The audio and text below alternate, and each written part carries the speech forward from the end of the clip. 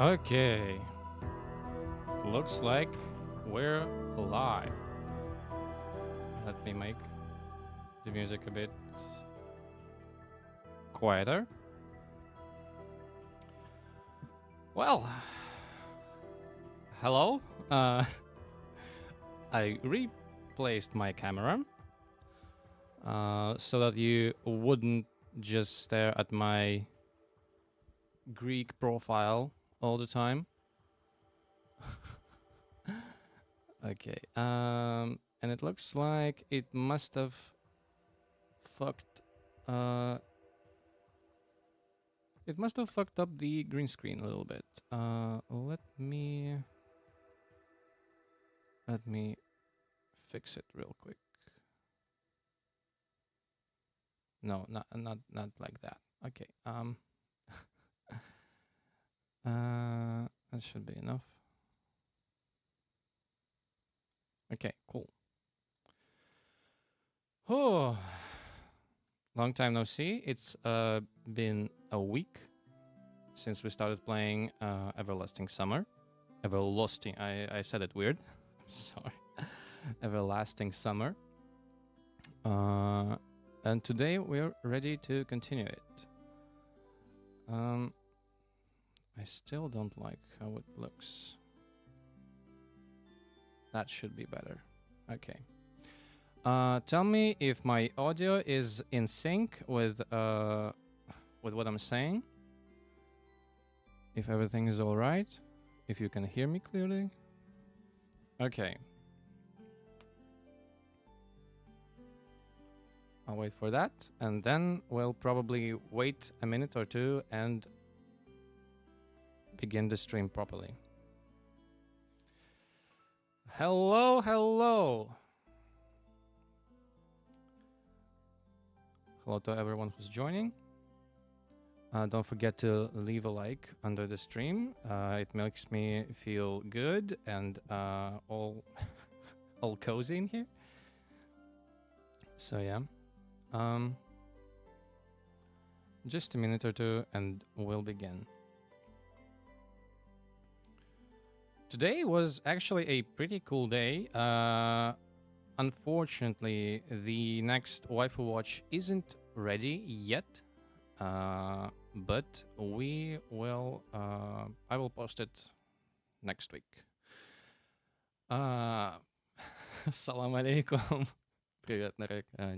Не ожидал себя здесь увидеть. Привет, братан. Окей. Вау, это сюрприз, да. Окей.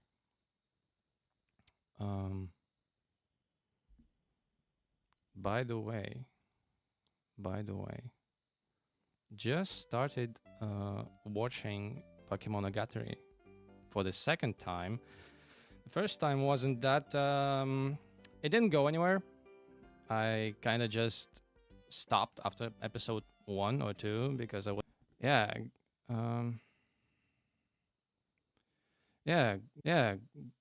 good to see you, Narek. I mean, we haven't really connected since high school, but that's cool.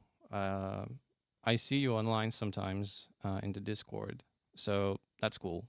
I mean, we should probably connect sometime when things get a little bit, I don't know, more stable. Okay, can you tell me if everything is fine? Because okay. I need to...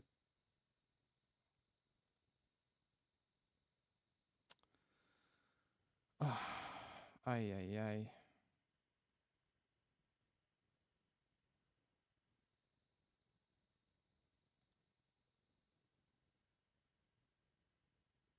Okay, looks like we're back.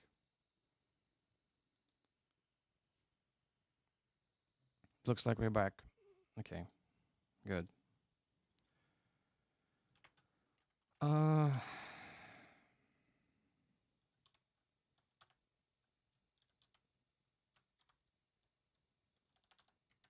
Okay, we back.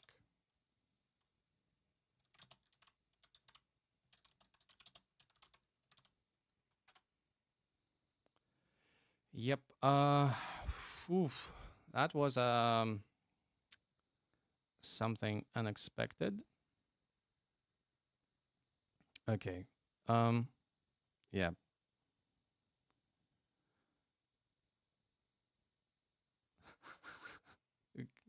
What the fuck? It's just something that you come to expect when you're working with a VPN. Anyway, yeah, that kind of spoiled and soiled everything, but yeah, we're back.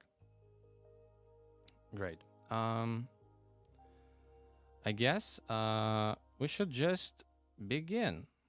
I'll take my sip of water and yeah, and start. Let me see if okay.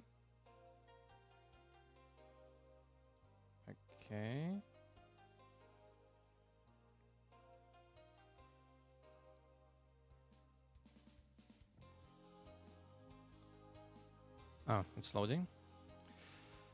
Anyway, how's it been? How's it going?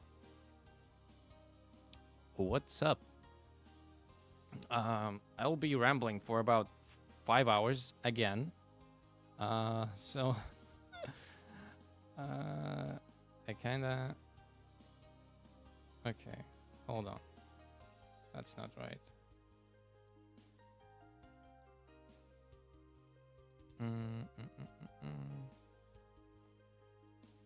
Okay. Now we're ready.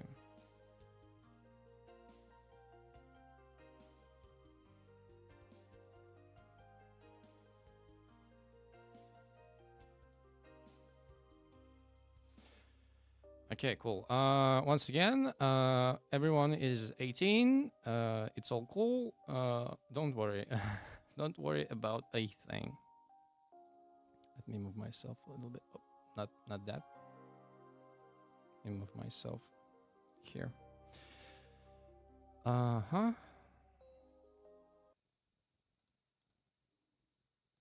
Okay, now let's see. Everlasting Summer. Um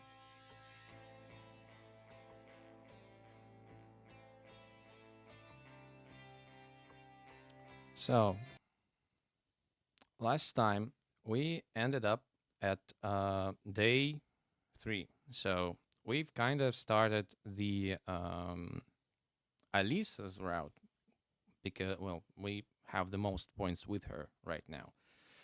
And so we're probably start doing her route today, and hopefully we can finish it in time. Let me make sure that my guide is up, just in case I need to make an important decision.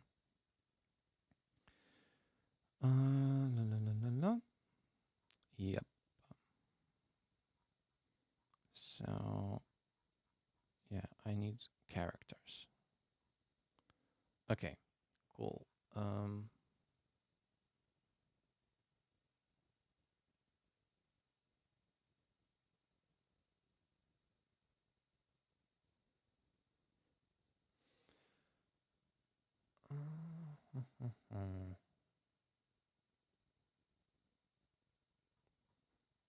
Yep. Day 3. Yeah, right here.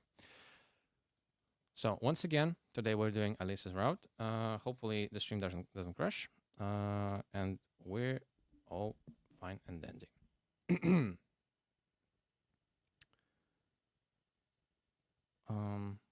Yeah, I think that's all. Let's just begin with day 3 of Everlasting Summer. The night left a feeling of anxiety behind. I woke up exhausted both physically and mentally. It happens to me all the time. You see incredibly lucid images in your dreams as if you fell into a Hollywood blockbuster with a plot full of twists, well paid actors, and multi-million-dollar visual effects. And then you wake in the morning without remembering a thing. Is the stream crashing once again? I need to know. Um, the fuck is that?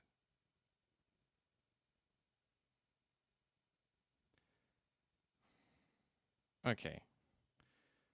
Uh, it's getting ridiculous. I'm putting this here just in case. Okay. We're good. We're good. Make sure that this thing right here. I didn't do it last time. We're doing it this time.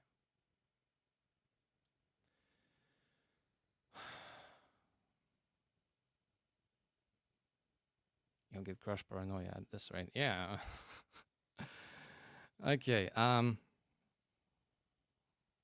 We're good. We're good. Cool. That's what I was trying to do, to restore the images shown in my relaxed brain. But that part of my memory was empty, either archived or formatted completely. It's 7 a.m. according to the clock. I seem to be an early bird today, huh? Olga Dmitrievna was still sleeping, wrapping tightly in her blanket. Wrapping so tightly? In a hot summer? Huh. I got up, stretched, and went to the mirror to have a look at myself. I'd better shave. Strange idea. Before, twice a month was enough, but now nothing depends on the way I look. I haven't found a razor anyway. Why do I even need it if I look like I'm 17 at most? So, breakfast can't start earlier than 9 a.m., and this means I have plenty of time, which I can spend on walking and washing, for example. Okay, the water didn't seem as ice cold as the previous day. That's called that's called getting used to it, buddy. Okay. On the contrary, its refreshing coolness helped me to brace up and come back to reality, whether all these events would be what? Whether all these events could be called real. Okay. Had a brain fart. The tooth powder didn't seem to be such an outdated thing. A quick thought struck me that it's not that different from toothpaste. You know, the thing about Everlasting Summer being an originally Russian-made visual novel is that the translation to English is sometimes very, very like Russian coded. What I mean is that they use quite a weird sentence structure sometimes. The one that I don't really expect from an English text. So I kind of follow the sentence with my eyes, and then I see, wait, hold on, that's not how I would say it. How I would say it. And sometimes kind of just throws me for a loop. Best Bayesian render I've seen in VN so far. That's probably that's probably it. By the way, if you see any issue, if there are any issues with the camera or anything else, please tell me. False translate of friend traps, yeah.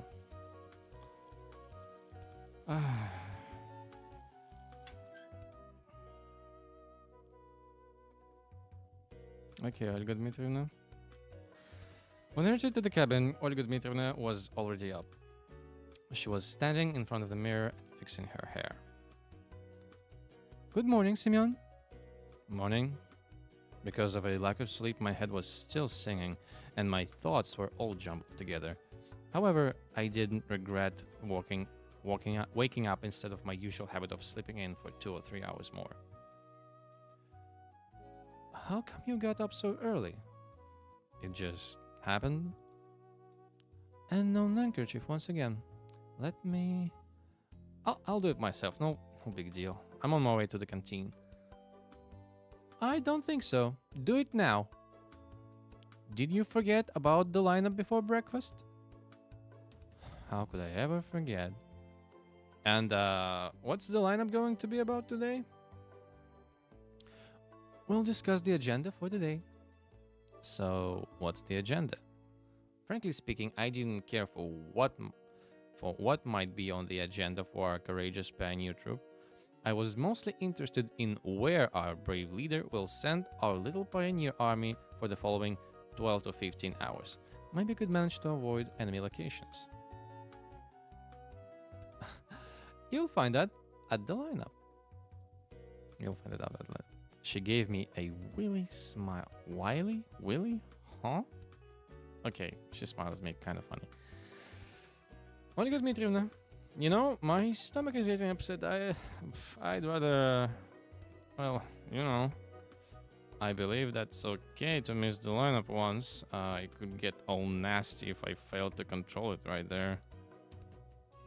Where did all this courage come from?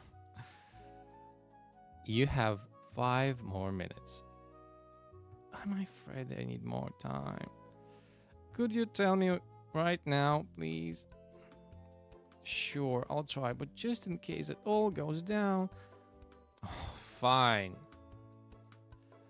On our list for today is cleaning the camp locations, organizing the books in the library, some other minor tasks, and of course, we have a ball in the evening. Wow, we have a ball. That's interesting. Watch yourself. You must take part in the camp activities today. You bet. Definitely. And no, I'd rather. Come on, let's hit the road. Okay. I came. I came. I came out of the cabin and hid in the bushes behind it, waiting for Olga Dmitrievna to leave. Actually, I didn't have any particular reason to behave this way, but the voice within me kept telling me that I have nothing to do at the lineup.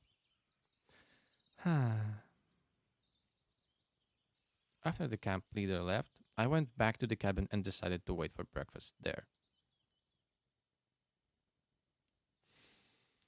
Well, I'm not planning on taking part in community life today. Cleaning and organizing, that's not what someone in my situation should be doing. 2 days have passed and I'm still right where I started. All the residents seemed to be perfectly ordinary people.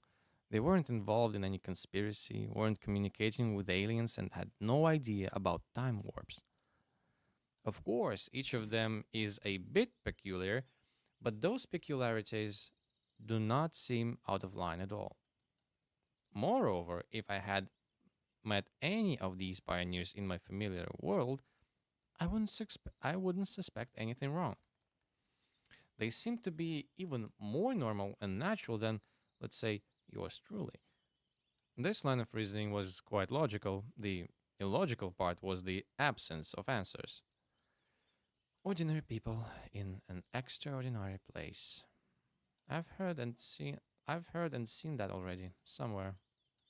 Dozens of pioneers, or even more, live their familiar lives and do their regular stuff day by day.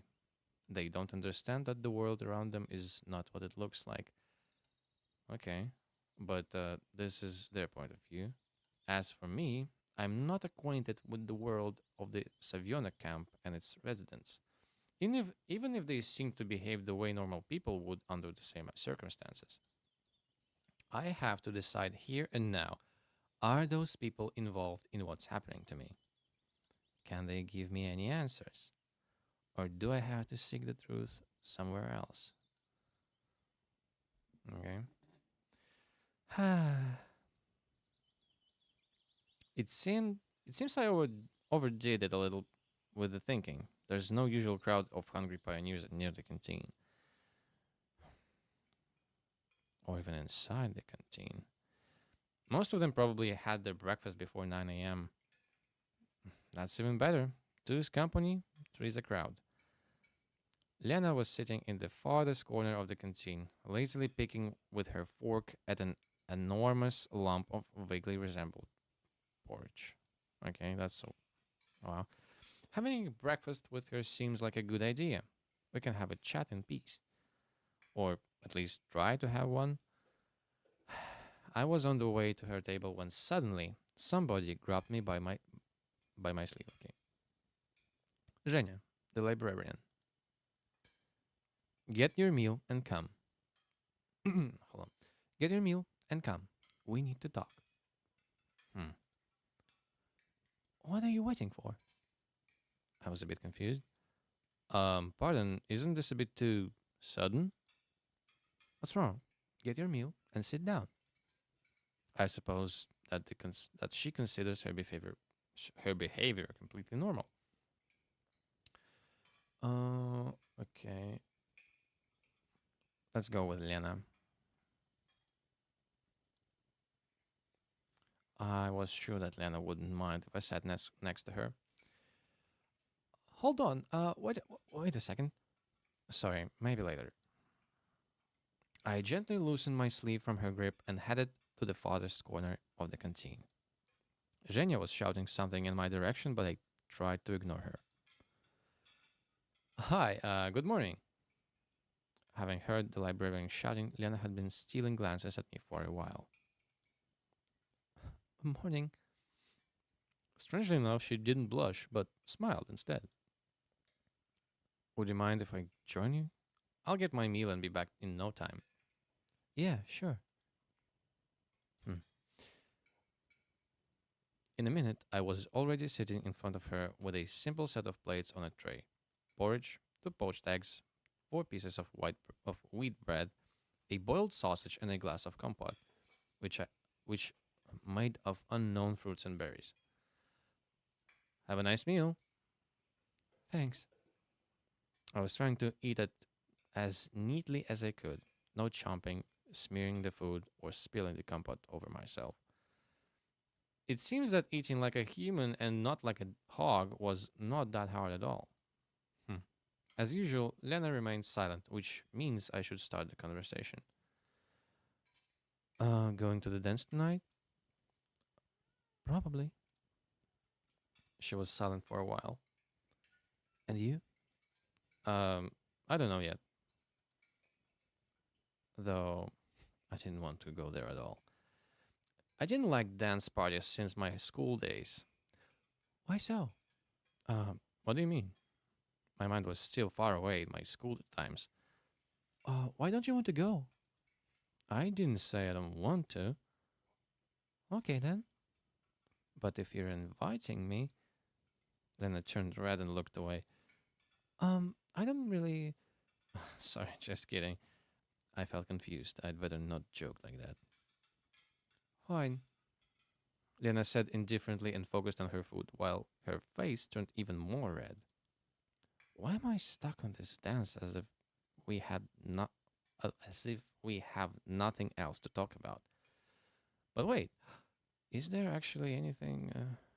By the way, maybe you know what Zhenya wanted to ask me, huh? I mean, when I just came in, she wanted something from me.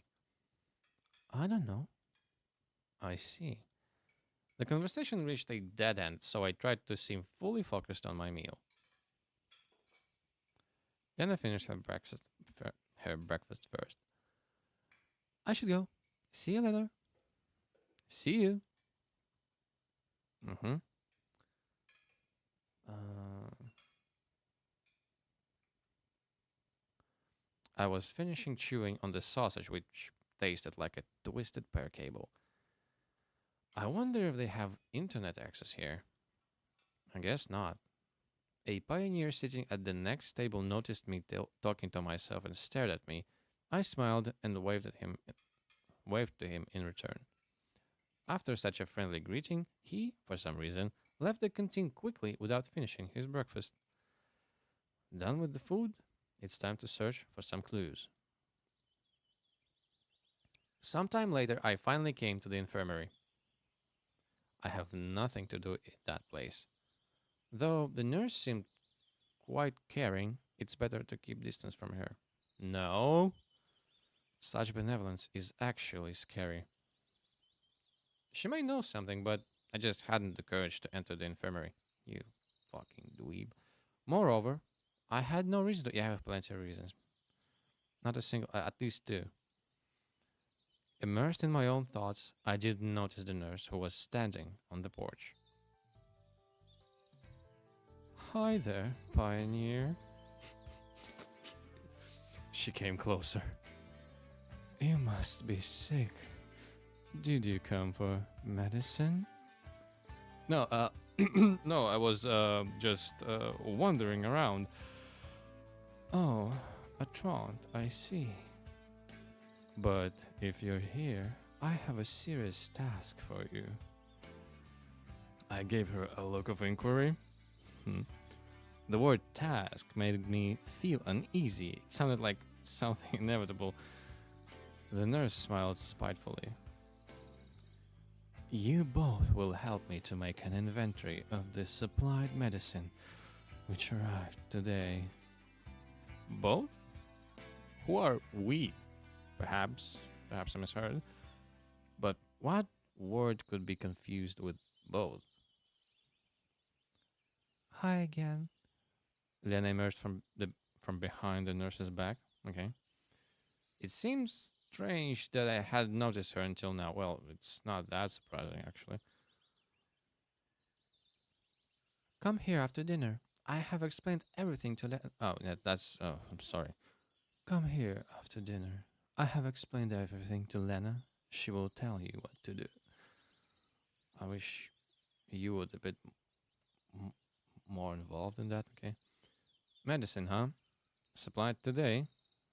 But Olga Dmitrievna told me that no bus would arrive in the next couple of days. So there were visitors to our camp today? Yes, they arrived from the city this morning. Why are you asking? Um, just curious. All right then, pioneer. So tonight, after dinner, you'll be here. Maybe I. Lena was barely noticeable this whole time. Not surprised once again. Surely she's able to remain invisible like a skilled ninja. I could do it on my own. Strange. She seemed more spirited during lunch. No way. There are lots of boxes, and the pioneer is always ready. Isn't that so, pioneer? What the fuck is that face? Okay. She definitely bangs children in this fucking summer camp. She gazed at me and smiled menacingly. That's not menacing. That's not it. You're confusing menacing with something else. By the way, my fucking thing looks funny.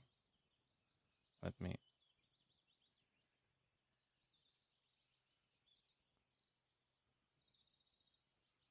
Yeah. Sounds something like this. I'm sorry that I'm doing this now. It's just that I. Oh, did my camera die? Of course it did. Hold on.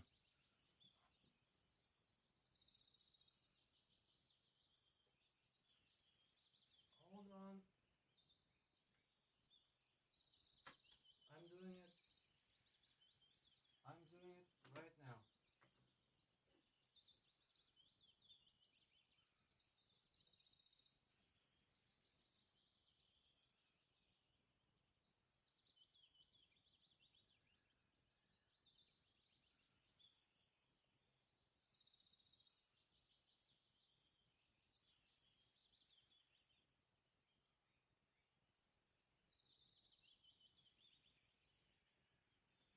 Okay, that's better. Okay, okay, okay. She gazed at me and smiled menacingly. Well, isn't that so? I don't want to spend the whole evening doing something like this, and also I've got more important things to do. But rejecting this request would be really improper. If it wasn't Lena who was standing here, I would definitely think my way out. Okay, we don't really need we don't really need uh to help her. If you ever need to take a break, you know which image to leave on. Yeah. Um. Okay. Let me see. I'm trying to figure out uh what kind of thing do I want to do. So, um,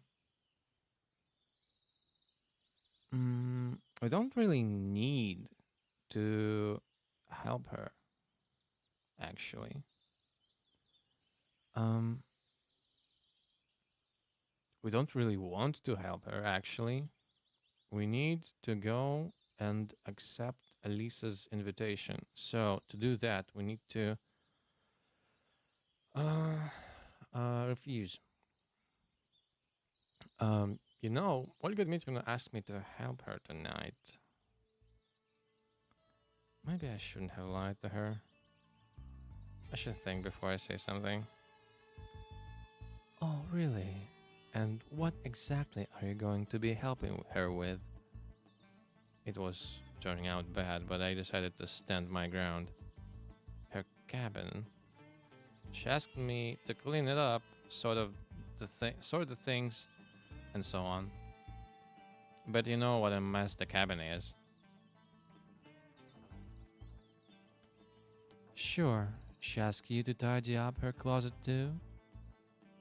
The nurse looked at me so intensely that Napoleon's fiasco at the Battle of Waterloo seemed now a small annoyance compared to my current flop. I was going to say something, but she continued to speak. Okay then, Pioneer. We'll manage it without you. I apologize, but you see, I said and looked at Lena. She stood looking at the ground like before, blushing more and more. It's alright. I'll manage it on my own. Okay then. An awkward silence followed. I wanted to sink into the ground because of my lame lie that had probably offended Lena. Well, goodbye then? Bye. The nurse was still smiling spitefully. I turned and walked away, almost running. Though, in fact, I really wanted to run, common sense advised me not to. Phew.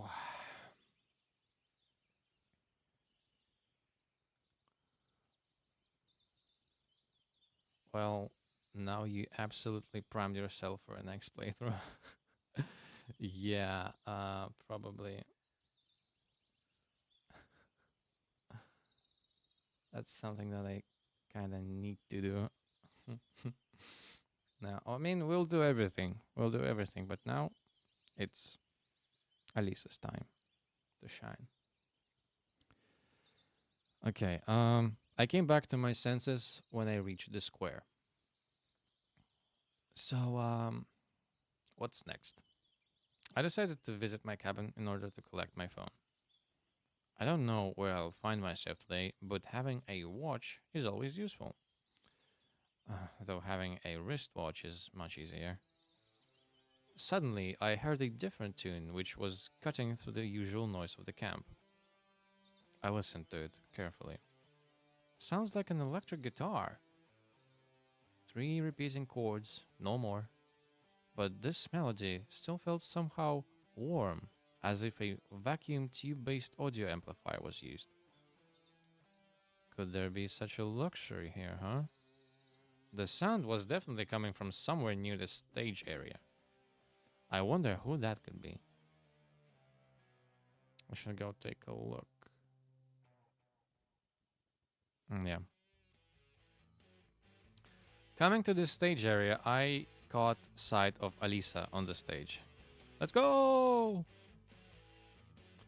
By the way, you can clearly tell that every single fucking asset of this game, every single CG, art, and everything else was done by different people who collectively put this thing together on a fucking Russian image board. The girl was giving it all. With her eyes closed, she placed one of her legs upon the speaker and was swaying her body with the rhythm of the music. I couldn't recognize the melody, but I was pretty sure that I'd heard it before. Probably something from Soviet rock. I could have named a dozen bands in this genre right off the bat, but I was hardly an expert. The song seemed really simple, literally just a 3-chord progression. Probably even I could have played it, given some time to practice. I wonder where Alisa got her playing skills. In the USSR, such music had never been nationally acclaimed, which is not... The future rock star wasn't taking any notice of me. It was like she was trying to become one with the music, to resound in every note, in every bar, in every triplet. Rock heroes of the 80s instantly came to my mind. Many of them were devoted to the music in a similar way. If she got dressed in something more suitable for that period's fashion instead of her pioneer uniform, no one would notice the difference. Her performance was coming to an end. What do you enunciate performance like that? Picking out the last couple of chords, Alisa finally noticed me. So, did you like it? She doesn't seem as surprised as I would have expected. Yeah, that was cool. As if you could do any better. As if you could do any better. Smiled Alisa slyly. I'm not saying that I could do it any better. I'm not a pro in music. No doubt. Yep. I didn't know what to tell her next and was heading on my way. Wait a minute. What? Heard about the evening dance party? I thought it was a ball. Ball, dance party, what's the difference? She frowned. Yes, I did. And, so what? Are you going to go? After throwing those words, she turned away. I'm not sure. And, you? What I'm going to do there? Watch a herd of morons? There was some truth in Alisa's words, but this open disrespect surprised me. It's clear that it's not the idea of a ball that she hates. But why? What do you mean by why? Well, why don't you want to come? Dance parties ought to be fun. Do you really think so? Annoyance flashed in her voice. I don't know, but I thought that you would. Never liked them. She interrupted me. There's absolutely nothing to do at such parties. I see. So, what's your plan then? I asked, just to keep the conversation going. I'll just carry on practicing. What are you practicing? The song, dumbass! You've even heard it! Alisa had gone totally mad. A few more wrong questions and I will have to run for my life. Who wrote that song? I did. So, you wrote it by yourself? By myself? Cool. An awkward silence hung in the air. Okay then, don't you want to listen? Didn't I just hear it? That's not what I mean. She pouted. The whole song. It's just a jam for now. Ah, come on. Do it then. Not right now. Well, don't do it then. I felt uncertain about what she wanted from me. You mean you don't want me to play? Seems like I frustrated her. I got ready for her to smash the guitar on my forehead or something even worse. But there was only an upset expression on Alisa's face. I want to, I told you that. Come here tonight then. I'll play it for you. For me? How cute. Tonight is the dance party. You said that you wouldn't go. I didn't say that. Frankly speaking, I didn't want to go, but messing around with Dvach was no good either. Olga Dmitrievna won't like it. Screw her, said Alisa, getting steamed up. Okay, I'll come. Between shame at the dance party and Dvachevska's mad guitar skills, I'd rather pick the latter. Good boy, she smiled strangely. I was just wondering if the decision I made was a right one when suddenly I was interrupted by a ringing calling the pioneers for lunch.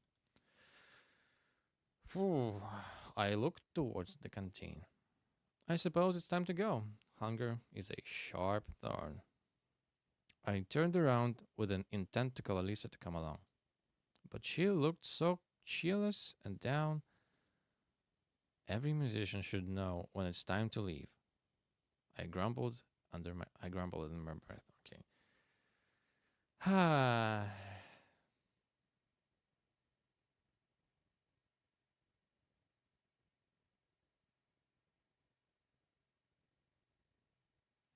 Okay, let me make sure.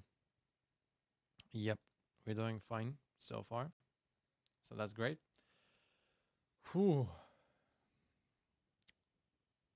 Who's marching forward in a row? It's our pioneer squad. Pioneers in a row usually march to the canteen in the Savyona camp. I was looking for a place where no one would disturb me, like what happened before, just so I can eat in peace.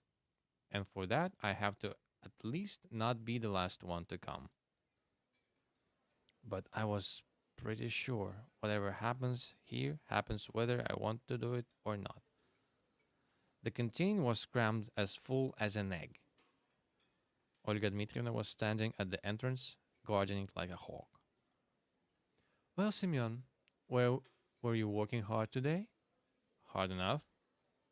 Well done, truly well done, and the hardest is yet to come. I just bet. Fine, take a seat next to the girls. She pointed at the table next to the pillar. Slavya, Ulyana, and Lena were already sitting there. Not bad company, at least not the worst. I got my meal and went up to them. Do you mind if I sit here? I caught myself sounding a bit clueless. There were no other free spaces here today. Anyway. No, of course not. Please do. Lena remained silent. Today, the meal consisted of a plate of borscht. I suspected there was some meat lurking in it, but I had no evidence.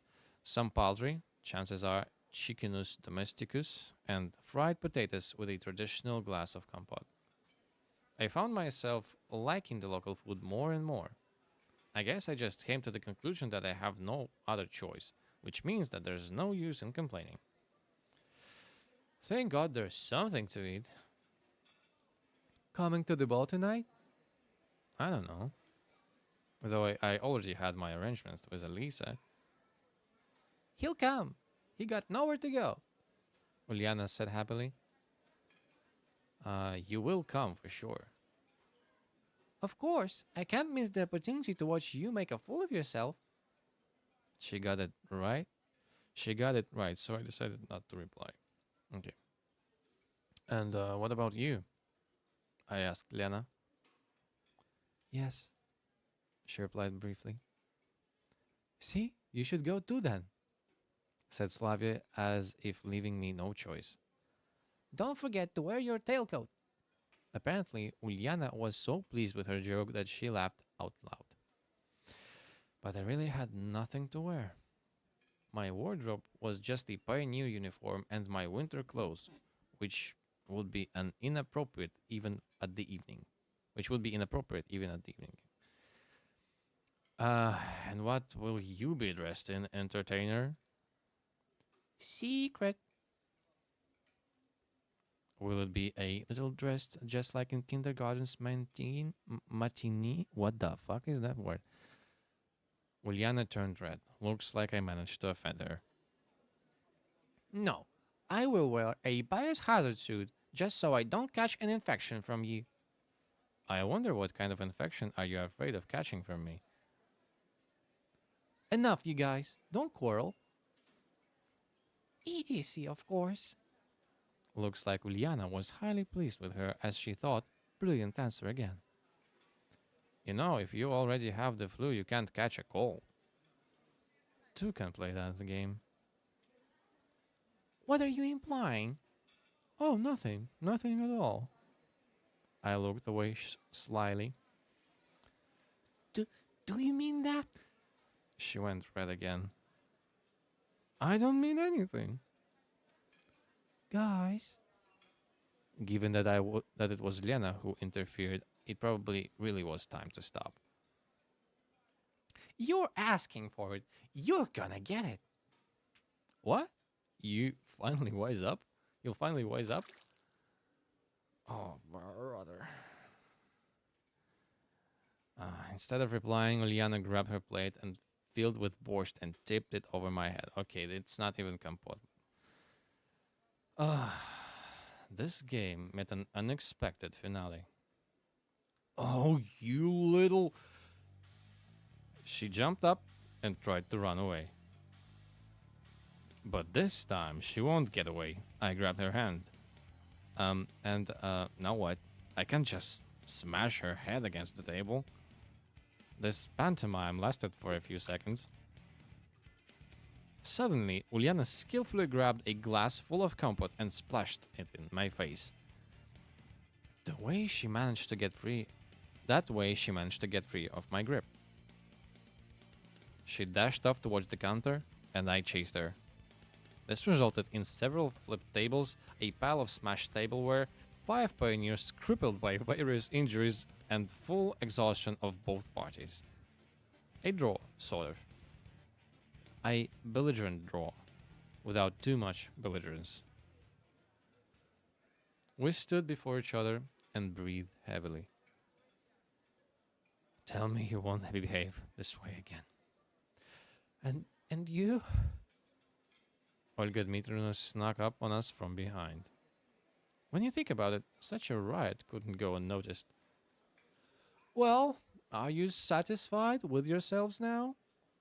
Her voice appeared to be calm, but I was sure she was just about to explode. And who's gonna clean up all this mess? Exactly what happened. Who? I'm asking you, who? Who? Him, replied Ulyana with complete confidence. Her, I objected less confidently. Both. The camp leader brought a conclusive end to this ongoing argument. Generally, I wasn't sure that my share of the blame is more than hers, although Ulyana didn't have a drop of guilt on her face. Beat it. I'm not cleaning, and nobody got time for that. This is his fault. He started it first. No, it isn't. Oh, yes, it is. I'm not going to sort out all of that nonsense. Simeon, go grab a mop, a bucket, some cloths. You know, that kind of stuff is in the closet. And as for you... She looked at Ulyana with such a burning gaze that I felt a bit sorry for the girl. You... Start to pick up the broken tableware immediately. Olga Dmitrievna took a deep breath and continued. You're nothing but trouble. How many times have I told you? I decided to skip the lecture and went to the closet that appeared to be near the exit. Suddenly, a perfect idea flashed in my head. Why don't I just run away? Sure, Olga Dmitrievna has caught us already, but I'm not the one to blame. Of course, I'm not that true pioneer she keeps talking about, but in comparison to Ulyana. Anyway, she's the principal culprit. It's not like I have nothing better to do than cleaning up the mess here. I have to seek answers. The truth is out there, somehow flashed through my mind. So what do we do? Does this have any effect on us?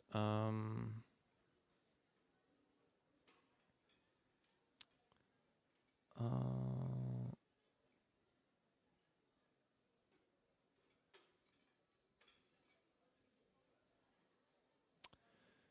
okay. I think we can just run away. Actually, it's not like clean with Ulyana.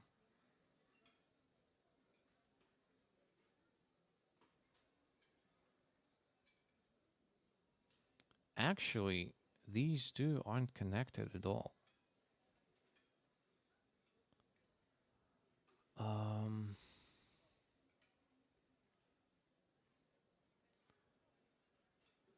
hold on. This is like separate. Clean with Ulyana is a separate fucking thing. But I can't. Okay. Depending on the choice, we actually get to spend time with either Ulyana or with Slavya. And I actually don't want to interact with that brat. uh,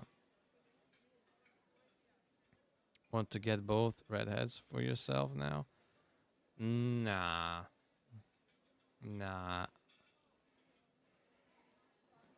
I don't want to.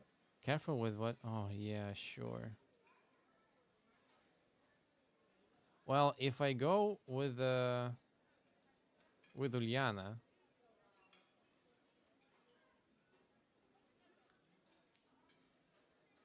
okay, let's try it. We just run away. We just run away.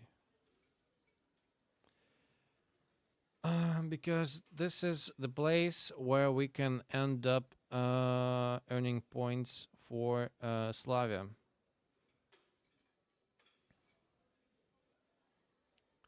The solution came out of thin air.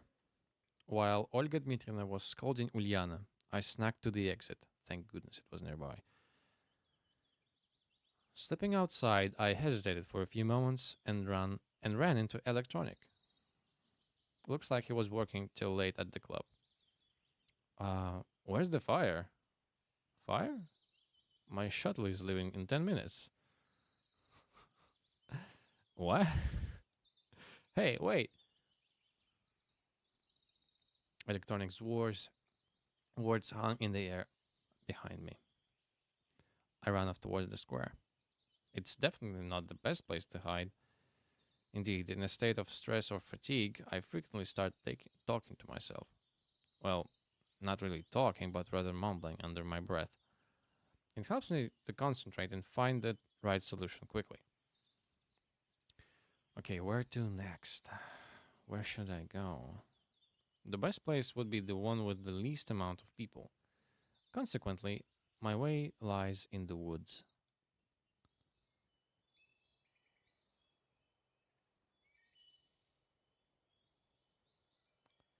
Um,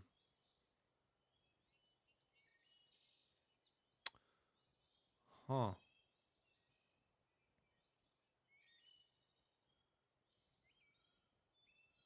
Okay. Half a minute later, I was already relaxing, sitting on a stump near the forest trail. That was one hell of a getaway.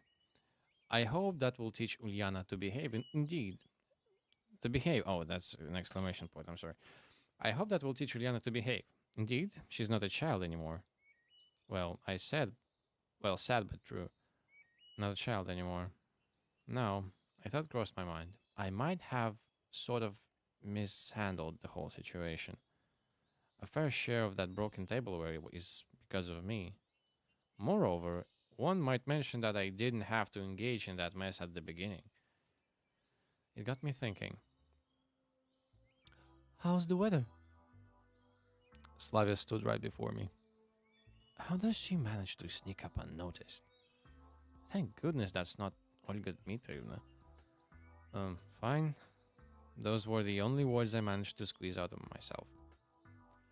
I thought I'd find you here. Why? I'm not sure, it's just. She looked at the look. She looked up at the sky. There are fewer people around here.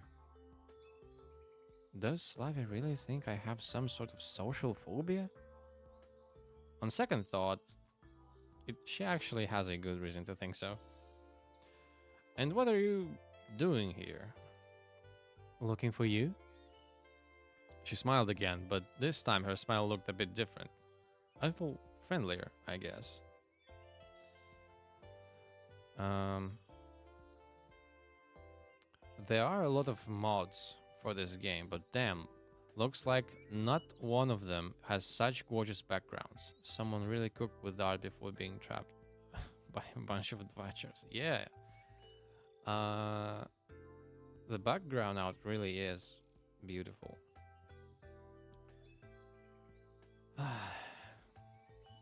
But yeah, the game really looks kind of, you know, mashed together sometimes because of how, because of the single fact different people worked at the game. What am I saying? What am I saying? Uh, a bunch of different people worked on this game. It's just it's basically crowd crowdsourced to the hell and back.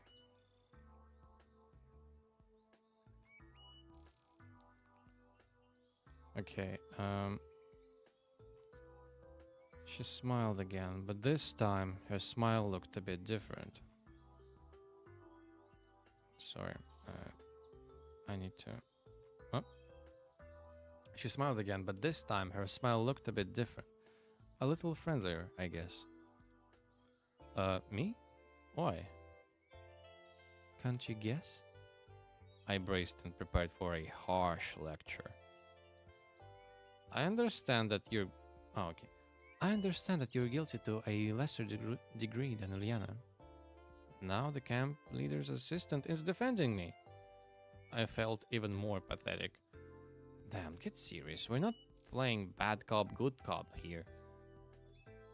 But if I grant that you aren't gonna help her, you can at least help me. Saying that, Slavia looked up at the sky yet again. I wonder what she's looking up for there. And what do I need to do? We have to reorganize the books in the library. Oh my god, am I locked? Turns out true communism lies in open source VNs. Yeah, that's how it goes. It's way better than disciplinary enslavement together with Liana. And anyway, it was an offer I couldn't refuse. I'm all I'm all your I'm all at your service, mademoiselle. Or madam. She laughed. Then follow me, monsieur. In a couple of minutes, we were in the library. All the way, I kept looking around in fear of meeting Olga Dmitrievna. It looks like Slavia didn't notice my anxiety. And still, it's quite odd that she hasn't scolded me. Well, if we are to continue our analogy, Slavia is definitely the good cop. When we went inside, gleaming sunlight streamed through the windows in the library, with a myriad of dust particles dancing in the beams. This is special library dust with that distinctive smell that you can never confuse with anything else. These microscopic pieces of the moribund collected works of Marxism-Leninism classics. That's interesting. Does the dust near the fiction shelf smell similar to the dust near the books of physics and chemistry? Probably, yeah. You start with those rows. Slavia pointed at the bookshelf near Lenin's sculpted head. Okay, but what exactly do I have to do?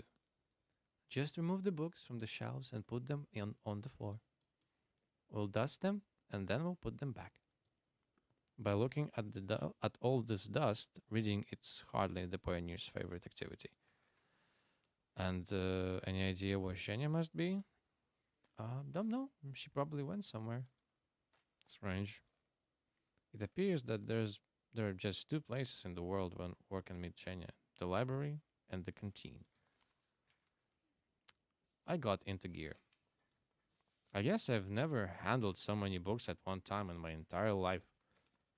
Anyway, I'm much more used to reading from a computer screen or a tablet. Firstly, there's no need to pay for electronic books, and secondly, you cannot find everything in printed form. How's it going? Asked Slavia, standing behind the bookshelves. Oh, it's okay. It's going little by little. Have you read anything about that?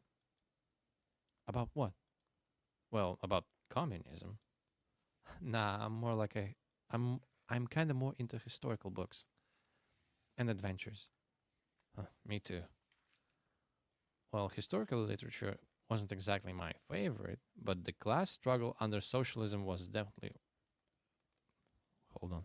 But the class struggle under socialism was definitely no match for it. Okay, that's a typo. Hey, don't hold a grudge against Ulyana. Don't hold a grudge against Ulyana. I don't.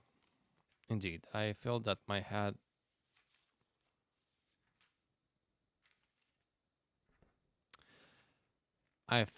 my ego mostly recovered from the incident at the canteen. Besides, I managed to cleanse myself of the lunch leftovers in a forest lake. It's not like she's doing all that out of spite. Out of spite or not, one should think through one's own action. And whatever. I kept moving around dozens of books written by people totally unknown to me. I'm gonna forget who they are in a minute, and I'll never get to know what they were writing about.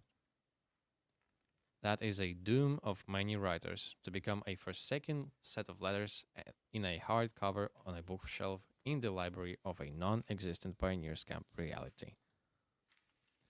Have you finished? Yeah, I think so. Me too. Okay, let's do it this way. I'll wipe them down and you put them back on the shelves. But I don't remember what order they were placed in before. It's okay. Nobody reads them anyway. It looks like she has a smile for every occasion. A couple of times I've noticed slight differences, shades of emotions in that smile: joy, happiness, sadness. But these shades were so evanescent, I wasn't really sure that I'm not imagining things. This time her smile looked a little flirty. Yeah, probably. At least I wouldn't be reading this stuff. I wouldn't be reading. Slavia was wiping the covers with a damp cloth, and I was putting the books back on the shelf. There were a we were a good team. Our job was almost done. Why didn't you take anything from the upper shelves? Upper shelves? I looked up. Sorry, I hadn't noticed them. It's all right. Wait a moment. I'll bring the chair. Even with my rather considerable stature, I wouldn't be able to get them. I stood on the chair and proceeded to remove the books from the shelves and pass them to Slavia. After a while, there were only about a dozen books left at the farthest end of the shelf. It looked to me like it wouldn't be hard to reach that far. I always been the type to take a larger bite rather than biting twice. And taking that bite without moving the chair under me became a fatal error. Ouch.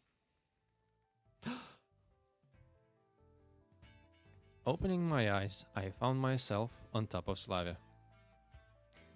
Are you are you alive? I got the fright of my life. Even if I'm only 17 now, falling off a chair onto a girl is something else. I'm fine. Her face was only an inch away from mine. Anything broken? I don't think so. You'd make a rather bad stuntman. She laughed.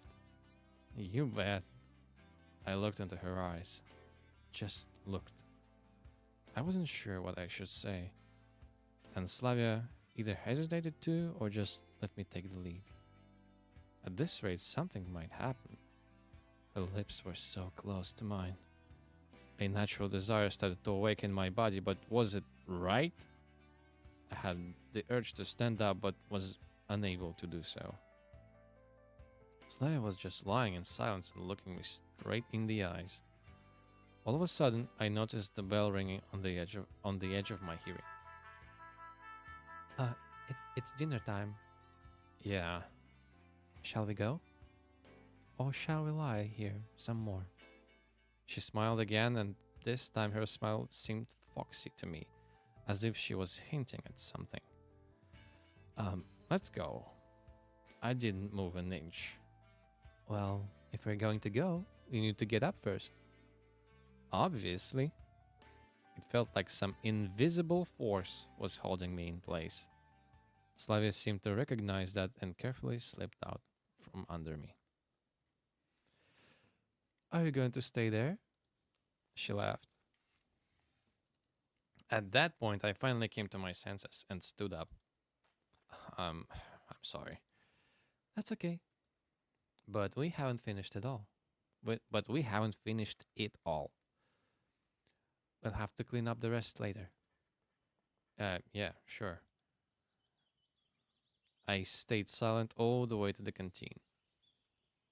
Slavia rambled on about her life in the camp, but given that it was indeed a monologue, I wasn't paying much attention. Coming to the canteen, I saw Olga Dmitrievna on the porch. Don't you have some explaining to do, young man? Now I remember that what it was that I'd forgotten. Nope. How was your cleaning duty? Good enough. That's not what Ulyana told me. That was all her fault. And what did I tell you? I ordered you to clean it up together. And what are you doing? I didn't know what to say, as deep down I knew that she's right. Don't blame him. Semyon was helping me at the library. Oh, really? Yeah. Well, that's all great and stuff, but to cut a long story short, you won't get dinner tonight. How is that? Why? I protested. However, my protest looked more like a demand for a refill at the prison mess hall. Bold and daring, but still stupid and counterproductive.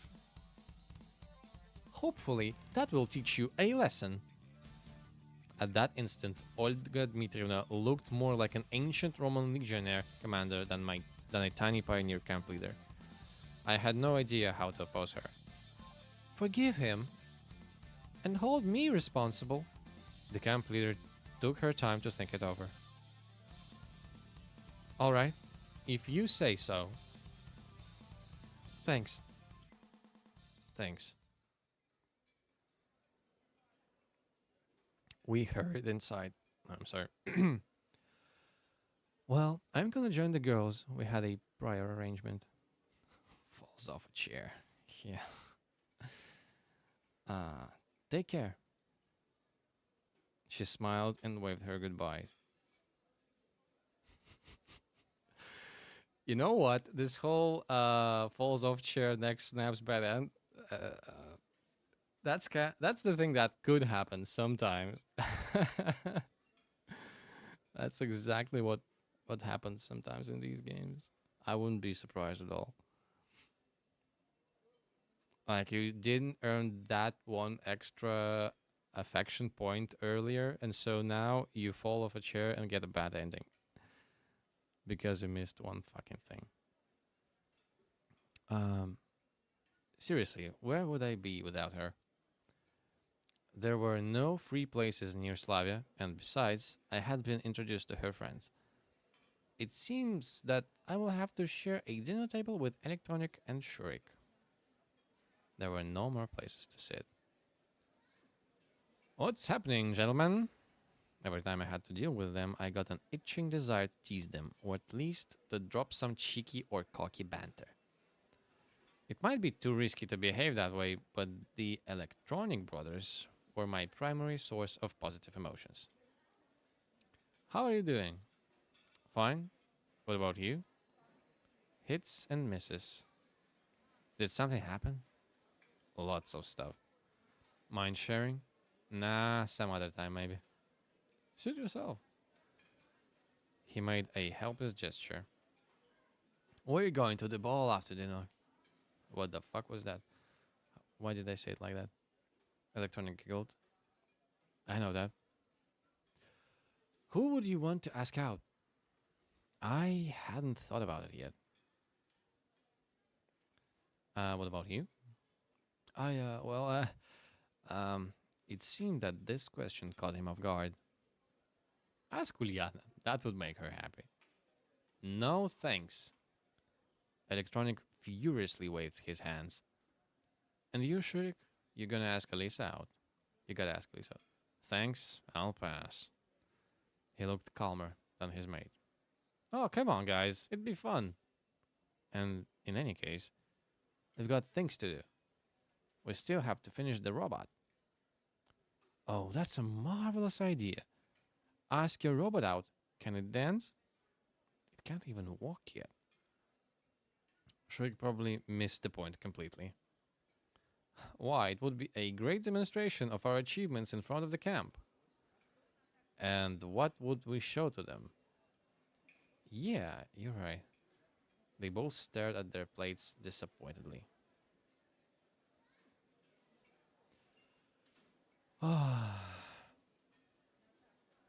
That's why I like when VNs compromise on the immersion and show you what stat changes dialogues convey. At least you know in which direction you are going without outside sources. The backgrounds for this game sprites are rough. Yeah. Um. Yeah. True. I mean, this once again, this game is just a crowdsourced fucking game from Russian image board that people came together and just threw whatever they could at it. So yeah, some CGs are great, some CGs look weird, some sprites are fine. The backgrounds are really good. So yeah, it's kind of a bit of a mess.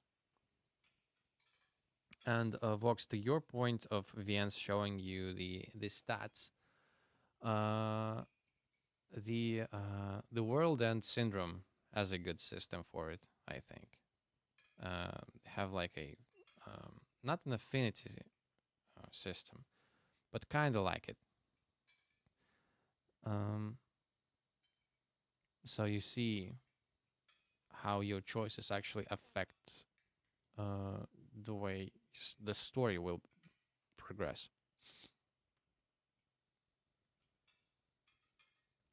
Okay, let's continue. Dinner was over, and the pioneers started to disperse. Uh, what will you, what will you wear for the ball? I asked Shuriken and Electronic. We don't have anything special to wear. We'll go as we are. He indicated his pioneer uniform. They don't seem to care about their appearance at all. Well, why should I care then? Wearing my winter clothes isn't an option, so I'll just go like this. When does it start? After 9 o'clock. Got it. I left the canteen and deeply inhaled the fresh evening air. I remembered those rare dances I used to go at school. Hesitation, insecurity, even fear. I couldn't dance. I didn't know how to react if someone had invited me. I wouldn't dare to invite someone myself. All in all, I felt pretty uncomfortable about it. And it was even more unpleasant to watch others having fun. It wasn't envy, more like it was a disconcerting feeling that people were able to enjoy something so odd for me. I thought that there was still lots of time till the ball, so I could sleep a little to be fresh in the evening. Oh no, we don't actually want to go to the ball. The fuck? Have I fucked up already? Uh, Entering the camp leader's cabin, I flopped onto the bed instantly and shut my eyes.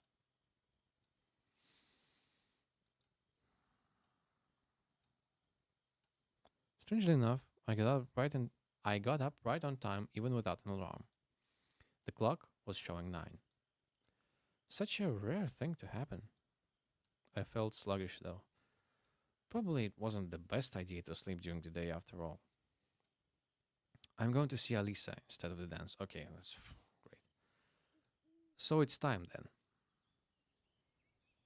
A few minutes later, I approached the stage. Maybe it was a bad idea accepting her offer. Just talking to Dvachevska means danger. Let me see that fucking real quick.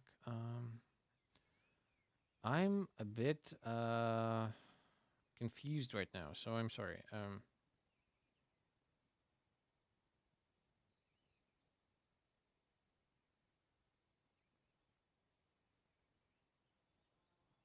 Huh. Okay, we're good. We're good. We're good. We're good. We're good. I was worried for no reason. Okay.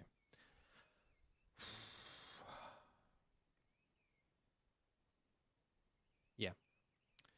On the other hand, I wasn't eager to go to the dance. What can I do there? I don't want to disgrace myself. No, I'm better off listening to Alisa play the guitar. Coming closer, I saw a person sitting on the edge of the stage with her legs dangling. Huh, so you came after all. Alisa put the guitar aside and jumped to the ground. There was even a trace of joy in her face for a moment. Playing for someone is surely more interesting than being alone. Well, as you can see. What are we going to do? What do you mean, what? I'm asking you. Well, you wanted. I got a sudden idea that this situation is one of her usual pranks, and I should never have expected to hear any guitar songs. I'm going to bed. Bye.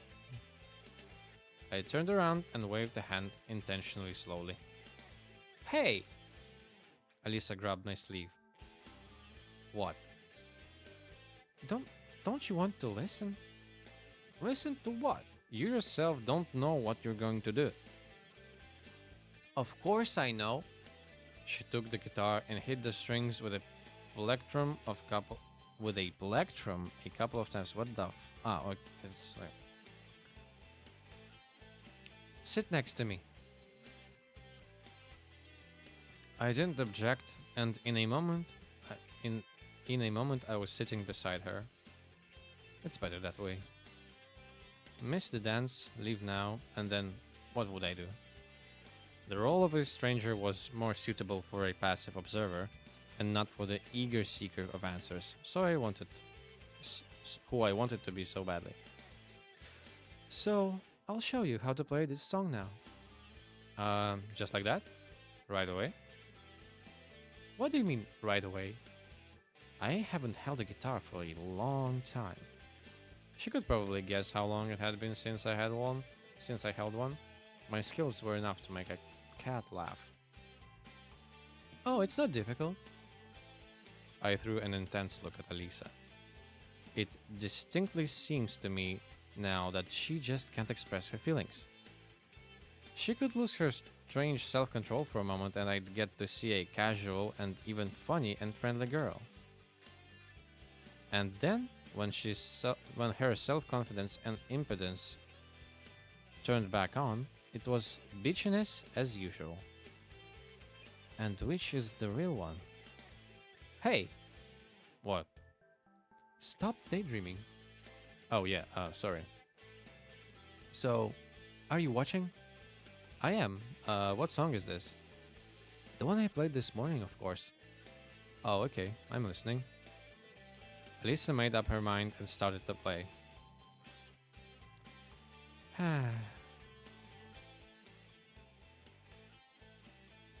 That's it. Did you get everything? I may have understood it, but I probably won't be able to replicate it. How shall I put it? It's okay, practice makes perfect. She's undoubtedly right on this point, had but I've had problems with practice all my life. Well, I took the guitar from Alisa and tried to play the first chord. It was hard, as if my fingers were tied in a knot and didn't want to be in the right place. I used to be better before, but now I wouldn't even be able to play Twinkle Twinkle Little Star.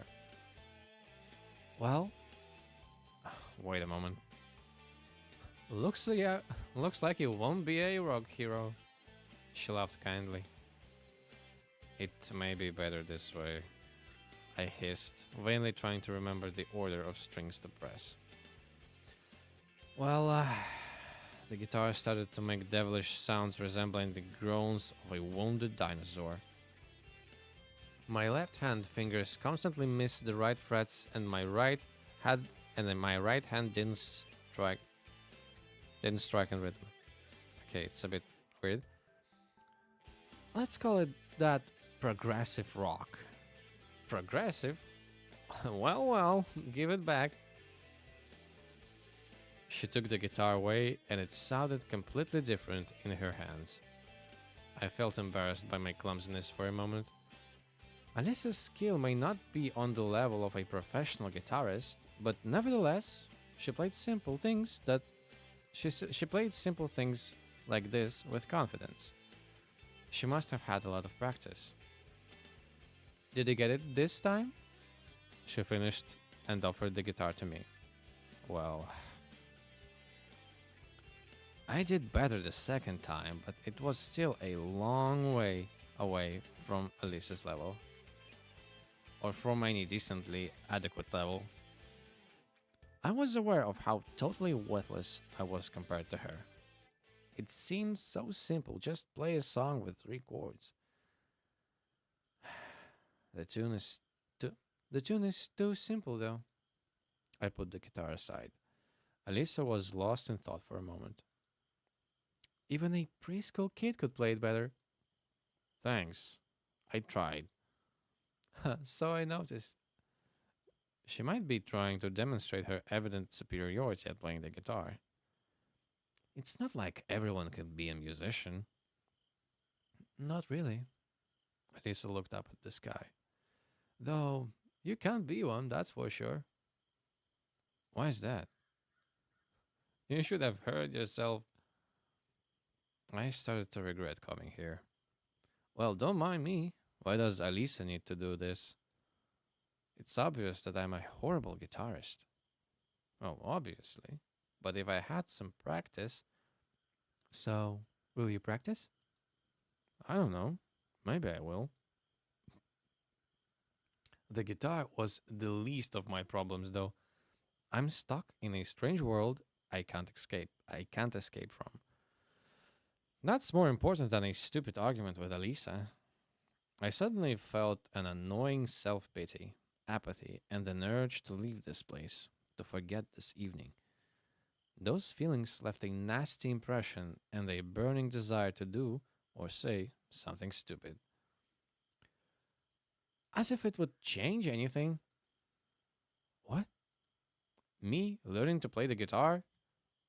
Ha, you surely couldn't. You'd strum the guitar for a couple of days and give it up. Alisa's words pierced my heart. You know what? Oh well. Should she know? Is it any concern of hers? I am reaching this way just because it's true, and I'm reacting this way just because it's true, and that's it. Oh, I'm having a brain fog. I'm sorry. Am I reacting this way just because it's true, and that it's Alisa who spoke that truth? You can't know how to do everything. Probably not, but you should be able to do at least to but you should be able to at least do something. So, are you saying that I can't do anything? How should I know? You know, I what? Should I tell her about my computer skills or about the books I've read and movies I've watched? Oh, well, it's a pointless conversation. That goes without saying. You're only concerned with having fun, and you do nothing but whine. Forget it. I jumped down from the stage and walked away from a concert area. Go then, I heard Alisa yelling to me. I'm already going, I hissed. The path led me back to the square. There was Slavya in the center of it, sweeping the area. Oh, Simeon, hi. I thought everyone was already asleep. Ah, no. What are you doing? Going up after the ball? Why didn't you come? Just, And where have you been? I, uh, I hadn't a slightest intention of telling Slavia how I embarrassed myself on stage with the guitar in front of Alisa while the whole camp was having fun at the square. I took a walk. Okay, but you should have come. It was fun. Glad you enjoy yourself. I'd been sweating like a pig today because of worries or just the hot night. Hey, do you know where I can have a bath? Certainly. Go straight, then a bit to the left by the path, then to the right, and there will be a bathhouse. Huh. Should I accompany you? No, no need. I'll find it myself. I totally didn't want to burden her more. I walked along the forest path in the direction Slavia showed. My whole body was itching. How didn't I notice it before? And more importantly, what else hadn't I noticed? If things kept going like this, then I'll have to stay in this world forever. I shivered at the thought. Probably at the idea that I didn't feel any terror, or even just fear. Just like it's all the natural flow of things. Oh, that's a cool bathhouse. I could see a bathhouse behind the trees. And why do the pioneers have baths here? What got me to had said something about repairs to the showers, though. No reason to worry about that. There were soap and clean towels, so I quickly washed myself, went outside, and breathed in a chest full of fresh night air. Ah, it's so wonderful that physical cleanliness brings spiritual cleanliness. And all of my problems, if not went away, then at least became less important. It's like the weather washed away not only dirt from my body, but also the anxiety from my mind. I suddenly started yawning, so I headed to the leader's cabin, rubbing my eyes. I didn't take even a few steps before Alisa jumped out from the bushes. You. What are you doing here? I was just washing myself. She came to her senses and spoke again. And? And what? How should I know? Then why do you speak if you don't know? All my peace of mind washed in a moment. Only the irritation and the weariness remained. Okay, well, if you don't mind... Wait. Now what? If back there on stage you thought that, well, I didn't want to offend you or anything. It's okay, I'm not offended. I just can't play the guitar. Nothing special. A lot of people can't. I felt that there were obvious signs of irritation in my voice, but I couldn't do anything about it. I wanted to say everything to her face right here, right now. Exactly, you can't. Alisa obviously restrained herself from laughing. Oh, I've already had enough of you. She totally drove me out of my wits at that moment. In another second, I would have started to yell at her. or worse. Wait, would you just leave me alone? Alisa followed me, but didn't try to stop me. I really didn't want to offend. Some invisible power made me to turn around. Okay, can I go now? Yes, of course. In the moonlight, Alisa looked very beautiful with a brief, guilty expression on her face. If she could only keep that mouth of hers shut. What are you smirking at? Although, nothing. I just thought that if you only you were a little bit more polite. Then what? I shouldn't say such things. People could get ideas, depending on their intellectual abilities. Then nothing. You should finish what you started.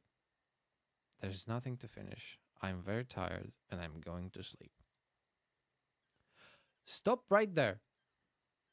Don't make me run away from you. As if you could. She may be right. I am already exhausted from this day, and naturally I had no intention of running after a bath. So what? What? If only I would be more polite, then what? Try it, and you will see. Why should I do anything for a fool like you? Then don't try. What does it have to do with me? I sighed and dragged myself to the square. And what about you then? What? I replied without turning to her. Well, if I would, then you. I don't know what you are talking about, but let's think that I would if it's easier for you. Huh? Okay, that conversation doesn't make it. The fuck?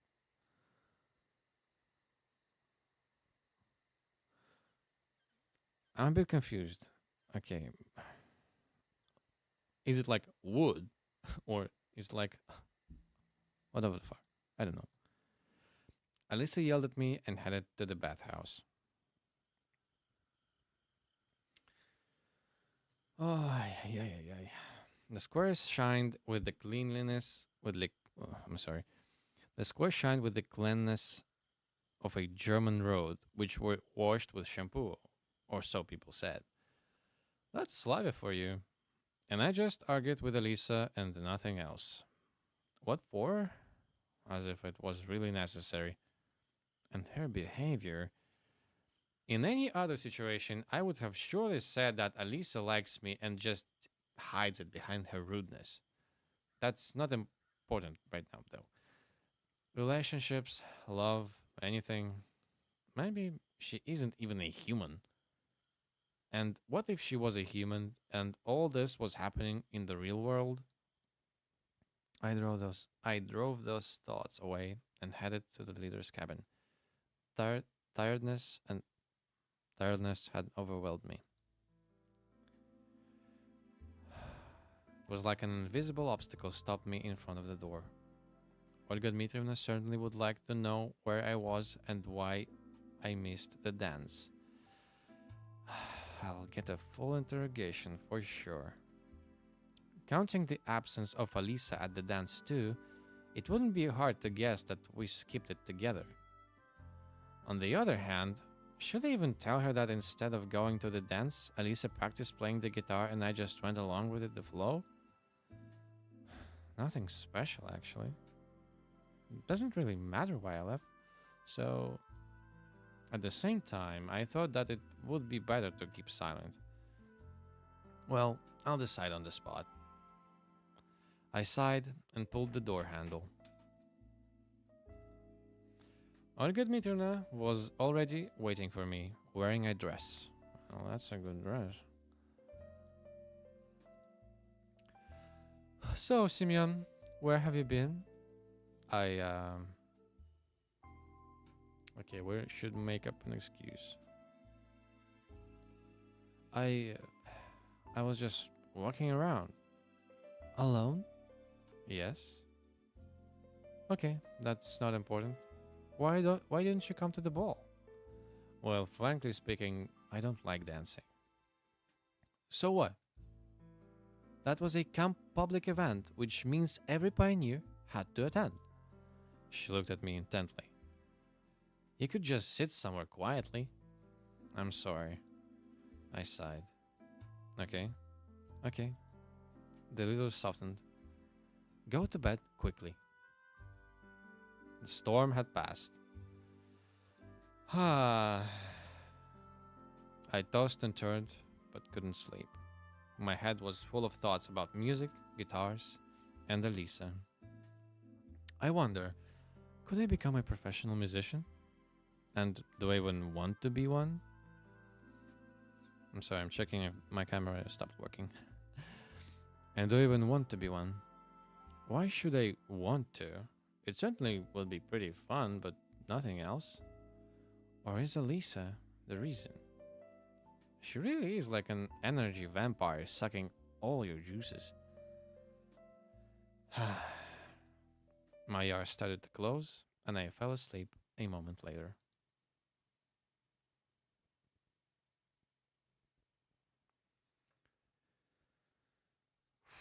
Day 4. Great.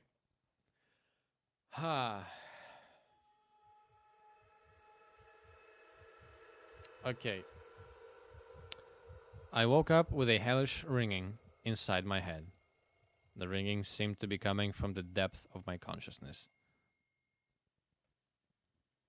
But after I came to my senses, I realized that the cause of this ringing was my alarm clock. Strange, where did it come from? Why is it starting? Why is it standing near my bed? It was 7:30, according to the clock. Olga Dmitrievna had already left, and there was nobody to force me to go to the lineup. Thus, I can sleep a bit more.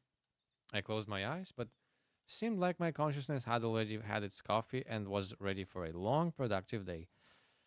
I need to get up. I should plan my day out. After all, I need to at least find out something today. But still, nothing came to my head. Fine. I need to wake up completely and wash myself. Okay.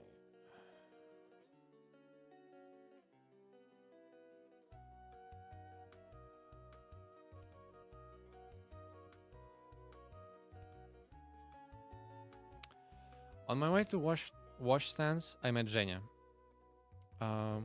What got you up so early?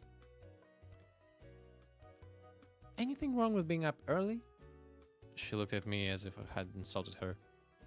No, nothing. Just curious. None of your business.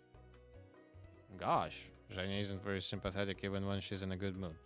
But today, she just looked furious. The cold water perked me up. The fog in my head had dissipated and my thoughts started arranging themselves. Curiously, I started to worry about finding a good place in the canteen more than about finding answers. I brushed my teeth and was going to leave when a quiet sound wafted past my ears. It's probably a squirrel or some other animal. I heard another sound, this time a bit farther. I walked 10 meters along the path, searching for the source. Nobody, just the morning forest. I returned to the washstand and saw Miko, who was looking for something in the grass. Noticing me, she smiled and jumped up to me. Oh, hello, good morning. I accidentally scattered my tooth powder, just trying to gather it all back up. The dewy grass didn't seem to be helping matters. Are you sure that's a good idea? Well, why? What else can I do? I don't have any more. It was the last I had. She pouted like a child who had just her favorite toy taken from her. Here, I'll give you mine. I dug into my bag. No tooth powder there. No tooth powder there. Huh, strange. Didn't I just put it there? I walked away for just a minute and now it's gone. Listen, it looks like I have forgotten it. I didn't want to tell her that it had just gone missing. Knowing the sensitivity of this girl, it was safe to assume that vanishing household goods would impress her so much that her brain would reset itself in order to avoid overheating. Well, I'll be off. Yeah, cheers. Visit us. Visit me in the music club. I'm still alone there, but I. Miko's voice faded in the freshness of the summer morning far behind me. Getting back to the leader's cabin, I took my cell phone and looked at the battery meter. Enough powder for a day. Enough power for a day, maybe even less. Of course, it won't help me much if in here, but still. Finding a charger in the 80s would mean inventing it. Still, regardless, the morning was shining and beautiful. The bright sun was shining over the place, and time displaced pioneer Camp Savionac, warming its residents and filling them with energy to spend the day productively. Okay, I can. Excuse me. Or in my case, to waste it in futile efforts to find an explanation for everything happening here. There was an unusually large crowd near the canteen.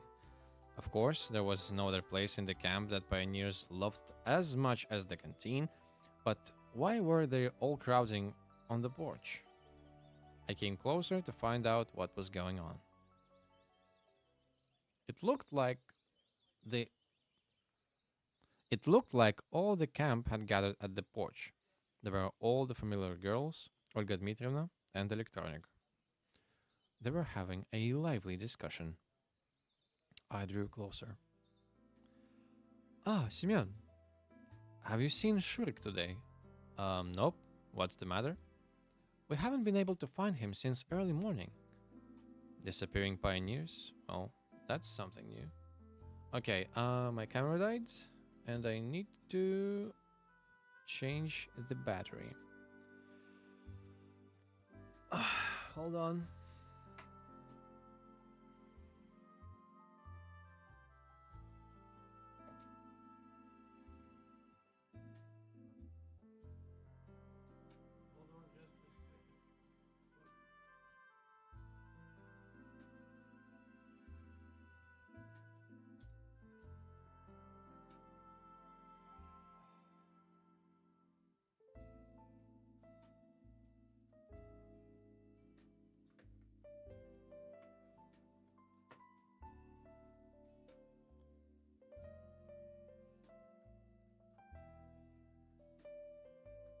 Hold on.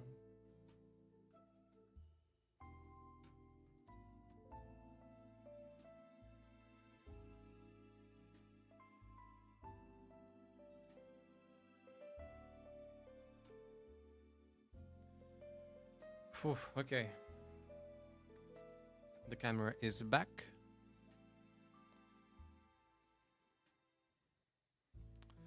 Disappearing pioneers. Well, that's something new. But, but he was with you yesterday. She was talking to Electronic. Yes, he was. So you woke up this morning and he wasn't anywhere to be found? No. Why didn't you come to me immediately? Well, I thought that he got up early and went to wash up or something. Did he mention anything yesterday? Interjected Slavya. For example, that he was going somewhere, for instance. Nope. What exactly is so horrifying about that? It's only 9 a.m. He might have decided to go for a walk. You don't know Shurik. She looked I'm sorry. She looked over at me seriously. Well, no, I don't. But I didn't see anything suspicious in this situation. Okay, let's stop panicking. We'll find him. How could he miss breakfast? Ulyana grinned. Exactly. Time to eat anyway. The pioneers proceeded into the canteen. Yet again, I had no choice where to fit in. The only free place was at the table with Alisa and Ulyana. Whew. Okay. Alisa probably can't dance at all herself. That's why she needs someone. to play superior with. Well, yeah, that might be it. You can't really expect anything good from her. Anyway, I'm sorry. I'm looking for a charger. Uh, for the batteries so that my camera won't die just like that.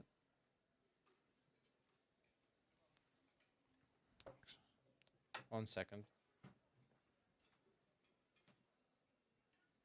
Um, Hold on.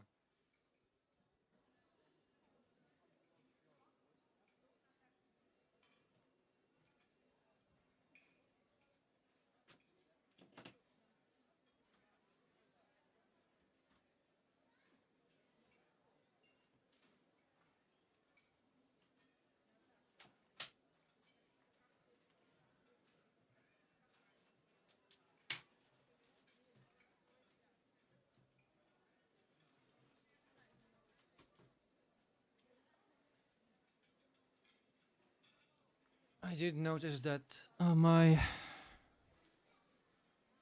didn't notice that my camera batteries weren't charging. I mean, I already have them pre-charged, so that's fine. But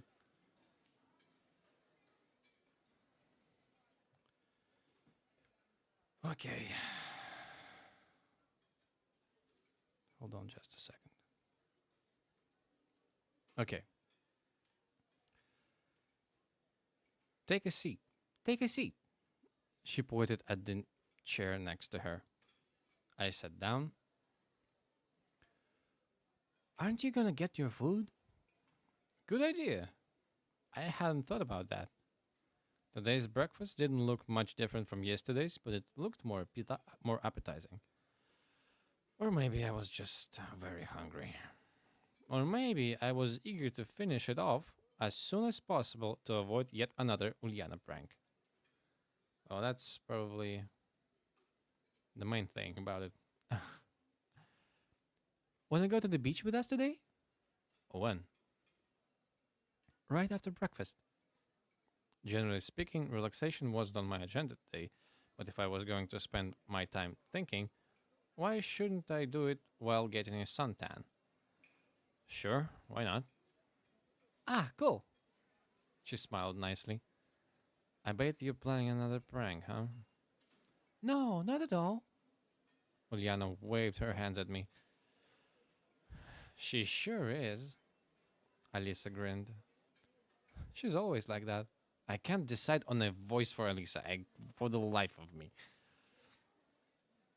I looked at Alisa attentively and suddenly remembered yesterday evening. Her strange behavior, our quarrel, but now she looked like usual. Maybe there's no need to say anything to her, though I wasn't going to. At the end of the day, everything that happened that night stopped seeming unusual, as if it was just all a dream. No way! I think she's right. Nobody believes me. Ulyana took a tray of dirty dishes and stood up. Enjoy your meal, she said in such a way which left no doubt. Nothing good awaits me today at the beach. Me and Elisa were left alone. Sorry. What the fuck is going on? Okay. 1 second. What's with the cord?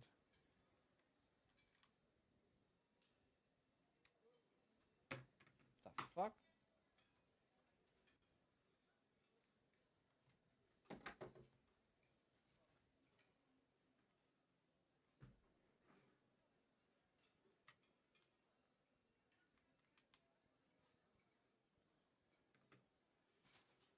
Why doesn't it work?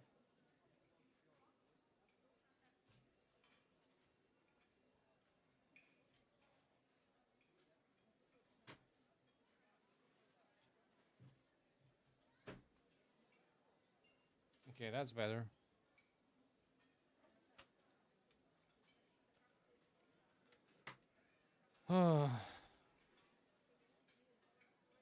I need to figure out a better setup for that. Anyway, me and Alisa were left alone. I guess I shouldn't go with you after all. Why's that? Well, I've got something to do. And what exactly would that be? She looked at my eyes, and I couldn't even find an appropriate excuse. No, not the mouse. It's just I have like camera batteries right here recharging because I need to change them for it to operate. It doesn't have a direct connection to power for me to just use it as is. So I have to replenish it, and they weren't charging. I didn't notice it at first. She looked in my eyes, and I couldn't even find an appropriate excuse. I don't even have a swimsuit. Try mine. Huh? You think it will fit me? Give it a try. I don't think it's worth the effort. Don't be a wimp. We'll find you something. We'll find you some swimming trunks. Those words only added to my fear. Wait for me by the canteen. I'll go back. I'll be back soon. Okay, okay. There's nothing wrong with waiting for her, is there?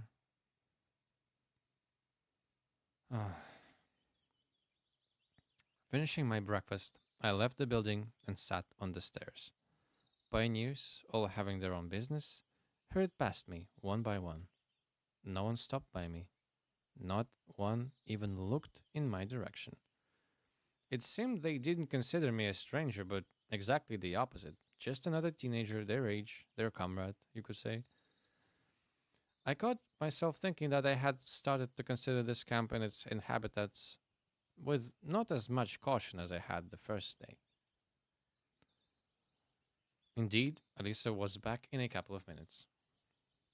Ready? Ready for what? She gave me the trunks, though you hardly could call them trunks. They looked like pink boxers decorated with butterflies and flowers. Well, actually, they were boxers. I'm almost afraid to ask, but where did you get these? Too scared to put them on?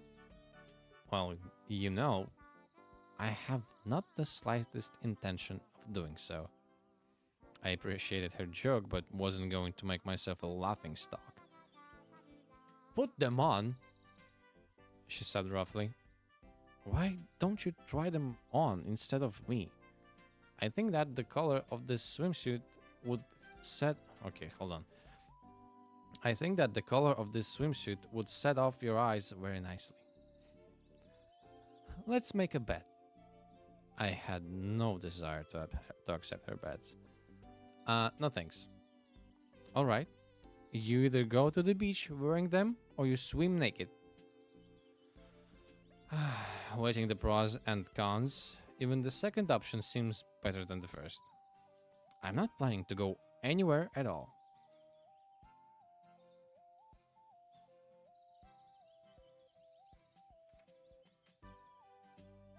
Okay.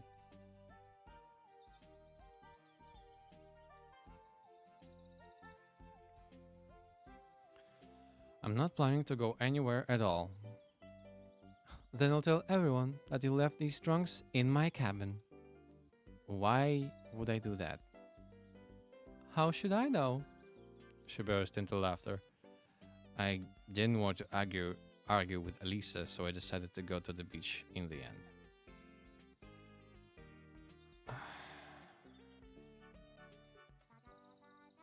But not in those flamboyant trunks.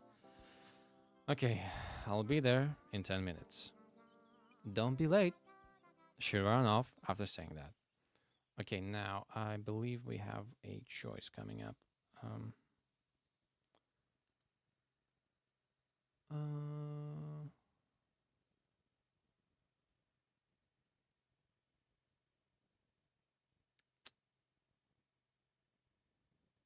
okay.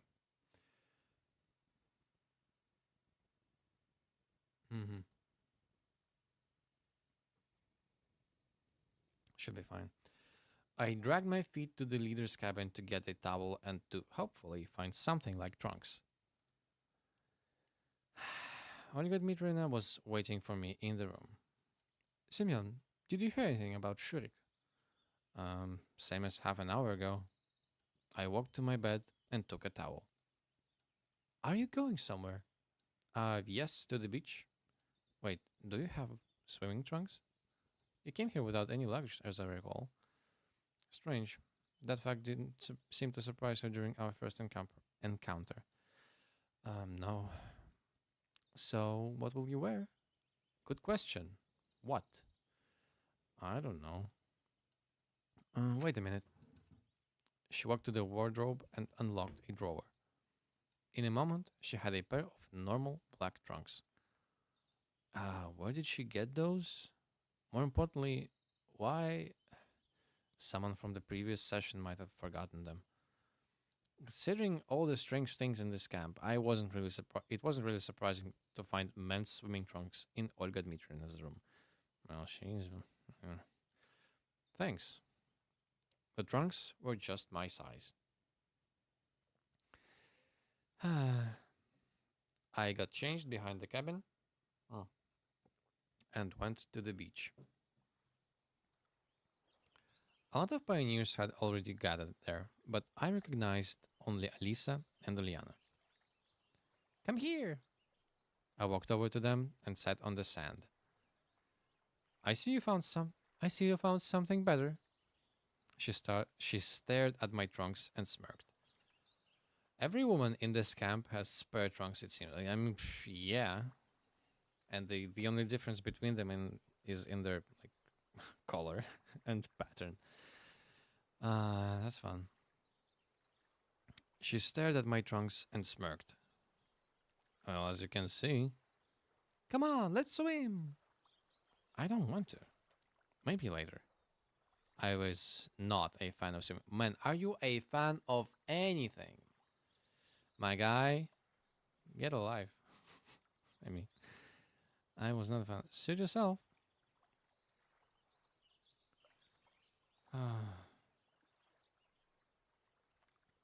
The girls ran into the water. Why did I come here? Why am I not out looking for answers? What? Where would you find them? Should I care about it now? No, you don't. Savionek seemed normal. Certainly, a lot of strange things have happened to me during these 3.5 days, but none of them, but not one of them, hold on, but not one of them taken separately seemed at all supernatural. Especially since I didn't get any closer to finding so much as a clue. On the contrary, everything that has happened.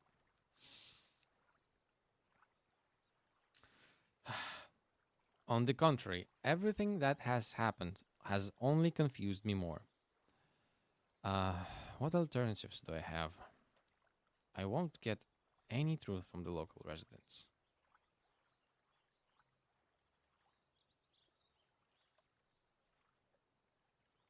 Okay. Though I doubt they even know it. Should I try to leave this place? But how far can I walk considering that I don't even know where I am? It turns out that my only option is to wait. After some time, the girls came back. Ulyana had something in her hands. Look! I looked up and saw a crayfish. Just a normal crayfish.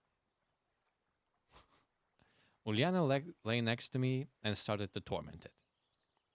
Look at this crayfish fucking. Oh, leave the poor animal alone. Why? Why? It's just a crayfish. So what? It has a right to live too. I'll rip its claws off and ask the cook to boil it for dinner. As if we have nothing else to eat. I looked at Alisa. Or at her ass, it seems. She seemed to be totally uninterested in Ulyana's fun with the poor sea creature. Tell her. Uh, what's wrong? It's a crayfish. It deserves it. It looked like the girls missed a lesson on nature in primary school and lacked empathy for the environment. Give it. I snatched the crayfish off Ulyana. Suit yourself. I was a little surprised she didn't resist. I looked into the eyes of the poor animal. They didn't express anything at all, but I thought that if it could speak, it would certainly be outraged. Maybe it would even go to the UN Convention of Human Rights. Yeah. To tell the truth, I wasn't sure that would help. I took the crayfish to the river and set it free. Never mind, I'll catch more. There are plenty of them here, said Liana. No doubt about it, I mumbled. Time passed, and I was getting sleepy. I fell asleep. I don't remember what I was dreaming about, if I was dreaming at all, but I woke up when someone shook my shoulder. Olga Dmitrievna, wow. Olga Dmitrievna stood next to me. Did you come to swim too? I asked, still half asleep. No, it's almost time for lunch, and we still can't find Shurik. The leader said, standing before me in a wet swimsuit.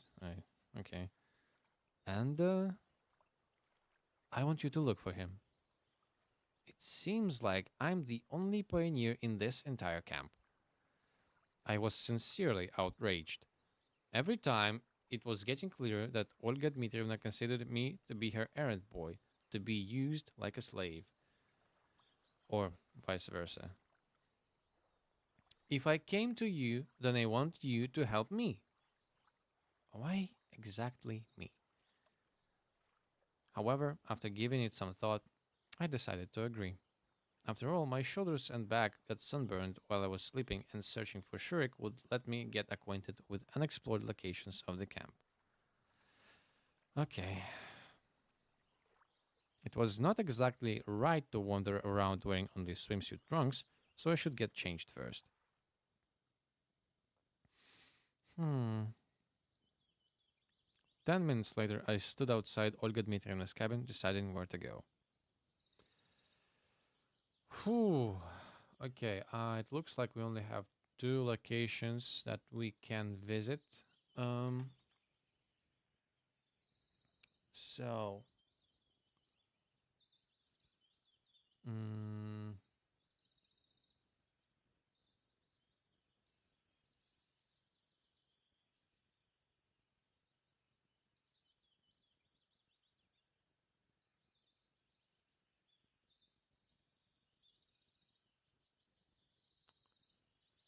uh,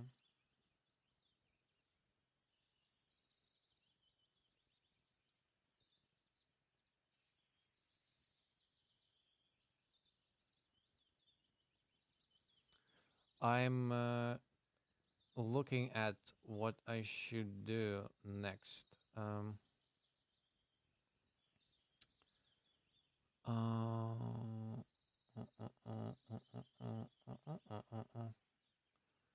okay.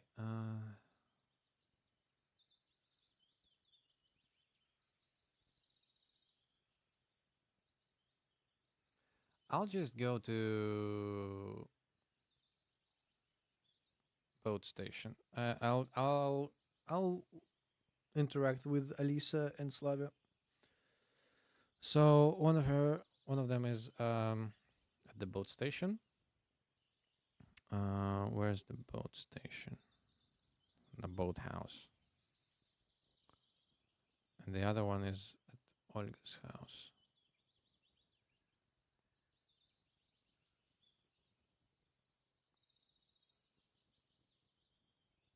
I can choose forest.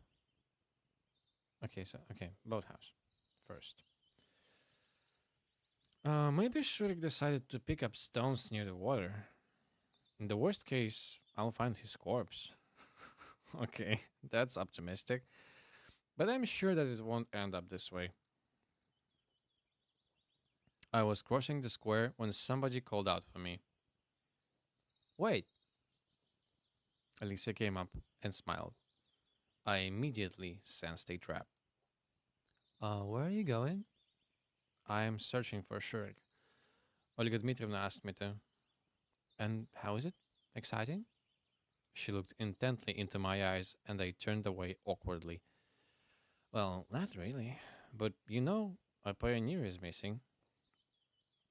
Surely you're not freaking out over such a minor thing. What do you mean?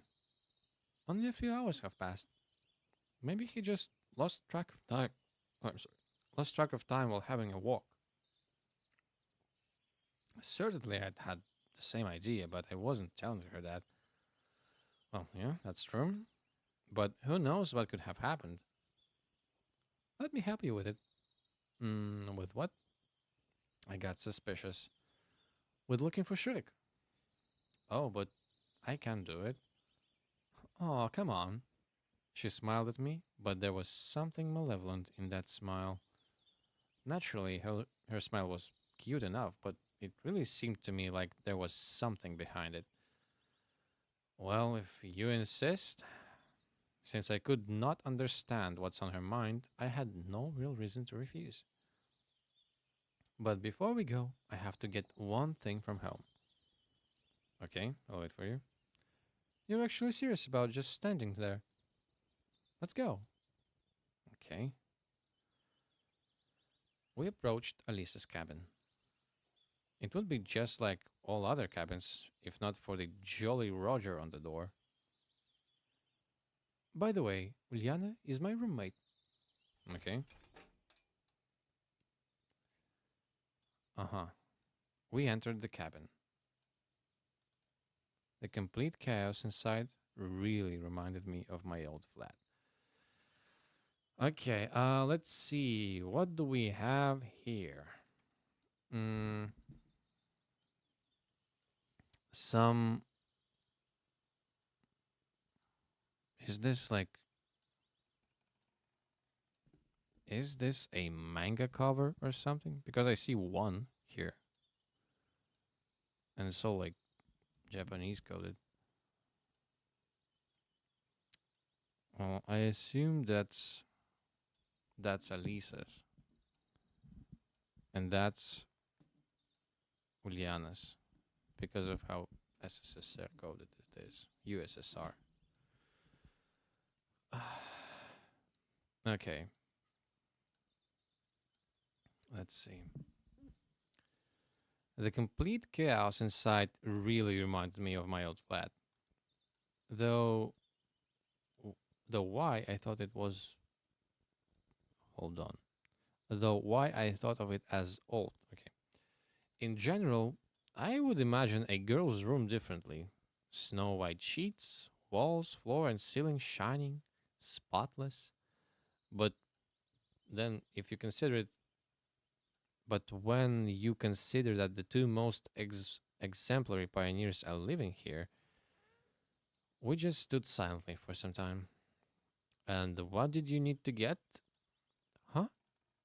Seems like interrupted Alisa's thinking. Yeah, it's not here actually. Wait here, I'll be back in a minute. She smiled and ran out. She seems really flaky today. I began to examine the room. I wouldn't say that there had been an explosion, it was just a decent mess. Well, at least by looking at all this mess created in one pioneer session, I can surely say that I'm not the messiest person in the world. The decoration of my apartment took years to be completed. I wasn't thinking about anything in particular, I was just looking around the room. Posters of Soviet artists, some books on the shelves, various household items.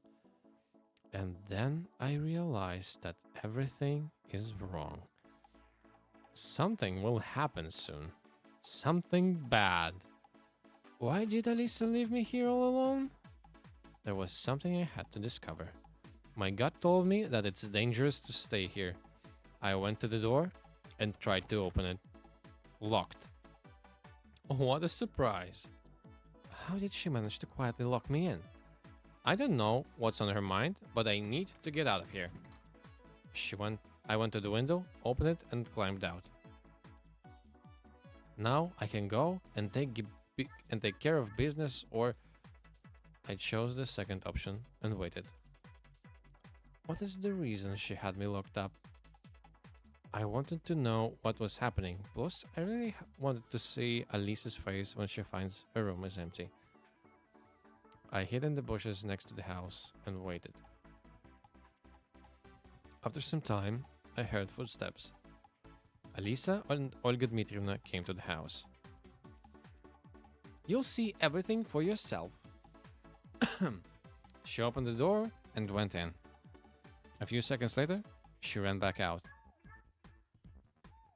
You know, Alisa's face looked as if she'd just won the mouse catching competition, but at the last moment found out that it's not a real Olympic sport. Okay, that's one way to put it. So he just disappeared? Olga Dmitrievna asked skeptically. I did the right thing by closing the window after myself. No. You know, I understand everything, Dvachevskaya. You and your roommate, every time the same thing. Haven't you had enough yet? But it's true. Really? One story after another. Semyon in your cabin, Semyon harassing you. Why do you keep lying? That's horrible. Alisa seemed really upset and, to my surprise, was not trying to argue. On the one hand, it was funny to look at, but on the other, I felt a bit sorry for Dvachevskaya. She deserves it though. Our leader finally finished scolding her and left. Alisa was mad. She clenched her fists and trembled. Her face was flushed. It seemed to me that she was going to explode. I sat in the bushes and laughed quietly. However, I was wondering what was on her mind, and I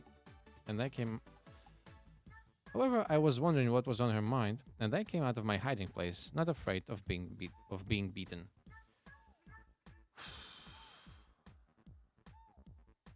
That leap for a second made me imagine about the different skirt design. Yeah.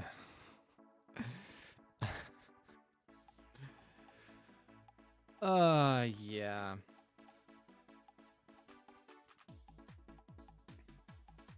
So, what exactly did you want to show the leader? Me? Alisa turned and looked at me with disbelief. After a moment, surprise turned to anger. You! What about me? She calmed down a bit. I wanted to take revenge. For what? Really, what did I do to this girl to warrant revenge? You beat me in cards. What a fantastic reason. No doubt. I see. Maybe I should apologize to you, I asked sarcastically. Screw you. She went into the house, slamming the door. I wasn't angry at Alisa. In the end, I'd expected her to do something like this. Anyway, I got through it without consequences. I was very lucky. Her confusion and embarrassment had just made my day. Chuckling, I left Alisa's cabin, which was about to become my death trap. Okay, now let's go to do a Slavya interaction. But it's still a stupid idea. If Shurik was hiding somewhere in the camp, he would have been found by now, of course, assuming he wants to be found. So I hardly think I can help them. Together with this thought, I entered the cabin and stretched myself on the bed. Nothing good will happen if Olga Dmitrievna finds me here. Stop. Enough. Am I just some trembling creature, or do I have the right? I didn't want to do anything anyway. That was a Dostoevsky reference, by the way. The day was just as hot as the previous ones, and the only thing to do was to stay in bed and wait for lunch. I was just falling asleep when somebody knocked on the door. Come in. Slavia stood on the doorstep. Olga Dmitrievna isn't here, is she? No. And what are you doing? She asked with suspicion. I looked over myself, lying on the bed, and said, lying down? I can see that. But I heard Olga Dmitrievna ask you to find Shurik. Well, yeah. And? What's the point? I'm sure she already turned the whole camp inside out, upside down. Not much time has passed. Why should we panic? You know, stuff could happen. Slavia looked at me thoughtfully. Get up. Do I have to? I was so worn out, even the thought of going somewhere frightened me. Yes, you do. Slavia is not a person who I could even say no to. I stood up reluctantly and went out of the cabin with her. We stood at the doorway for some time, relaxing in the beams of the summer sun. Though I was rather frying. Where shall we go? We have to look everywhere. Great idea. Just great. Quick, idle access.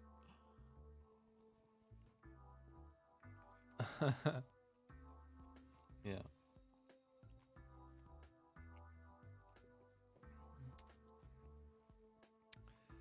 The first stop in our route was the library. Slavia went to Zhenya, sitting at the table, and spoke to her. I just stood in the doorway. I didn't want to communicate with this librarian any more than necessary. A few minutes later, Slavia came back to me. So, nothing. She shook her head, as expected. The canteen. We still had time before lunch starts, so there was no usual crowd of pioneers. It was empty inside and outside of the building. While Slavia was talking to cooks, I was sitting and playing with the salt shaker. Some of the salt spilled out of the pot. Suddenly, I would be worried if I was superstitious. Strangely enough, he wasn't here either. It wouldn't be unexpected if she had found him, for instance, in the refrigerator. The next stop, according to our plan, was the infirmary. I decided not to go inside and waited outside for Slavia. No results. There were pioneers playing football on the sports ground. It would be hard for Shurik to get lost among them. Finally, we reached the clubhouse. Do you think he could be here? I think that's the first place people would have searched.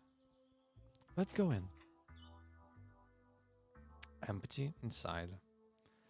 Slavia opened the door and went into the next room. I followed her. This all seemed to me to be a stupid undertaking. This was strange, especially because it was Slavia's idea. I mean, I understand responsibility and so on, but isn't it obvious that he isn't in the camp? After all, he isn't playing hide and seek with us, is he? No one here either. What did you expect? He'd be sitting in the closet? Well, it seems like I've offended her. Sorry. But seriously. I understand, but we have to check all possibilities. Okay, listen, what do you really think? About Shurik's disappearance? Yes. Maybe he went into the forest and has been caught by a forest spirit. She laughed at that. What a fabulous story. However, in this camp, you never know. Yes, true that. But now isn't the time for jokes. Cheer up. We'll find him. I hope so. Slavia smiled. Well, I still have some things to do. See you later. She left, but I was standing there for some time, staring at the cybernetics club's closet. I went for lunch with mixed feelings, with a sense of accomplishment and with a realization of time wasted.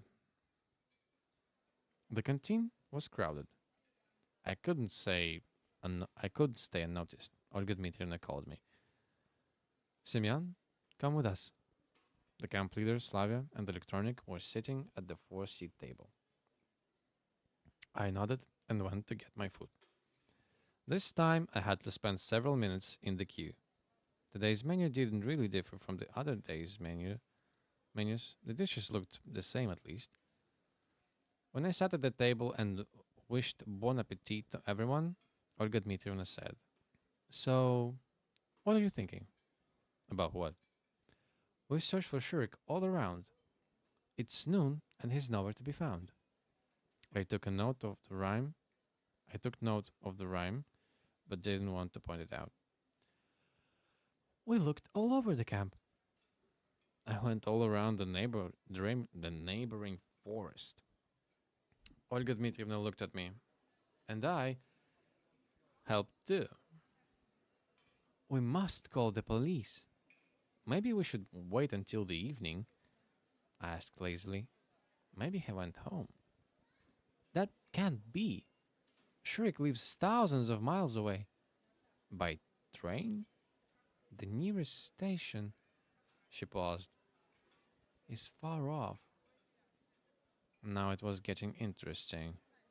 Every time the conversation reached the point concerning ways I could leave Savionek, all the camp inhabitants started changing the subject.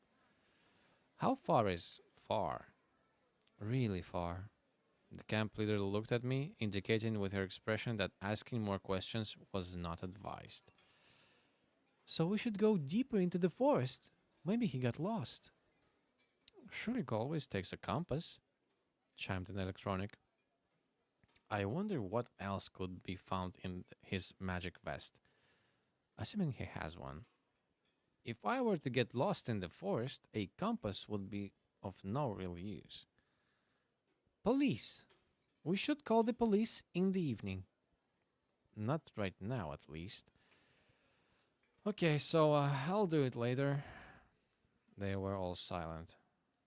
"We should be able to find him before evening. We still have time." "If he actually got lost, we have no time to lose." "We cannot be sure." "Oh, then where is he? Where?" There was some truth to the camp's leader words. Hiding the whole day just like that is suspicious. Why would he do that? Shurik seemed to be quite a serious pioneer. Ulyana would have been a better fit for this behavior. So there is a good reason to believe that he was gone. All that can be done has already been done. We'll just have to wait. Slavya, Electronic, and Olga Dmitrievna looked at me sorrowfully, but didn't say a word. Hmm. I finished my lunch, took the tray back, and left the canteen. It's still the first half of the day. What now?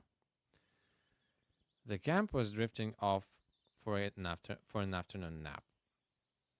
Only Genda stared at me through the glasses. Of course, he was staring somewhere else, but I had a feeling that he was constantly watching me. I bet he knows where Shurik is hiding. He just can't say anything. The disappearance of the Cybernetics Club's leader made me think. Maybe it's got something to do with my case. "Oh, Pioneer." The nurse stood in front of me. "That's good to see you, madam." I looked at her curiously. "Go and take my place in the infirmary. I have an urgent call. Somebody is injured." "Me?" "Yes, you. Take the keys."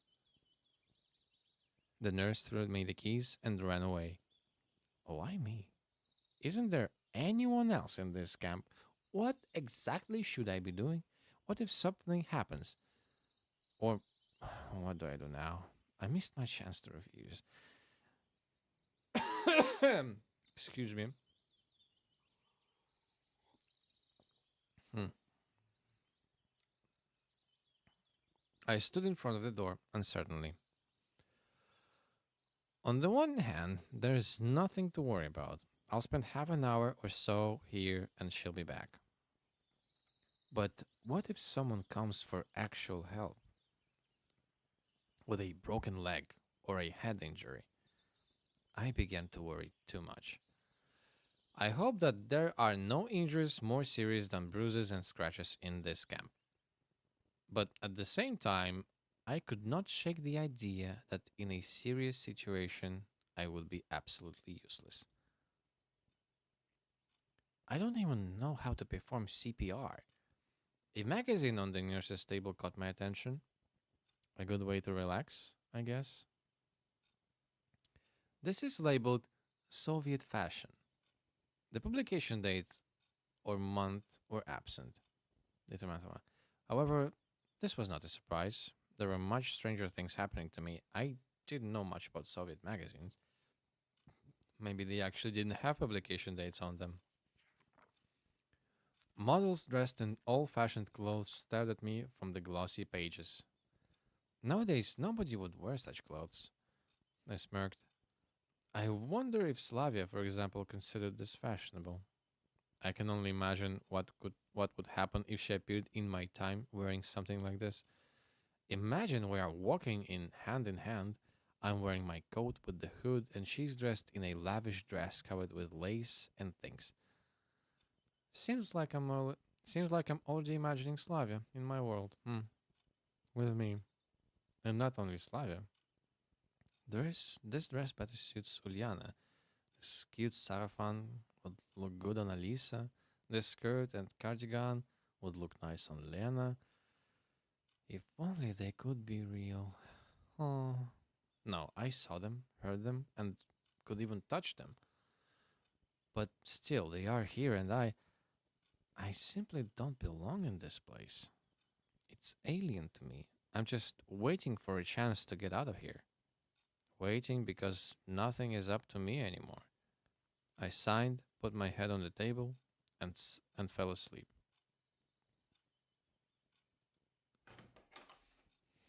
I was awoken by the noise of the door opening.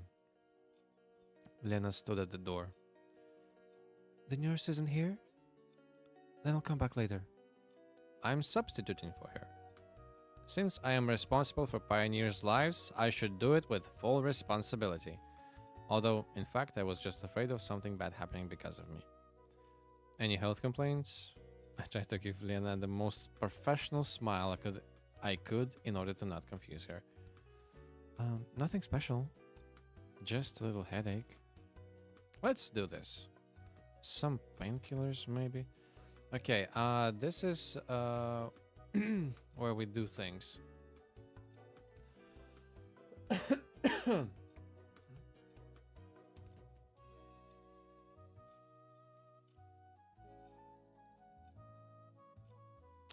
I believe they are separate. Okay,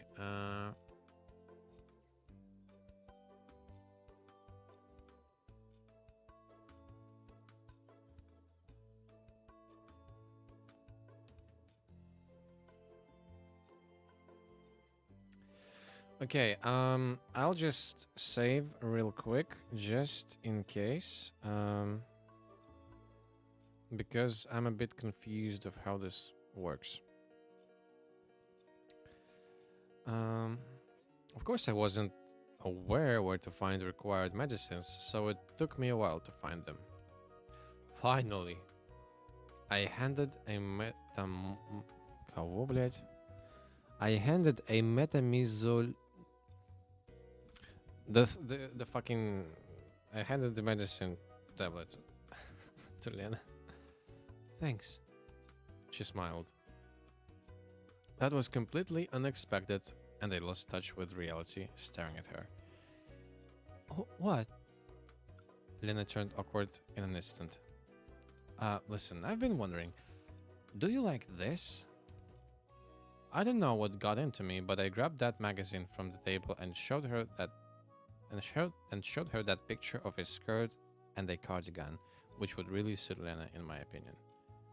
Maybe I went completely nuts thinking about all the girls being in my world. Or maybe I wanted to distract myself instead of just waiting for the nurse to come back. Lena looked at the picture. Yes, I guess. Is stuff like this in fashion? I guess. She got confused and started blushing. Why do you ask? Really, why? Um, that's analgin. Okay. Got it. Thanks. Okay, well, I'll see if this diagram that I'm looking at is correct. Oh, okay, it's fine. I'll just get points with everyone. I think you look gorgeous in it. Oh, thank you. It's alright, I'm just being completely honest. We were quiet for some time. How was your headache? Much better, thank you. She smiled. I'll be off. Good luck. Lena went out, and I continued to look through the magazine. After a while, somebody knocked at the door again. Seems like the infirmary is the most popular place to go. Suddenly, I decided to roleplay a nurse, just a male version, and said, "Come in." The door opened, and Ulyana entered the room. Wow, did I miss the moment when you decided to start knocking? Anything wrong with me knocking? She frowned. Where does it hurt? Why on earth would I tell you? Where's the nurse? Right in front of you. I imposingly crossed my legs and looked questioningly at her. I'd better go. That would be my reaction as well. Just some guy doing... Ah, my camera died. Huh. Great.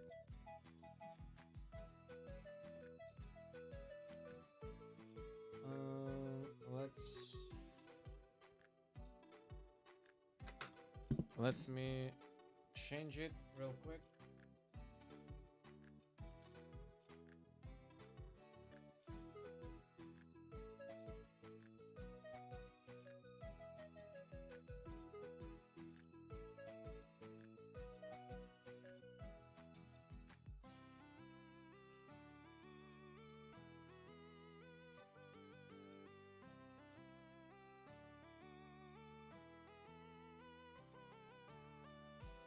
Okay.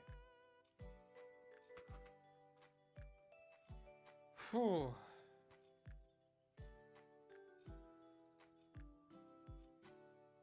Okay.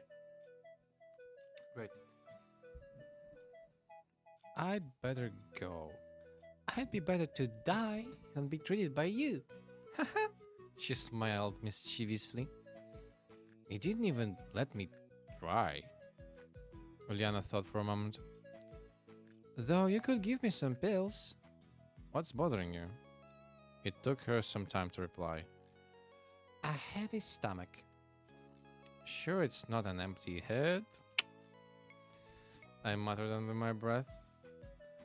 What did you say? Nothing. Give me a second. I found the pills in the first drawer I opened. Thank you, doctor. She smiled cheerfully. Watching Ulyana, I could not imagine how such an optimistic and active child could have any health problems.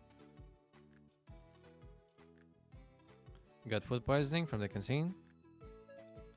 Considering the local cuisine, it's not that surprising. Maybe, she smirked. I see you're still alive and kicking. Well, I'm not complaining. Bye. Wow. You think her hair gets smashed in the doors? Probably. Considering this fucking thing. Ulyana ran out of the infirmary, slamming the door, catching her hair in the door frame, and fucking smashing her head in. Now I need to give you more pills. Again, I went back to studying Soviet fashion trends. Time passed, but the nurse was still absent. I wasn't searching for Shurik, wasn't looking for any clues concerning my situation. I was just sitting and flipping through the magazine. Just for a moment, I felt quite satisfied with this situation. So far, everything that has happened here could be seen just as a trip to a summer camp. And if nothing changes anytime soon, then I can start worrying. Haha. Again, somebody knocked on the door. Did I miss the outbreak of an epidemic? Okay.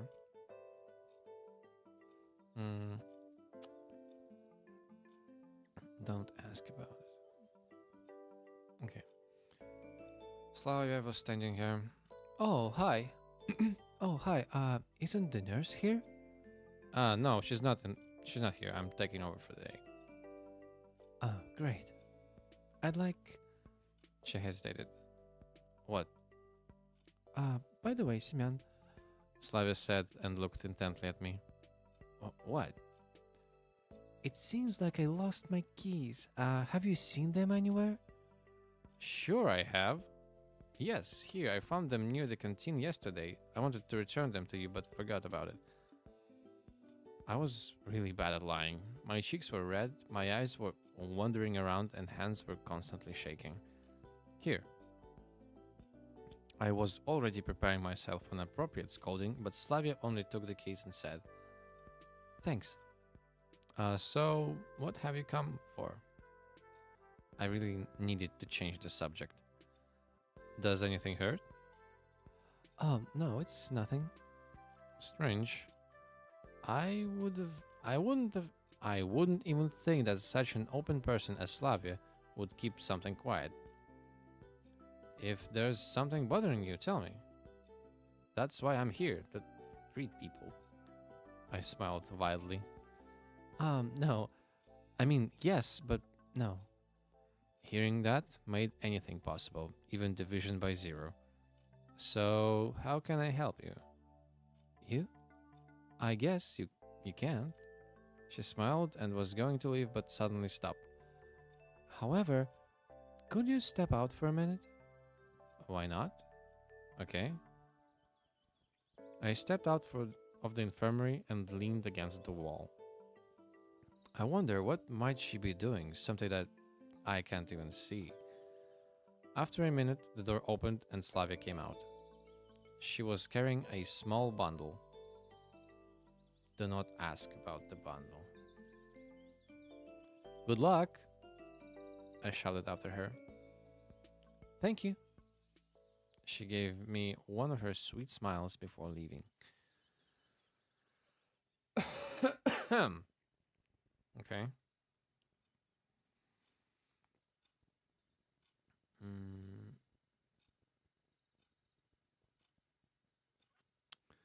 I looked at the time. It was getting late. I'd read the magazine backwards and forwards, but the nurse still wasn't here. Suddenly, the door burst open and Alisa rushed inside. She looked at me piercingly. What are you doing here? Sitting? I admitted honestly. Okay then. It's even better without the nurse, she murmured. Are you sick? I asked acidly. Alisa didn't answer and came closer to me. Move over. Why? So I can open the drawer, isn't it obvious? What for? She got angry. None of your business. Well, I'm kinda in charge here. She gave it a moment's thought. Then give me some activated carbon. Stomachache? Yeah. She grinned sharply. I got the feeling there was something wrong here. Let's give her carbon. But you never know. What if she really has an ache? Okay. I reached into the drawer and got out a packet of activated carbon. Thanks. Well, that was a quick interaction. She wrested it from my hand and ran away. Okay. Mm-hmm. It was 15 minutes till dinner, and the nurse still wasn't back. I guess just leaving the place like this won't do. She asked me to look after it after all, and who knows what might happen if I leave. Though, who would want to steal anything from here? Except for Alisa stealing activated carbon. I opened the magazine again and began flipping through it for the ninth time. For the nth time.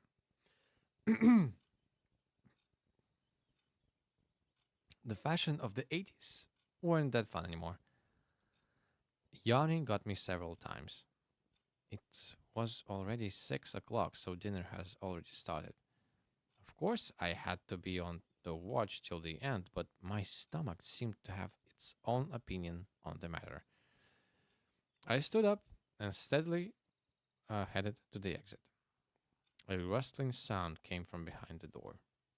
Could it be someone else who got poisoned, broke their arm, or something else, or something even worse? I sighed heavily and pulled the doorknob. However, there was no one out there. Seemed it was just my imagination. I returned inside and instantly noticed that something had changed in the infirmary. To be precise, an apple had appeared on the table. Oh, it's right here. But where from? Fruits can't just materialize from thin air by themselves, can they? Though in this camp, anything is possible. Chances are someone just brought it here.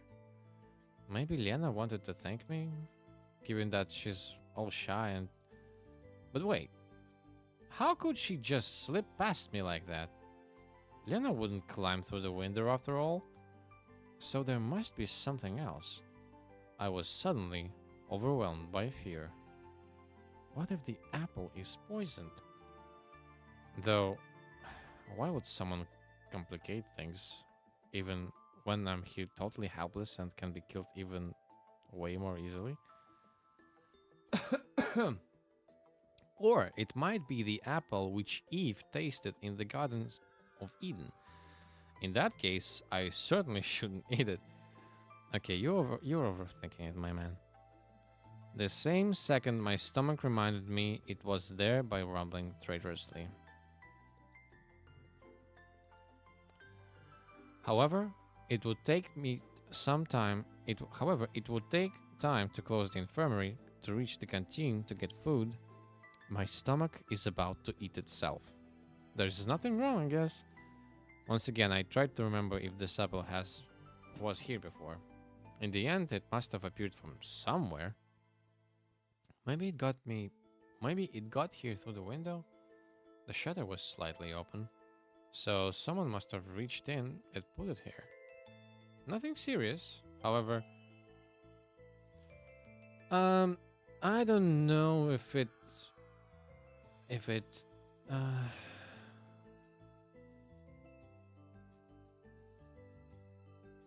okay, it doesn't really matter what we do here. Let's just eat the apple. Finally, hunger prevailed, and I started chewing on the ripe green apple with gusto. Its taste seemed normal, though I don't think that even the strongest poison can be tasted. But it's too late to think about that. It's time to go for dinner. Okay. Along the way, I ran into electronic. How's it going? Did you find Shurik? No, still no sign of him. Don't worry, we'll find him. I tried to cheer him up. Too much time has passed. I'll just keep on searching. What about dinner? No, finding Shurik is more important, he muttered thoughtfully. I left him at the crossroads and wished him a good luck. Pioneers crowded in the doorway. I quickened my pace, trying to not to be the last one in the line, at least for today, and was lucky. In the far corner was an absolutely empty table. I took my dinner quickly and sat at the table. Tonight's dinner consisted on, of fruit soup and a pair of buns. This set surprised me at first, but the taste was actually nice. I concentrated on eating. Lena, let's go here. Look, 3 free chairs. Lena and Miko stood in front of me. Are these taken? Wondered Lena. Oh, no, take a seat. Of course, I wish she was alone. She were alone. I wish she was alone, motherfucker. Thank you. As soon as Lena said that, as soon as Lena said that, Zhenya jumped out from behind her back. I'll sit here. There are no places left, she said, putting her tray on the table and sitting down, not even waiting for my answer. Sure, make yourself at home, I guess, I muttered sorrowfully. What? Nothing. To tell the truth, I wanted to reduce the whole company to just Lena, though neither Miko nor Zhenya were causing much trouble. Except one was too talkative and the other was too arrogant. But nevertheless, they were absolutely harmless, especially comparing to some others I could name. Oh, seems like I forgot my key. Don't worry, take mine. I was surprised by Miko's short reply. Do you live together? Of course, didn't you know? Together? Our cabin is the rearmost. I mean, the farthest from here. I mean, the last one. I wouldn't have been surprised if somebody told me that Lena lived with Slavya, or with Zhenya at worst. Even electronic. But silent and shy Lena and excessively talkative Miko as a pair? That's really a surprise. Did you find Shurik? It's strange that Zhenya is disturbed by someone's problems. No. Surely he's at the village buying cigarettes? Or vodka? She snorted. Village? At that moment, the conversation got much more interesting. Got a problem with villages? Zhenya looked amazed. You mean there's a village nearby? I think so, she said uncertainly. I looked at Lena and Miko, but they were busy with their meals and did not pay attention to our conversation. You mean you don't know exactly? Why should I care? Zhenya stared at her dish. But there must be something nearby. Listen. Listening? I don't know. Will you let me eat? Seems like I won't get away. Seems like I won't get anything from her. Sorry.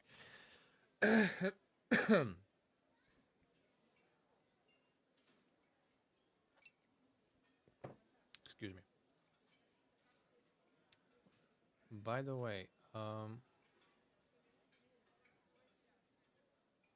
okay. Everything is okay with my mic.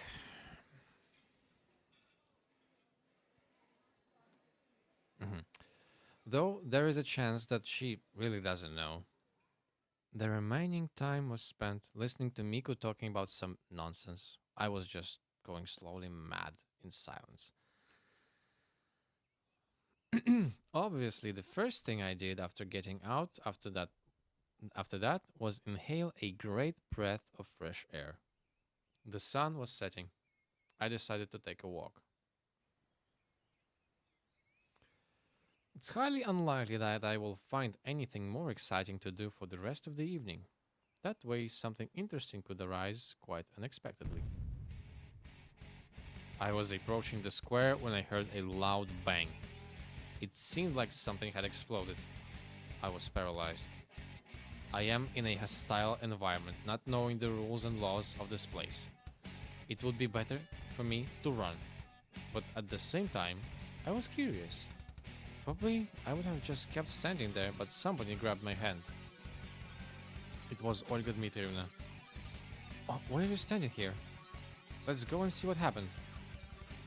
Can't you even manage without me? Can't you ever manage without me? I begged her pitifully. It shouldn't be anything serious. I hope. Excuse me. When we came to the square, there was already a crowd of pioneers.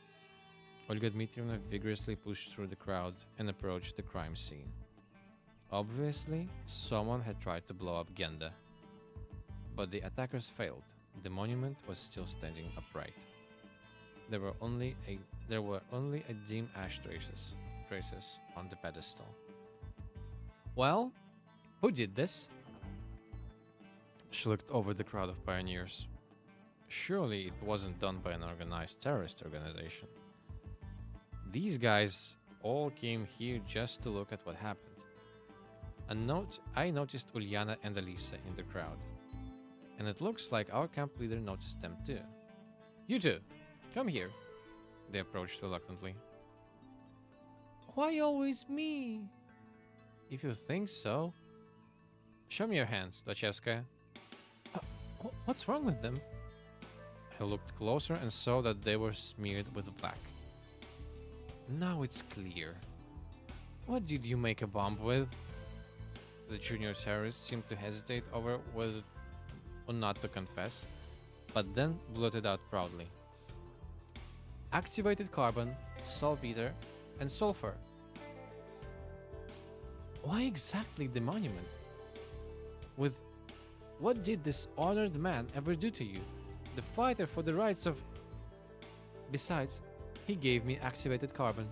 She pointed at me with her finger. The whole square stared at me. Thoughts about the pointlessness of this act due to the small bomb size left me at that very moment. She stole it. I did nothing. Even if he gave it to you, I'm sure that Simeon would never take part in such disgusting antisocial act. Yes, exactly that. I agree. I could hardly imagine how long she would have kept on scolding Alisa if Electronic hadn't popped up at that very moment, shouting. I found it! I found it! Everyone turned towards him. He held a boot in his hand. Here! Electronic boastfully shook it over his head. It's Shurik's boot! Okay, calm down. Tell us in detail where you found it. In the forest. On the way to the old camp. Whispers ran among the pioneers. Old camp, the old camp. Are you sure? Absolutely. What's so special about this old camp? I joined in the conversation. It's nothing special, really, she stammered. One of the Sivionics legends tells the story of a young camp leader's ghost living there. She fell in love with a pioneer, but he rejected her, so she killed herself. She committed harakiri with a kitchen knife. Next day, that boy was hit by a bus. Ulyana ran out of the crowd. Bus? Excuse me? I refrained from asking about the route number. But science doesn't acknowledge the existence of ghosts, so we have nothing to be afraid of. Anyway, somebody should go there. Suddenly, the crowd started to thin out. Olga Dmitrievna, it's almost night. Maybe tomorrow? I turned around and saw Slavya and Lena. What if at night something happens to him? No, today. Right now. By the way, where is this place? Electronic roughly described to me the direction and told me the story of the old camp. The camp leader looked at me attentively. If you think that You're the only man here. I looked around the area. Of course. Electronic was quick to flee. I still didn't want to walk in the woods alone. If you ask me, I would... Okay, now we go with Alisa. Get some points. Right? I mean...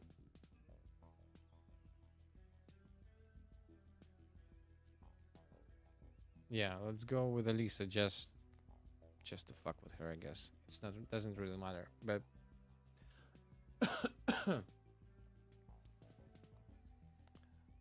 And Dvachevskaya goes with you. It was as if Olga Dmitrievna had read my mind. Why is that? Well, who tried to blow up the monument? And if and as if that wasn't enough, who also tried to slander Simeon? She said it in such a voice that Alisa did not dare to argue. Happy now? She blurted once, and we were left alone. What do I have to do with this? Was it me who tried to blow up the monument? Alisa grunted and turned away. I'm not going anywhere with you. Oh, please don't. Great then. Excellent. We stood silently for a while, not looking at each other. I dared break the silence first. Is that all? All what? All that you wanted to tell me? Yes, that's all.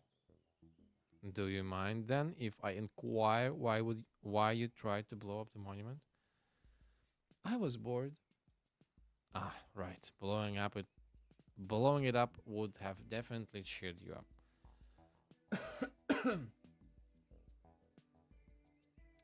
Yeah, I don't know why the responsible adult wouldn't go look for a pioneer that they are responsible for. That's yeah, that's a bit off, a bit weird. Bit weird then. Alisa seemed really reluctant to go with me. As for me, however, I decided to find Shurik after all. It wasn't him who interested me the most, but the abandoned camp. For some reason, I had a feeling that I might find out something there, and I really did not like the idea of going alone at night. So, you scared then? Are you daring me? She gave me a sarcastic smile. Oh no, I'd never. Good luck if you're staying then. I turned around and started walking in the direction where the old camp should have been. Alisa caught up with me at the forest edge. Wait up, I'm going with you. Why did you... The fu- Why did you deign to change models? What the fuck is that word?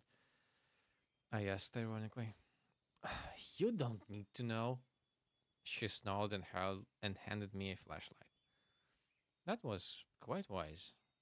I don't know what I would have done there alone in the dark if it wasn't for Alisa.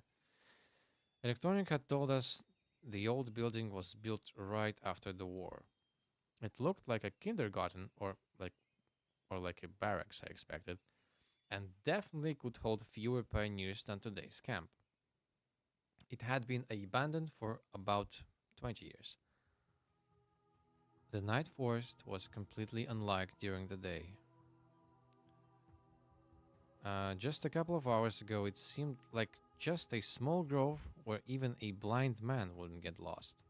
However, as the darkness fell, the trees seemed to grow up, the bushes suddenly took up all the free space, and the paths, so wide in daylight, turned into barely visible waves in the dark green forest ocean. The final strokes to this picture were the birds, the insects, and the beasts who were given a concert, each with its own instrument, creating together an amazing yet frightening nocturnal symphony. Let me make it a bit louder. We walked slowly, Alisa a bit ahead of me in her wake, trying not to fall too far behind. She acted self-assured to a fault. Absolutely not like me. Every rustle of bushes nearby or hoot of an owl overhead made me cringe and look around timidly. Of course, it was obvious that there was not much to fear here. The local woods weren't likely to be teeming with wild beasts, and it seemed there were no people at all in this world apart from those in the camp. However, there the fear was there on the instinctive level, and I tried to walk carefully and to stay as watchful as I could. Discretion is the better part of valor, after all. Alisa stopped suddenly, so suddenly that I nearly bumped into her. Nowhere. What? Well, straight ahead, I guess? Are you sure? I tried to figure out the directions. It looks like we were going the right way, or at least the way suggested by electronic. However, without a map, without a GPS or GLONASS navigation, I wasn't even sure that we were still on the same planet, whatever it was. We haven't taken any turns. We've been walking straight forward all the time, just as electronics said. Then why have then why haven't we made it to the old camp yet? How should I know? Alisa's rude way of talking was already getting on my nerves. Are we already lost?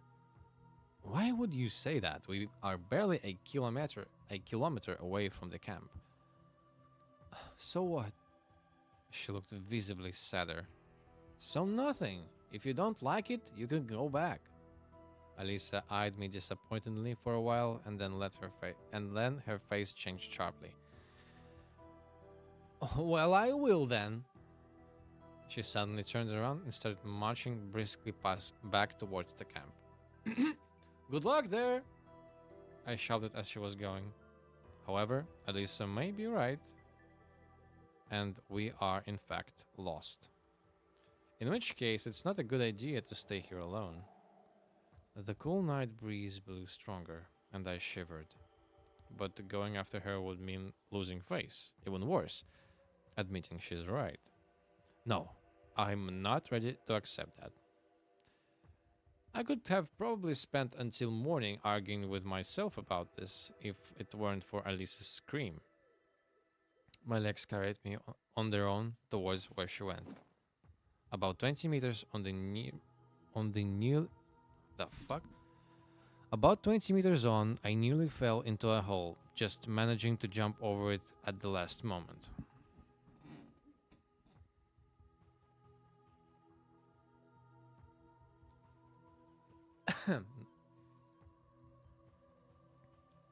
Man, this walk was so much more different with Slavia. Yeah, I assume so.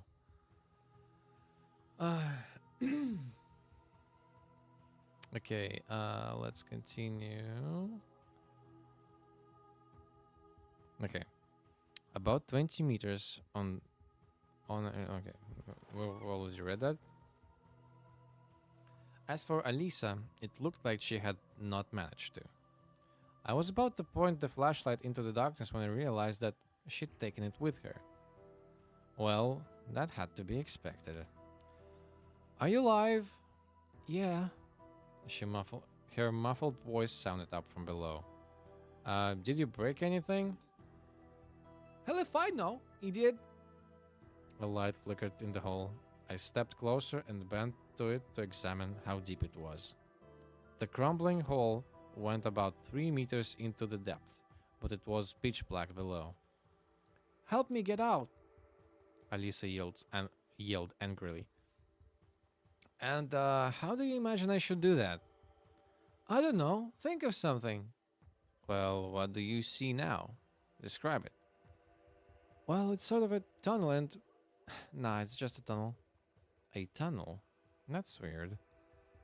Come on, get down here. Is that the best idea you have? I'd rather run to the camp for a rope. You're gonna leave me alone here? Alisa's voice lost much of its impudence. But you're alone down there anyway. Hey! She cried out loud and directed the flashlight right into my eyes. Well, don't panic. Trolls aren't gonna eat you there. I'll be back in a flash. Alisa was screaming herself into a fit from down below, but I couldn't make out the words. However, I only managed to take a few steps before the ground yielded under my feet, and before I knew it, I was stumbling down. I grabbed a thin root and somehow slowed down my fall. But it snapped under my weight and went flying down with me. You're alive? I barely opened one eye as I felt a searing spotlight upon me. Uh, Put it away. Alisa was squatting next to me and looking at me in a nervous manner. Any limbs broken? I don't know. I've moved my hands and feet. Everything seemed to be fine. Given the height, I was pretty lucky to make it down alive. I barely managed to stand up and examine the crash site. Indeed, we were in some kind of long corridor. There was some kind of heavy wiring all along the walls and lamps encased in heavy metal holders attached to the ceiling. In any other situation, I would have guessed that it's a subway surface tunnel, but it was hardly likely that Savionic had already reached such a level of infrastructure. Where are we? I don't know, but we have to get out of here. Climbing the crumbled wall was hardly an option. In fact, I was wondering how we even survived a fall from such a height. Well, it seems that we've got to find an exit somewhere else. How do we do that? Alisa asked, slowly turning pale. Not a single trace of her usual arrogance remained on her face. Well, I guess there's gotta be an exit here, right? Probably, but which way do we go? Now that's a good question. At first glance, it seemed like a good idea to head towards the camp, at least in the direction I thought it was. But I hadn't seen anything that resembled an exit from the catacombs. And that means that we should rather try the opposite direction. Give me that. I snatched the flashlight from Alisa's hand and pointed it slight into the darkness. That way.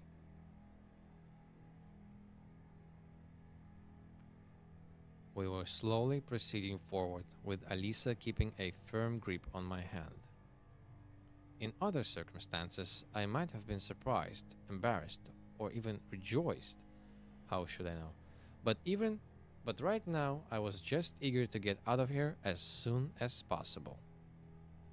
My bruises from the fall were aching, the blood was pulsing in my head like a heavy pendulum. Even the flickering spotlight that kept illuminating the same cement walls continually wasn't exactly raising our morale. Damn, there's also Shurik. What?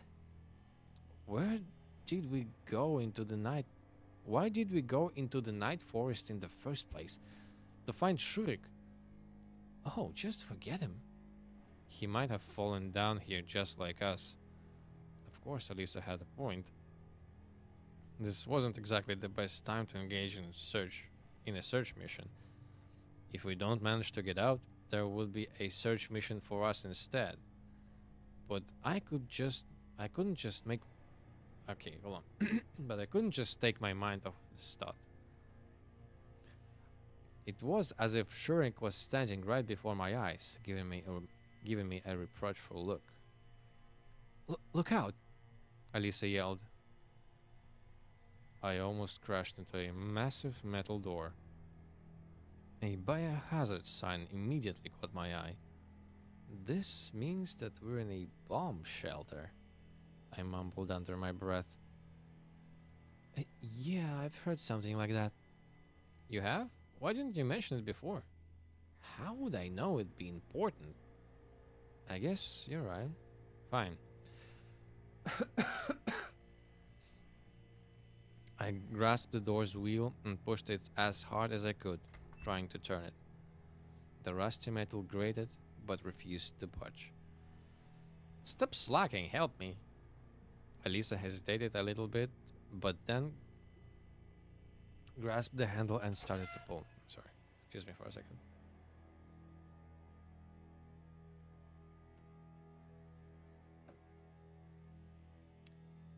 Finally, we managed to turn the wheel and the door opened. It was hard to mistake the room we entered for anything else. It was definitely a bomb shelter. Cabinets full of gas masks and dry rations, lots of equipment, bunk beds, and air recirculation systems. There was everything one would need to survive a nuclear war. Well, at least to survive the first blast. Alisa clenched my arm even tighter. What is it? What? What? She blubbered under her breath. I'm scared. What are you scared of? Indeed, what of? We tumbled down into an abandoned bomb shelter. Now we're wandering here in the dark, trying to find an exit. Oh yeah, nothing to be afraid of. Those thoughts made me squirm, and I instinctively drew nearer to Alisa. She didn't say a thing, just blushed a little and turned her back to me. Well, in any case, what? We have to keep searching for an exit. Well, there's another door. Indeed, there was a door on the far wall, just like the one that we came in through. However, no matter how hard I tried to open it, it was stuck. Need some help? Nope, it's jammed for good. I glanced around the room trying to find something that would work as a lever and noticed a crowbar in the far corner. Great. Alisa gave me a blank stare. Watch it. However, I still couldn't move the handle an inch even after using the crowbar. Totally exhausted, I flopped on a neatly made bunk and gave a sigh. We have to walk back. But we just came from there. Alisa seemed to regain a bit of her self-control as well as her usual rudeness. Well, you can stay here if you want, but there's water, ration kits, probably the radio's still working. She looked at me spitefully but said nothing. My whole body ached terribly. It was only now I tried to relax that I began. What the fuck is it? It was only now I tried to relax that I began to realize how badly. How badly what? Okay. A deep wound on my leg was bleeding profusely. My hands were heavily bruised. Was thickening in my hair.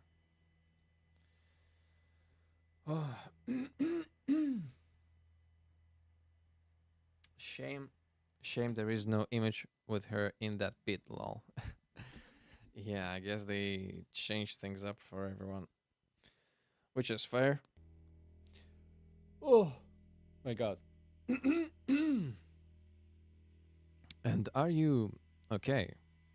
I asked Alisa, either just out of courtesy or because I was really worried about her. It took her some time to answer. Um, how can we be okay in a situation like this? I'm sorry. Well, I mean that I pointed out. I pointed to the wound, to the wound on my leg. Oh, cried Alisa. We need to sanitize it urgently. No need. I'll survive.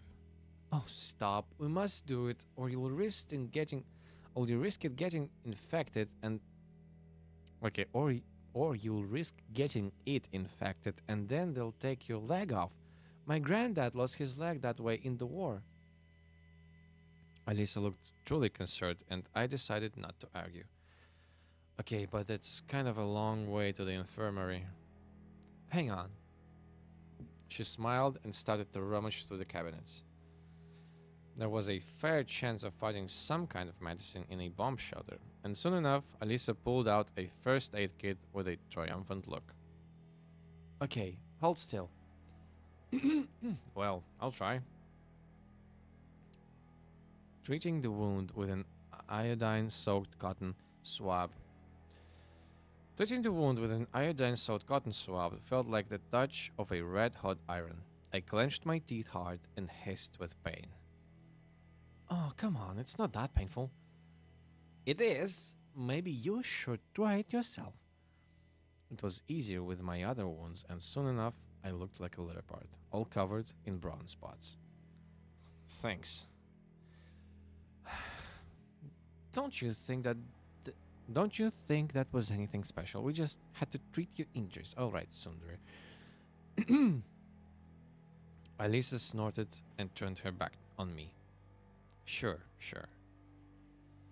I refrained from arguing and got up from the bunk. Even a short rest would had definitely been good for me. Well, shall we go? Alisa clenched my arm, walking close in step with me. We headed back slowly, carefully looking for a hole in the ceiling. The tunnel seemed endless. We couldn't find the place where we fell down, not after 5 nor even 10 minutes. Are we lost? Alisa asked sadly. It might be possible to get lost in the forest.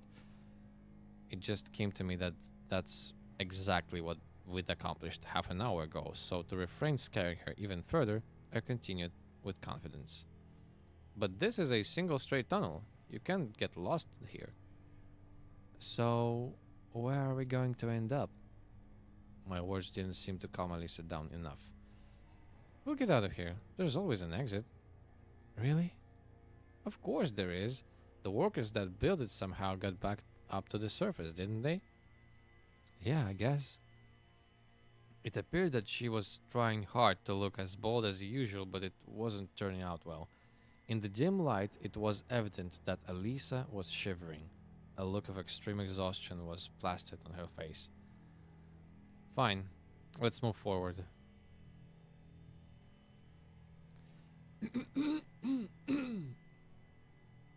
In a few minutes, I noticed a hole in the floor. It looked like a shell crater, large enough to get ourselves through. What's down there?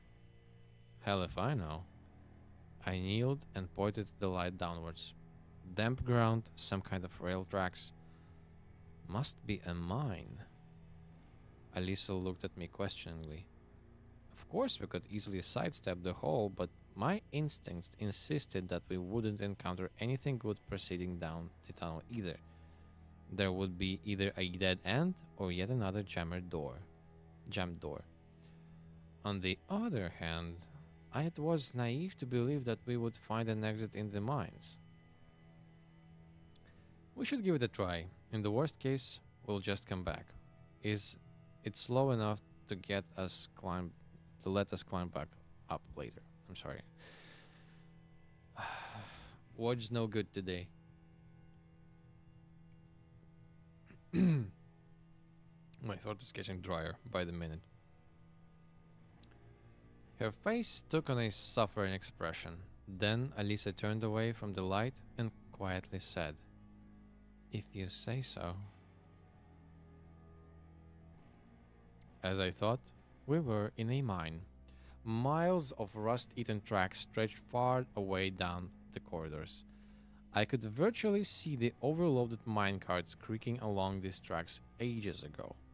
The walls were propped up by rotten beams, and water occasionally dripped from the ceiling. I wasn't sure whether it was scarier here or in the catacombs of the bomb shelter above. I'd say that up there it was like a post-apocalyptic setting, and down here, occult medievalism reigned. Phew. In any case, I was even more eager to get out of here and to do so as soon as possible.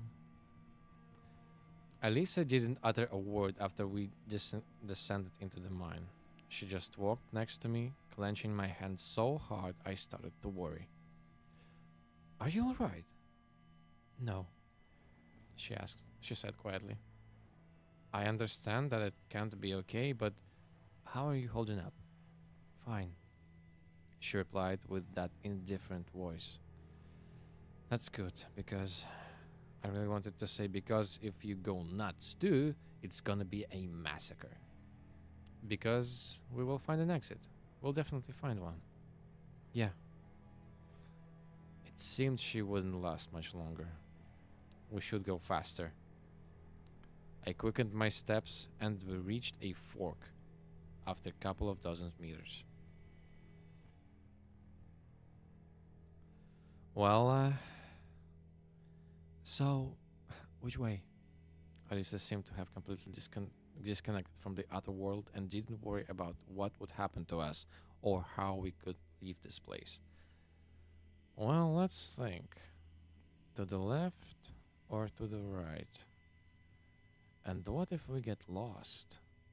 I decided to put a mark on the wall in case we get lost and return to the spot again. Soon, a large cross scratched with stone decorated one of the beams. So, now we're ready to go. Okay,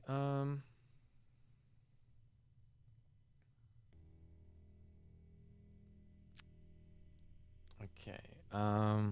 Yeah, let's do it. Let's go right. It seems that there is another fork in the road.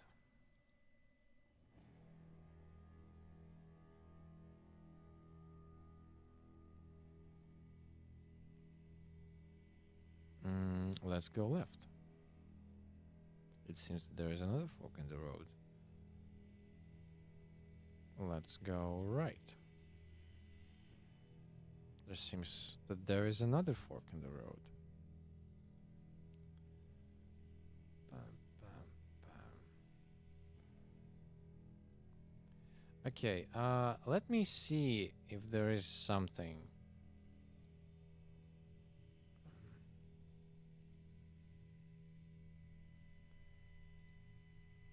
I want to check something out.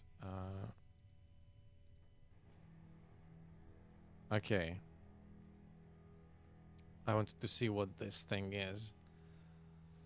Finally, we came out of a tunnel into some kind of a hall with a high ceiling. Though it could hardly be called a hall, they must have used to mine something here. Coal probably, or maybe gold. The walls had been cut by pickaxes or pneumatic drills. This place was pitch black, so our only salvation was the flashlight. If it breaks, it's unlikely that we'll ever get out of here. I noticed a red piece of cloth in its light. It was a pioneer's neckerchief. Shurik was obviously here somewhere. Shurik! Shurik! Only my echo responded to me. Why are you shouting? It's not like he can hear you. You never know. Alisa didn't reply, just sighed. There was no other exit from this hall. Obviously, it's quite possible that there are some nooks in these tunnels we haven't checked yet, so we have to keep looking. Okay. A fork in the road. Okay, let's go right. And let's go right. And let's go right. Following the curve, I saw a wooden door in the torchlight. There you go. Here's something. You think so? Alisa looked a little refreshed. Sure. Frankly speaking, I really wasn't sure that there would be an exit behind this door. But it wasn't like we had any other choice anyway. I pulled the handle. We found ourselves in some kind of room that resembled either a boiler room or a utility room under the bomb shelter. Hold on, let me see what's...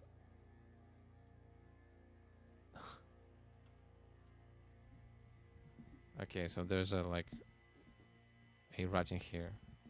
Lena is stupid. Great.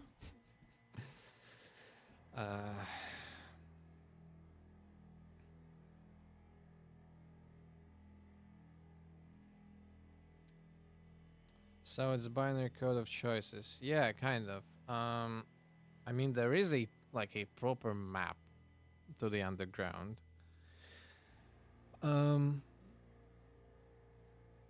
So you kind of follow the same direction, and eventually you will be at the exit, which is the proper way to do it in any labyrinth. Empty bottles, cigarette butts, and other bits of debris littered the floor. That proves that there is an exit from these caves. I scanned the room with the flashlight, and in the farthest corner, I saw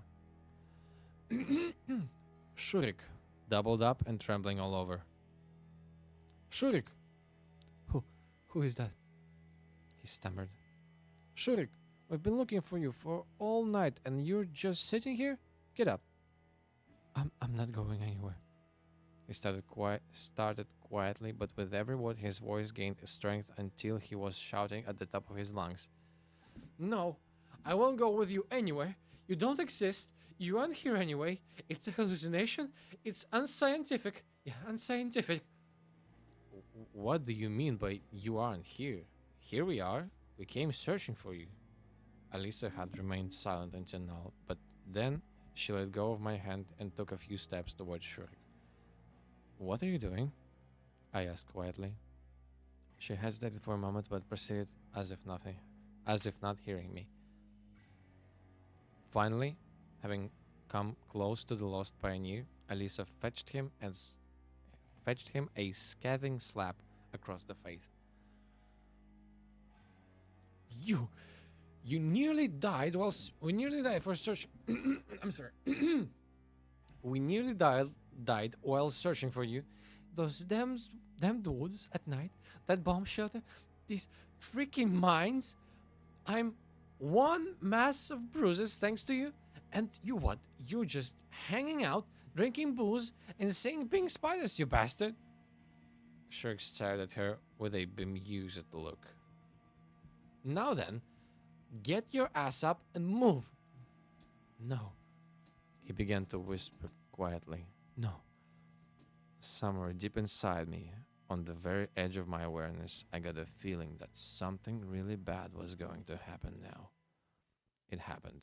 A premonition, intuition, or just an analysis of the situation from the way Shurik was sitting, or the expression on his face hinted at his following actions.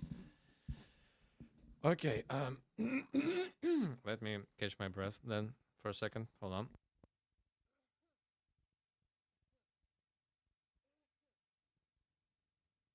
My God. Oof.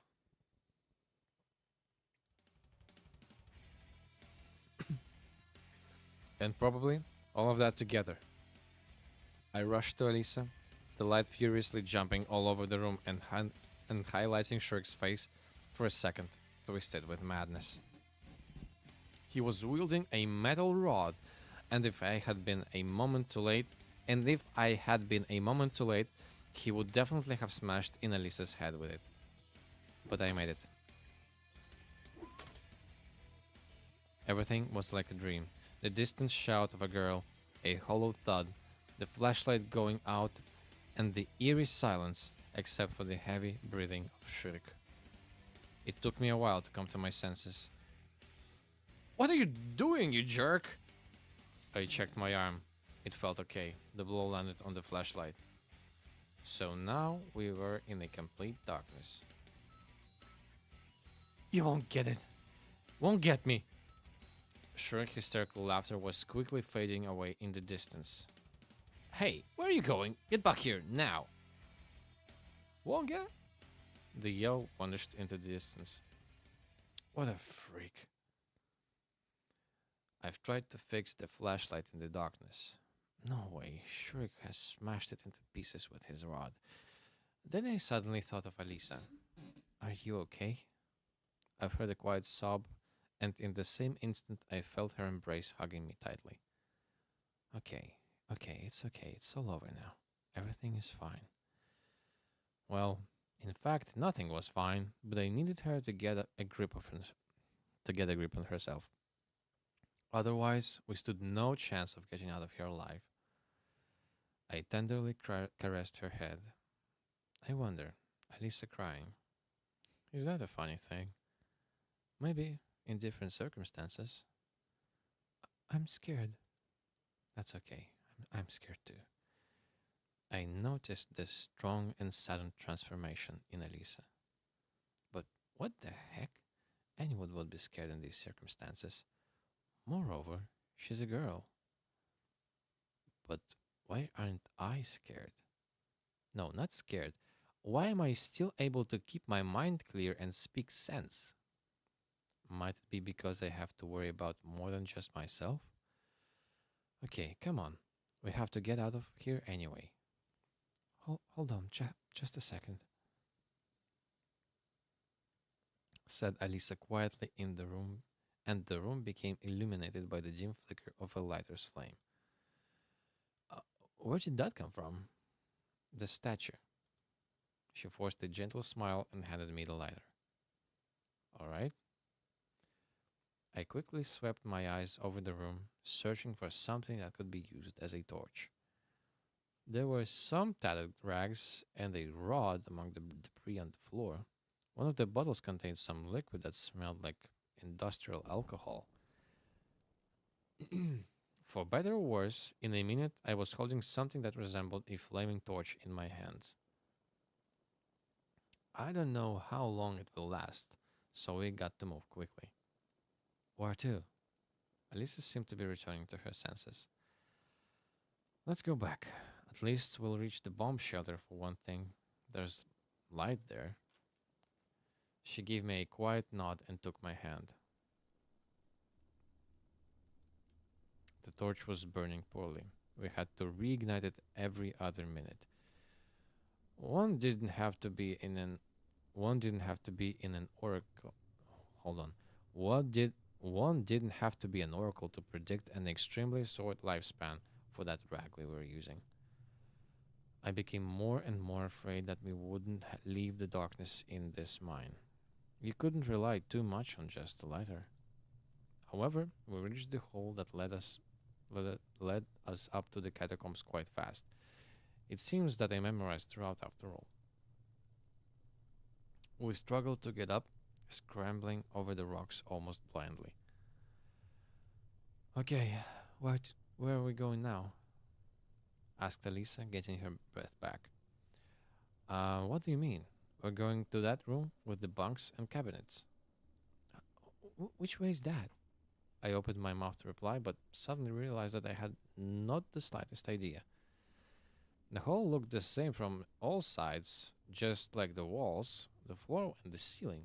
We had not a single hint to indicate the right direction. Well, don't you know? Alisa asked sadly and sat on the ground. No.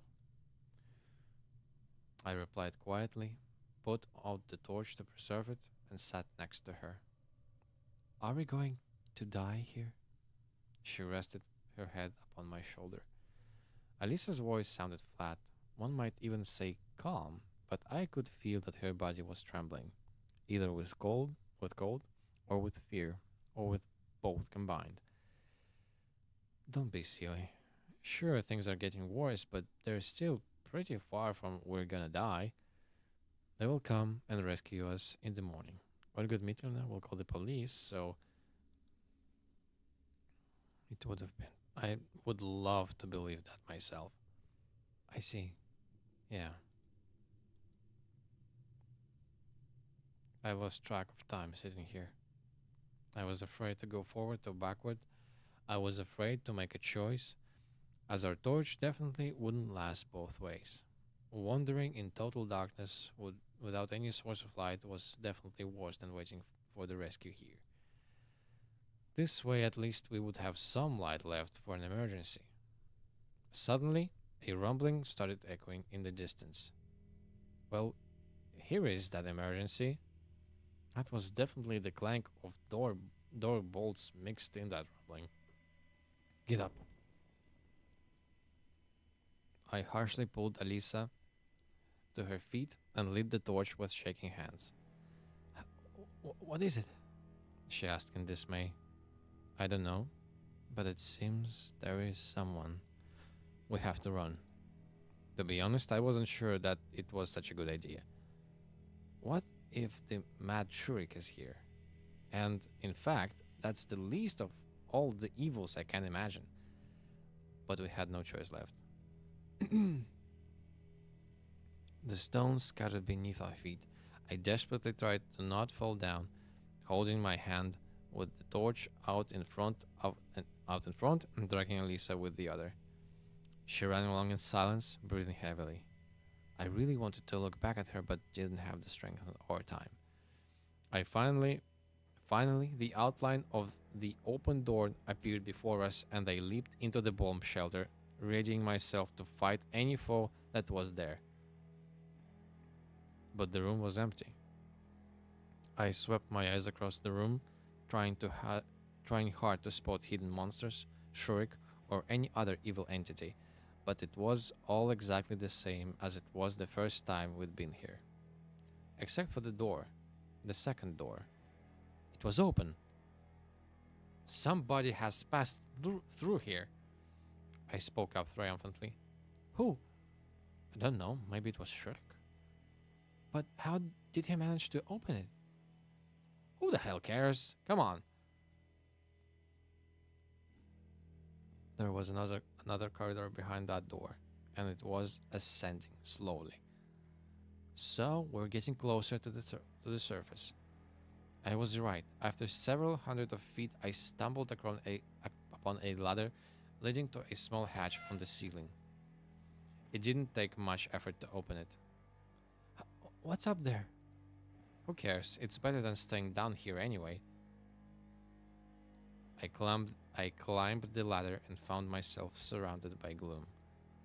However, this gloom was definitely lighter than the darkness of the catacombs, as if my eyes got more used as my eyes got more used to it. The outlines of the walls, the ladder, and the door leading to the outside were emerging in the pale moonlight. I helped Alisa to climb up, and we were literally sprang out of the building. Phew.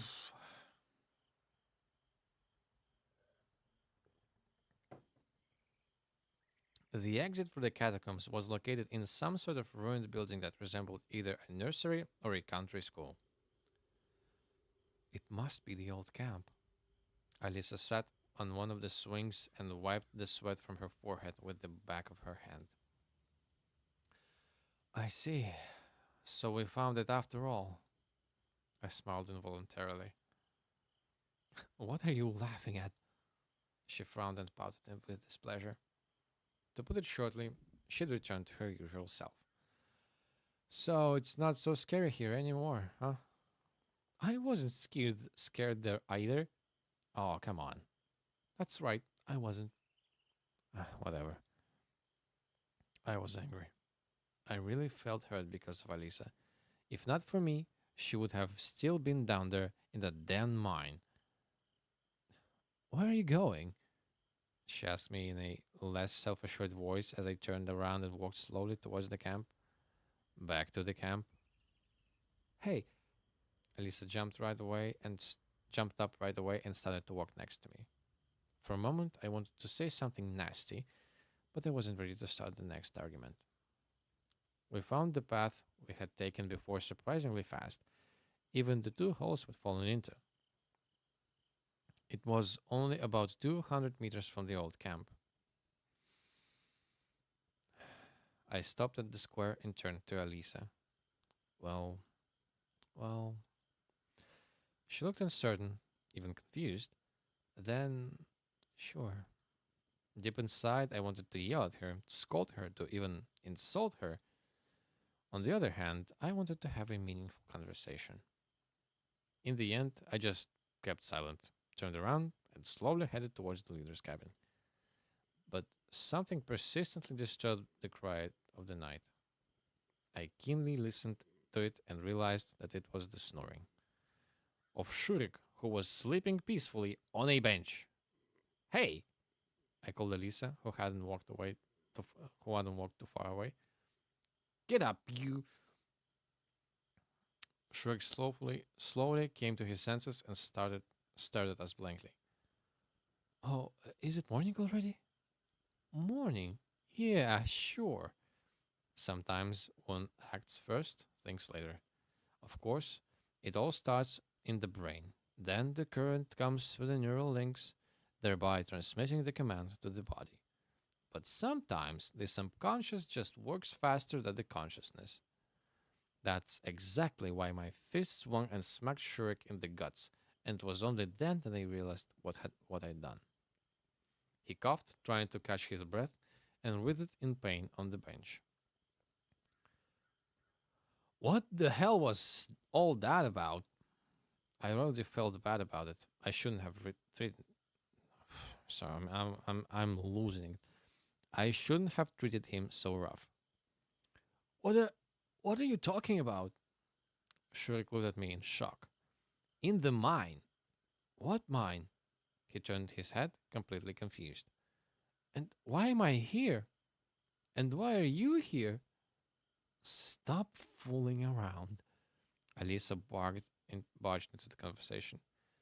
You nearly killed me there, and now you're going to pretend like nothing happened? What happened? You really don't remember? Not a thing. Okay, so what is the last thing you do remember? Shurik tried to concentrate. Well, I was on my way to the old camp in the morning. I knew I could find some hardware for the robot there, but so. And that's all. I don't recall anything since then. Then I just woke up here. I let out a heavy sigh as I turned away. Well, go ahead. Sweet dreams. Hey, where are you? I ignored Elisa and stumbled away to the Olga Dmitrievna's cabin. Wow. Uh yeah.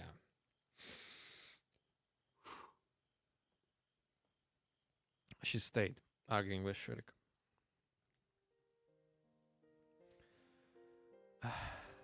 I sat in the desk chair and looked up at the stairs. This night, they seemed to be brighter than usual. Perhaps they seemed so because not too long ago my only source of light was a dim flashlight and then that torch. The stars are brighter than a flashlight and obviously a torch. Most of the stars, I guess, are even brighter than the sun, but they're so far away. So, why have you come? I asked without even turning my head. Alisa's footsteps could be heard well in advance in the silence of the night. Well, What did Shurik say? He said that he doesn't remember anything, that it's unscientific and nonsense like that. I think he really doesn't remember because of shock and stress. Who am I to say? I was in the same boat not too long ago. I am still in thought. I am still in it though. Do I have amnesia? Well then, why did you come here? Then again, I guess I knew the answer. That's exactly why I hadn't gone to sleep, but waited for her here. Well, Alisa sat down next to me. Kind of wanted to thank you. After all, down there, no problem.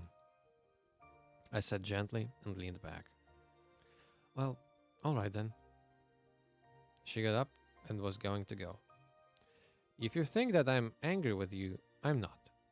Everything's okay. I didn't actually think that. Alisa got worked up. Fine then. Okay. Yeah. Then just go already. I said kindly and waved my hand. I'll go when I want to. So now you don't want to? I want to. Well, is something preventing you from going? Moron. Alisa stamped her foot and quickly walked away from the leader's cabin. I took a deep breath and stood up. My head was terribly dizzy from fatigue. Well, at least Olga Dmitrievna is sleeping already and I won't have to explain anything. However, it wasn't that easy. The camp leader was standing in the middle of the room and was obviously preparing for a lengthy conversation. Or rather, for a debriefing. Would you care to explain? What's the matter? In fact, you didn't mind me when we were going to search for Shurik. You didn't mind when we were going to search for Shurik? And what, have you found him? It looks like she was more concerned about me coming back late than the fate of the lost pioneer. Well, yes, we have. By the way, why are you standing here in the darkness? What? I said, why in the darkness? Because it's time to sleep. I couldn't agree with her more, although I was slightly surprised by such an abrupt mood swing. I just barely stumbled to my bed and collapsed on it without undressing. But still, Alisa, Alisa, I just didn't know what I should think of her. It wasn't because she's been acting strange recently. No, on the contrary, all of her behavior was quite consistent and understandable, even her returning to thank me. I thought of Alisa much more than anything else that had happened tonight. Although, if you get down to it, there was nothing supernatural about it. Uncomfortable, sure. Frightening, even spine chilling, sure. Something related to my arrival here? Hardly. These thoughts put me to sleep.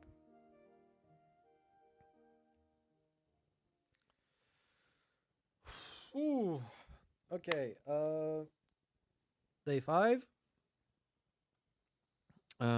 So day 5 is, I assume, yes, it's the last day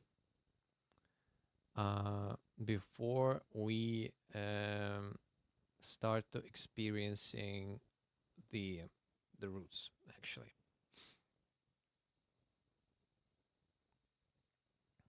Um, okay, that's not it. That's okay. Actually, it looks like Alisa's ending is kind of um I don't really need to do much.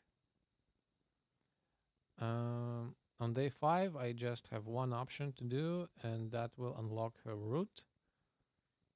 And then we'll have her ending, the good one. Okay, before we do that, I need to replenish. Eh, I need to eat at least something today. I haven't eaten today yet.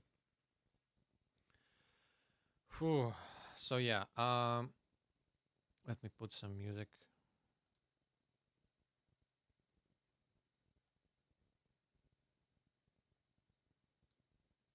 Hold on.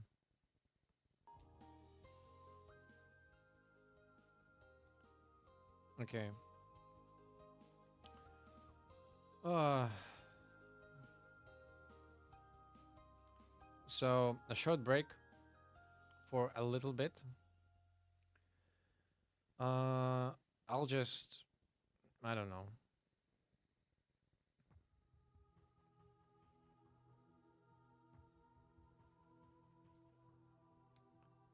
La la la.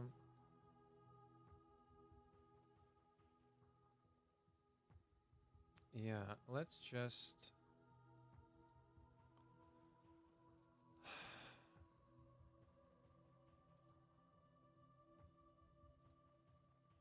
Oops.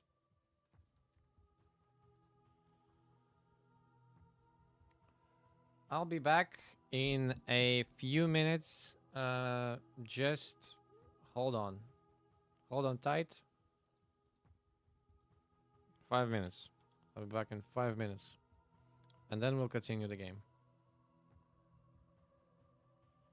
Okay, see you in a second.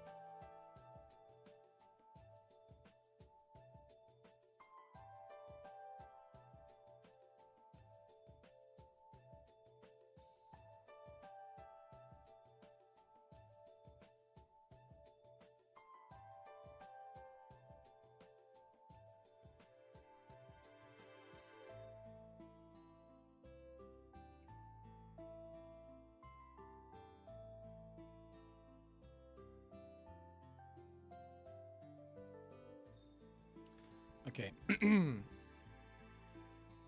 Okay.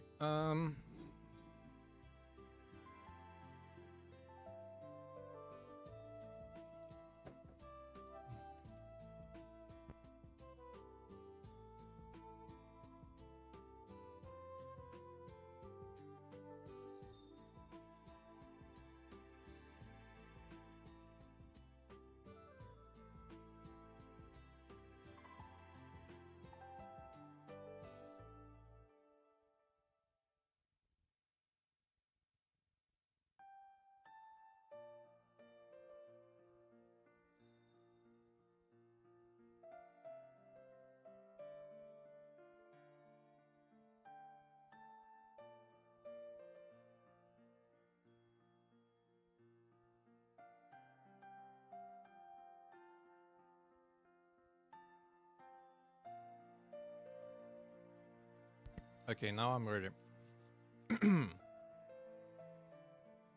Let's continue with the day 5. So, this is where we actually get the endings, the routes. So, I will very extra closely follow the guide. So, yeah. Okay.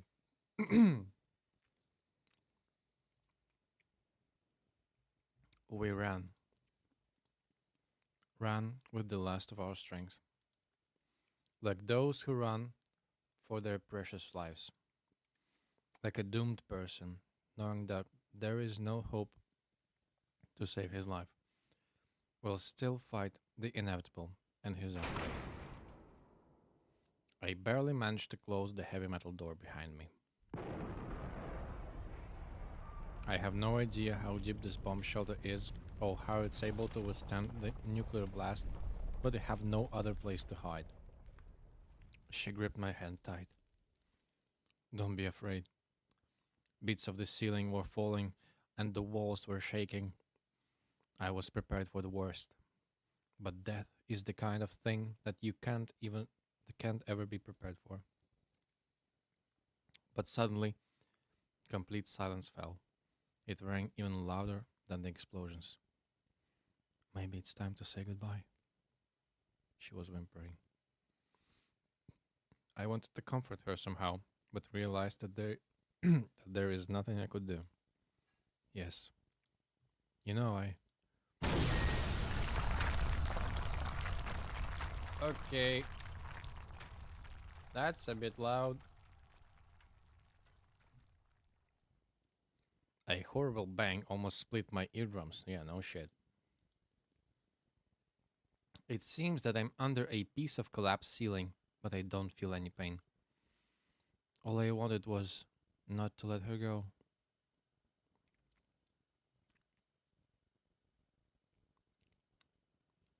Okay.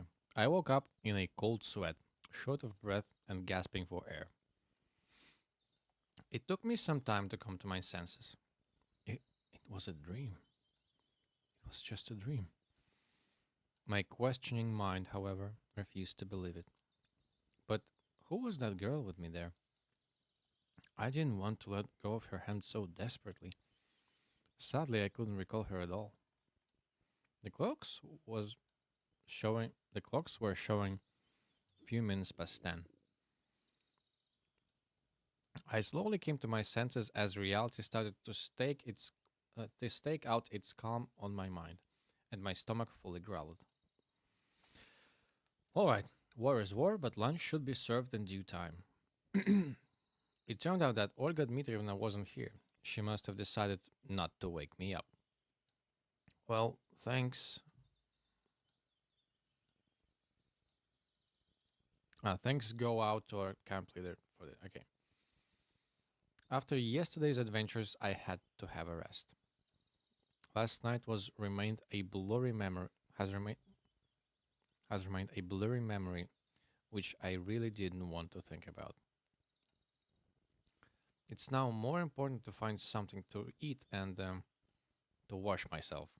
Exactly, because a pioneer must always be clean and tidy. Though I would agree with this principle even if I wasn't a pioneer. As and as a matter of fact, I'm not. On my way to the wash sorry. On my way to the washstands, I met Electronic. He started to wave his hands and I ran up to me. Good morning. Thank you for finding Shurik. Without him, I don't even. It's nothing. I was a bit embarrassed. No, really, don't be shy. The country must be proud of its heroes. And what about Shurik? How did he look this morning? Is he alright? After yesterday's craziness, I thought such a question was completely valid. Yeah, yes, absolutely. The only thing is that he can't remember anything. Can't he? I wasn't surprised at all. He says that he went to the abandoned camp yesterday and then woke up in his bed in the morning. I mean, he remembers nothing between those two events. I see. Alright then. You missed breakfast, right? Come to our club. We'll feed you. I have something special. Electronic smiled in a conspiratorial way. Thanks, I'll come, probably. I had to wash myself first anyway. We'll be waiting. He waved at me and left to carry out his own business. There was nobody near the washstands. The water turned out surprisingly warm today. It's been warmed up already, I guess. Having my face washed, I realized that it wouldn't be easy to wash the rest of my body here. Maybe I should go to the showers. But since there's nobody here, I turned the top in such a way so water streamed parallel to the ground and started to take off my clothes. And what if somebody sees me? Well, I rinse and dry myself quickly and put on my clothes. The water, which seemed warm on my hands and face, felt bone-chillingly cold on my body. The whole washing process took no longer than 10 seconds, and I started to wipe myself quickly afterwards. But I didn't manage to finish.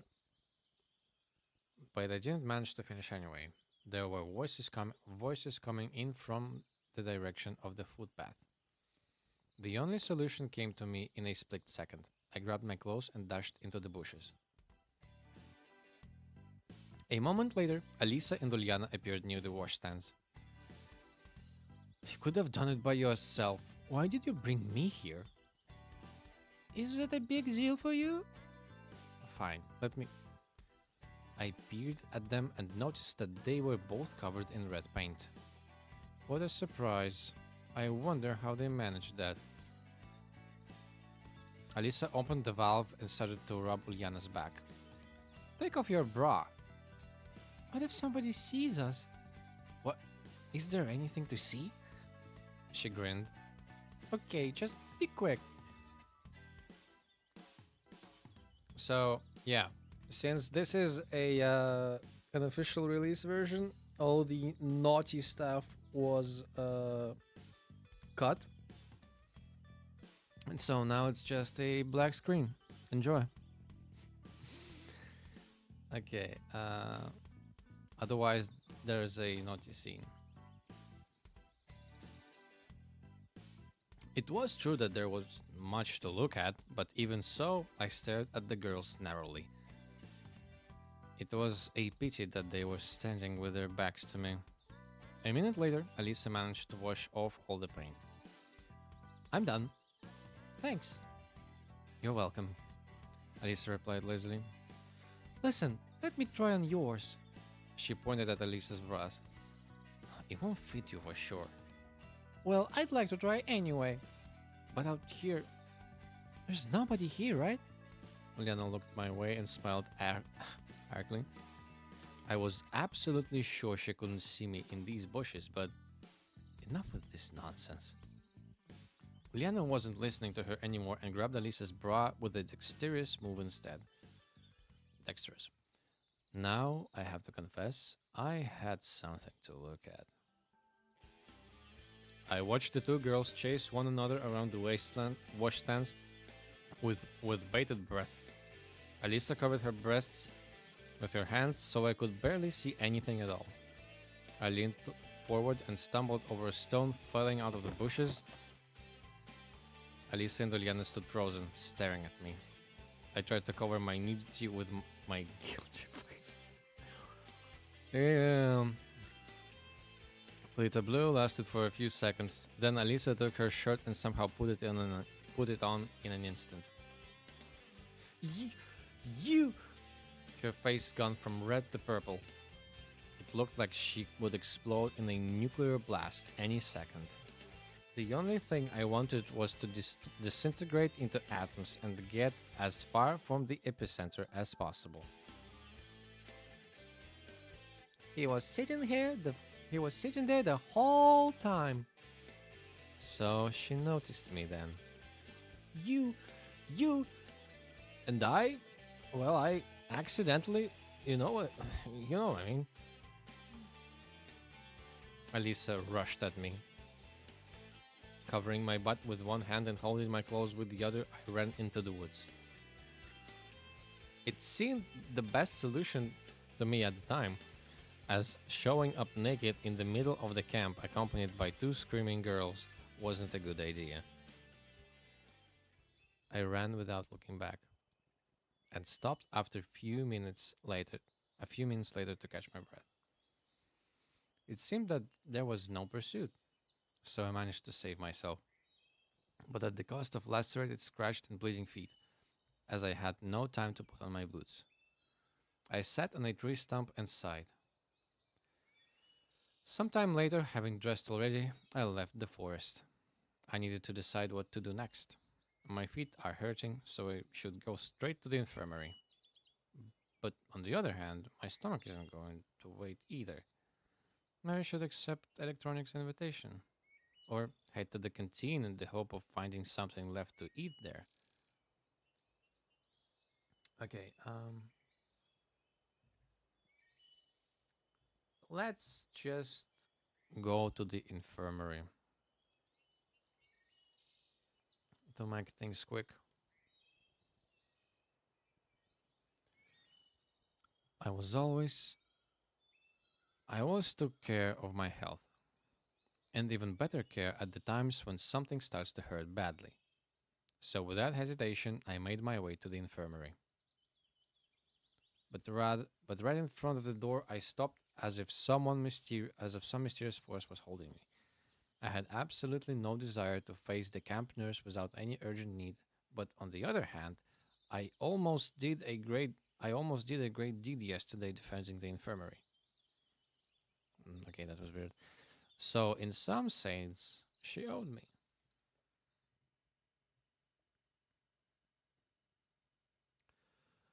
Uh what's my overall feeling of the VN so far? Um I will talk about it after we get the first ending. I mean, so far, pretty interesting. Um,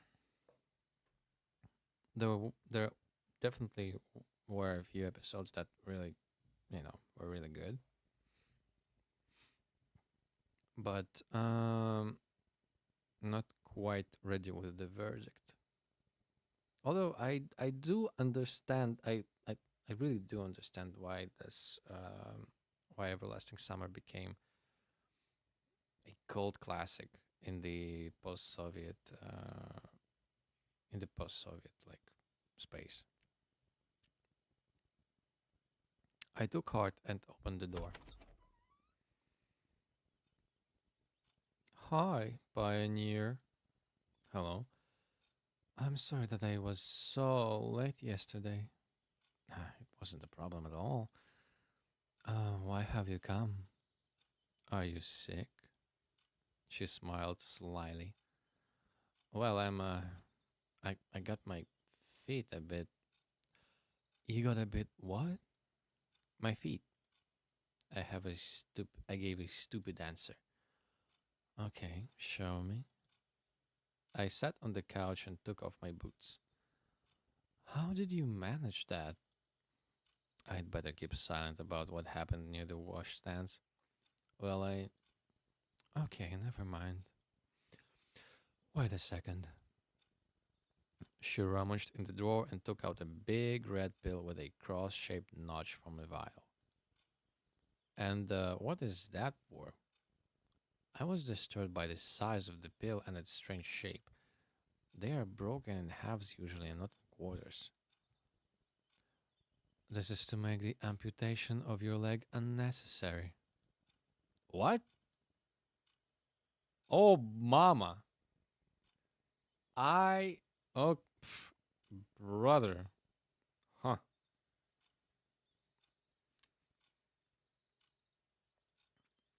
Okay, give me a second to process what is going on right now.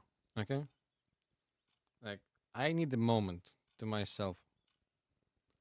What the fuck? Huh? I didn't know there was a dedicated CG of of the camp's nurse breasts falling out.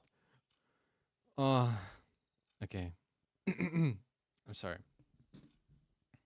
Nothing. Don't be afraid. Pioneer. You'll take it and it will be all right. And this bill, why does it look like that? That's for patients who refuse to take medicines periodically. Oh no, for periodically. Oh no, what kind of medicine is that? That's for patients who refuse to take medicines periodically. Oh no, is she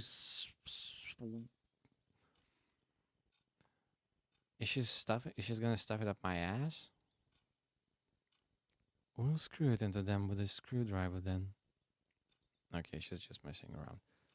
I didn't dare to ask where they were being screwed in, actually. And now try to bear it a bit. She took a big pack of cotton wool, wrapped a bud with it, and applied plenty of iodine to it. I braced myself for the moments of hell. For the moments of hell. I moaned quietly, but my trust in this method of disinfection was much higher than the odd pill, so I had to withstand the burning. Wowee, wowza. Now it's done. I put on my boots and tried to walk. My feet were still hurting, but the sharp pain was gone. Thank you. Don't mention it. Drop in any time, Pioneer. I said goodbye and left the infirmary.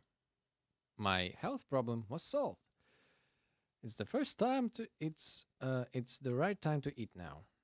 Okay. The day has just started and I've gone through so many things already. But I did it and now I have legitimate grounds to fill myself up. Today I wasn't the last one, so I could choose a free table. Lunch included pea soup and mashed potatoes with fish. It was a major disappointment to me as I don't eat fish in any form and hence will get fewer calories than usually.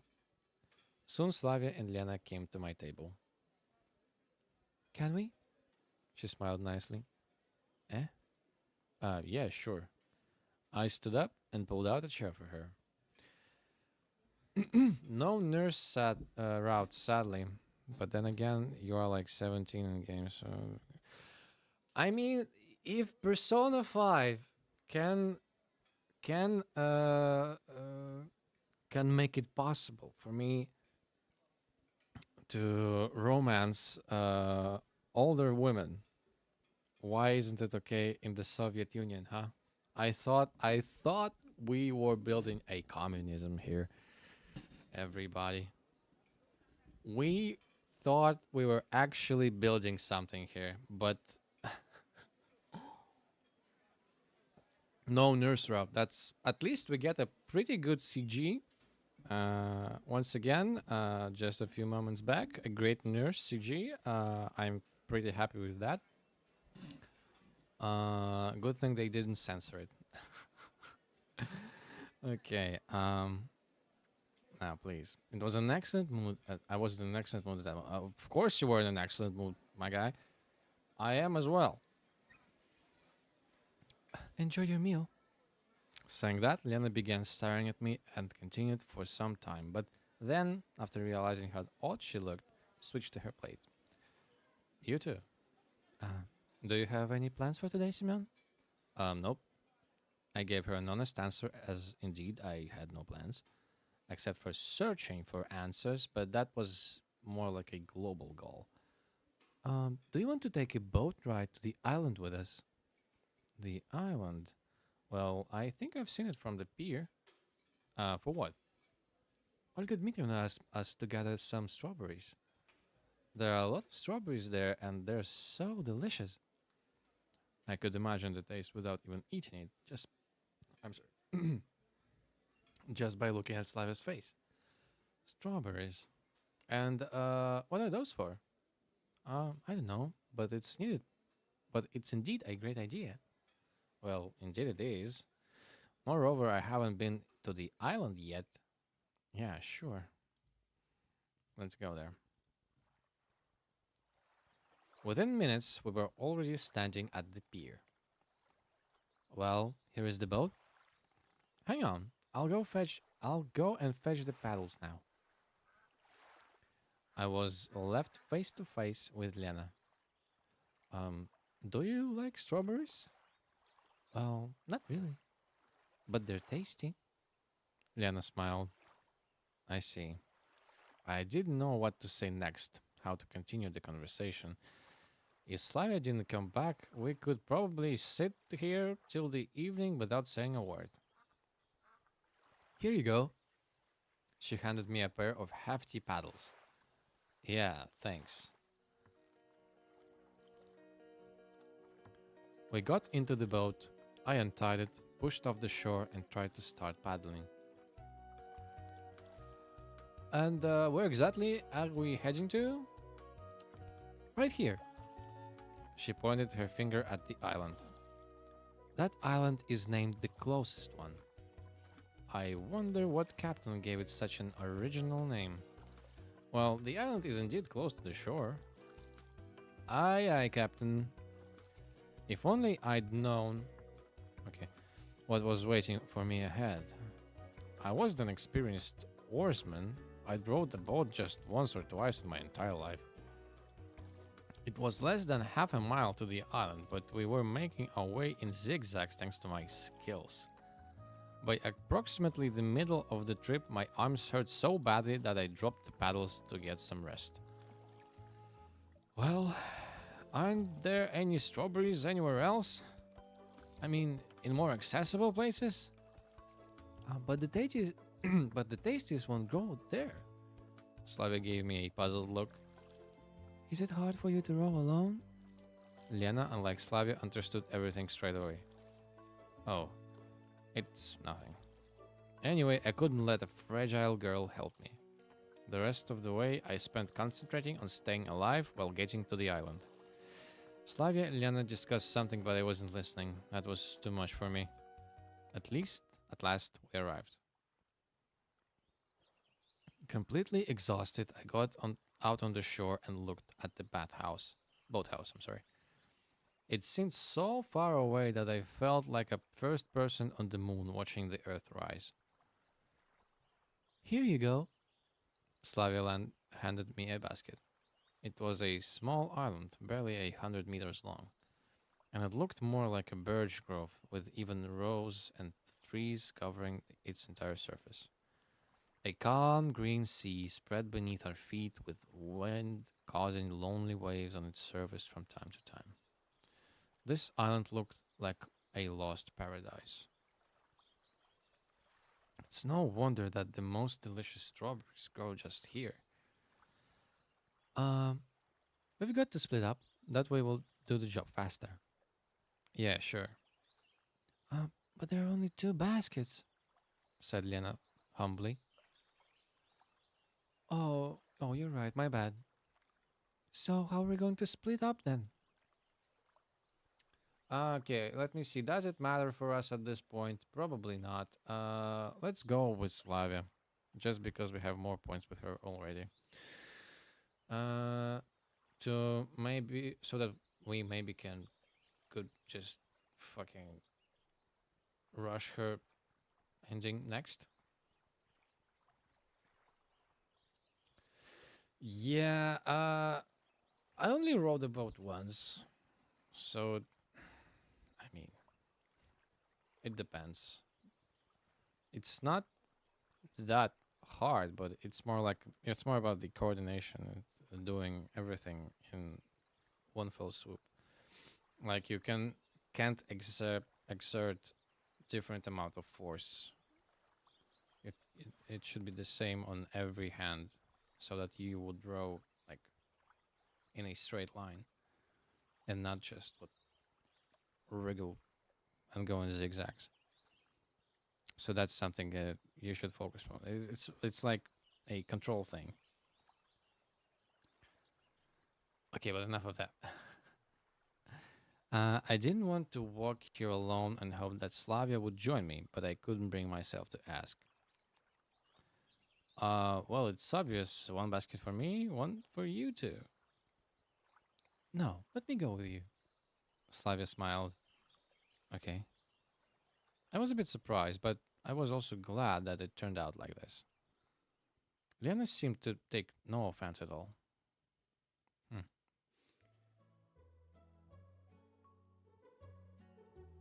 The reaping has commenced.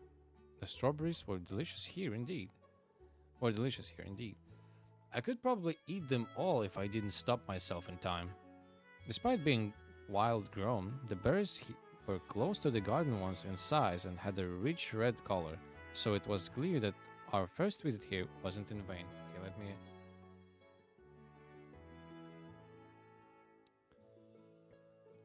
Slavia was walking right beside me as we had only one basket. I felt like a mushroom picker looking under every shrub and searching through the grass carefully. Pay attention. An entire bunch of strawberries had been left behind. Yeah. I'm sorry. It's fine. You must enjoy being here, don't you? You like nature after all. After all. Of course I do. Slavia smiled. It reminds me of my home. We have similar beautiful birches there. She gazed dreamily somewhere into the distance. Look, I have always wanted to ask, what do you like in general? You look busy 24/7 and it seems like you have no time to rest at all. Um, she started to think. I don't know, really. Doing a variety of activities is enjoyable to me. I'm sorry, I butchered that. Well, that's understandable, but still. I like knitting and sewing. Things like that. Slavia took a handkerchief out of her pocket.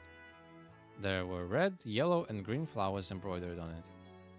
They were entangled with each other in a complicated way, creating sophisticated geometric forms. Such a typical Russian handmade handkerchief. Glimpsing it, I instantly imagined Slavia dressed in an ancient sarafan, sitting on a bench beside a ramshackle house with a crowd of playing children running around. It's quite cute. Thanks. Let me give it to you as a gift. Such a proposal embarrassed me? You shouldn't. No, take it. I looked at the handkerchief once again and put it into my pocket. Thank you. Yeah. There were so many strawberries here that after a mere half an hour we had the basket filled up to the brim. It seems we're done. Yes, we've got a lot. We've got a lot, so it should surely be enough. When we got back to the boat, Lena wasn't there yet. She'd need more time to fill the basket by herself. Yeah, I guess so. I looked at the river. Sun sparkles happily dancing across the water surface, where the only thing that distinguished it from a mirror, that's how calm the river seemed. Okay, hold on. Sun sparkles happily dancing across the water surface, where the only thing that distinguished it from a mirror. That's okay. I kind of zoned out there for a second. What are you thinking about? Nothing really. And you? Me? What will happen once the vacation is over? We'll have to leave this camp and go back to our homes. Will I ever see anyone I meet here again?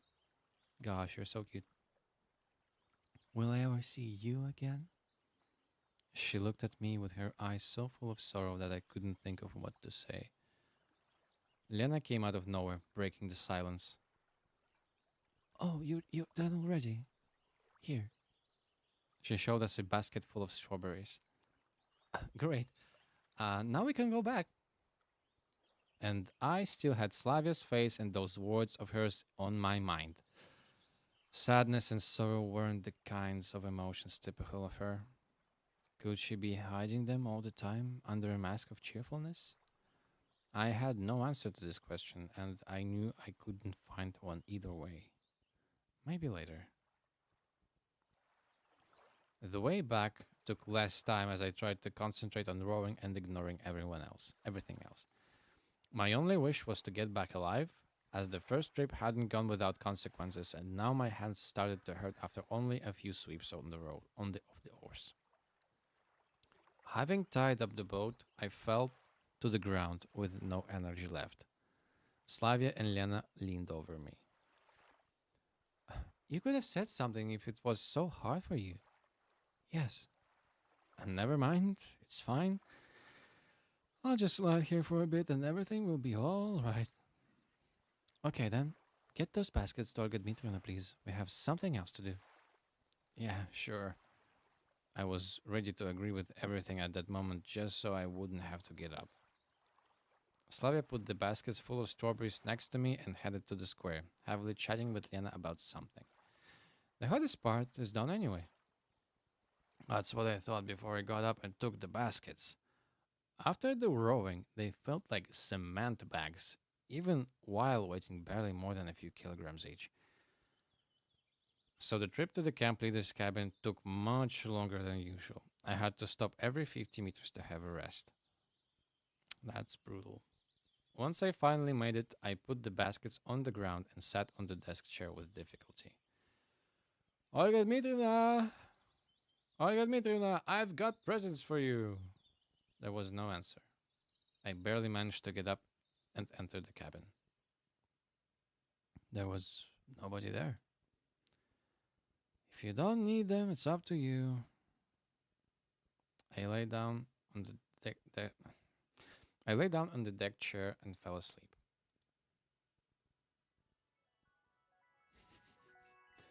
I had a weird dream about the strawberry race. I was rowing a boat with my last ounces of strength, trying to escape huge berries that were chasing me. My hands were failing me, and I could barely see anything because of the sweat covering my face. Blood was hammering in my temples, but the strawberries were getting closer.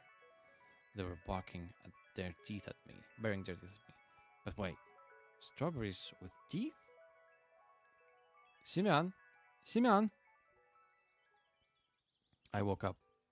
Olga Dmitrievna was standing beside me, shaking my shoulder. I see you got a rich harvest, didn't you? Okay, does it matter if I say anything? I should say thanks to the girls' help. Just to get more points with Slavia for a future. Oh.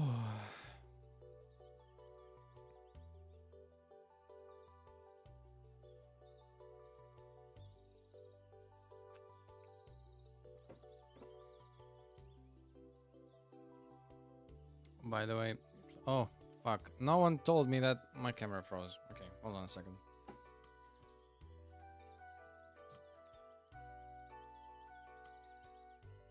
Hold on, I'm fixing it.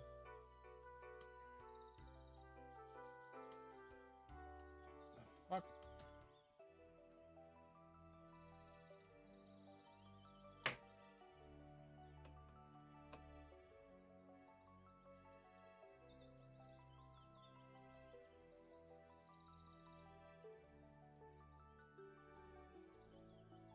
Okay,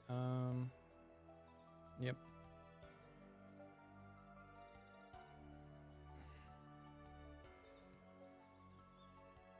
It's all good now?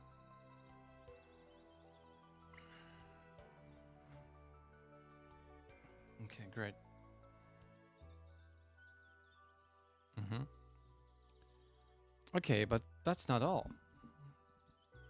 Seriously, I was just anticipating the lovely rest I was about to have.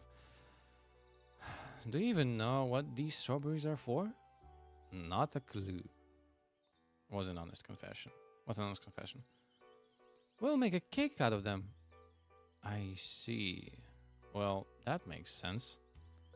To honor the miraculous rescue of Shurik. And it's all thanks to you. It was clear that getting the strawberries wasn't the last thing left to do. And why, please tell me, if I'm such a hero, why do I have to organize a celebration in my name all by myself? Well, I guess. So, I have an important task for you. We are missing yeast, flour, and sugar. And need it all in the canteen before dinner. And those who will make the cake can deal with it on their own somehow? I asked pitifully. Of course they can. All of them are busy. And you are the only one in the whole camp who does nothing. Well, that's rude. I just saved human's life. And that's how you treat me? Shame on you. While her words were partially true, that doesn't make it any easier for me now. Moreover, those words felt like a bullet to my head. So, write it down. You'll get yeast in the infirmary, flour in the library, and sugar in the clubhouse. Wait. I have no time. I'm in a hurry. Good luck. Oh, brother. She smiled slyly and left. Of course, there are a lot of strange things in this camp, but yeast in the infirmary? Okay, I can deal with that, but flour in the library? And sugar? No, it's way beyond my comprehension. I spat on the floor. I don't want to do it. I don't want to, and I will not believe this. Just tell me you're pulling my leg. I would not be surprised if a crowd of fat green trolls would appear here right now and beside me, with every one of them feeling obligated to laugh at me. So maybe, to hell with this cake? I waited my options for some time. No, if such a major plan of Olga Dmitrievna's fell through, I'd be in for a world of hurt. I'm sorry. And it would complicate both my life in the camp and my search for answers, which I've stopped for quite a while. It seems I have no choice. Okay. Excuse me. So, let's see. We have options.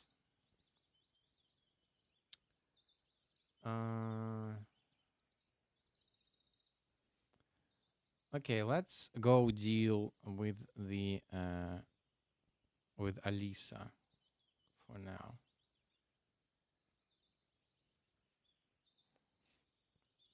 In the library.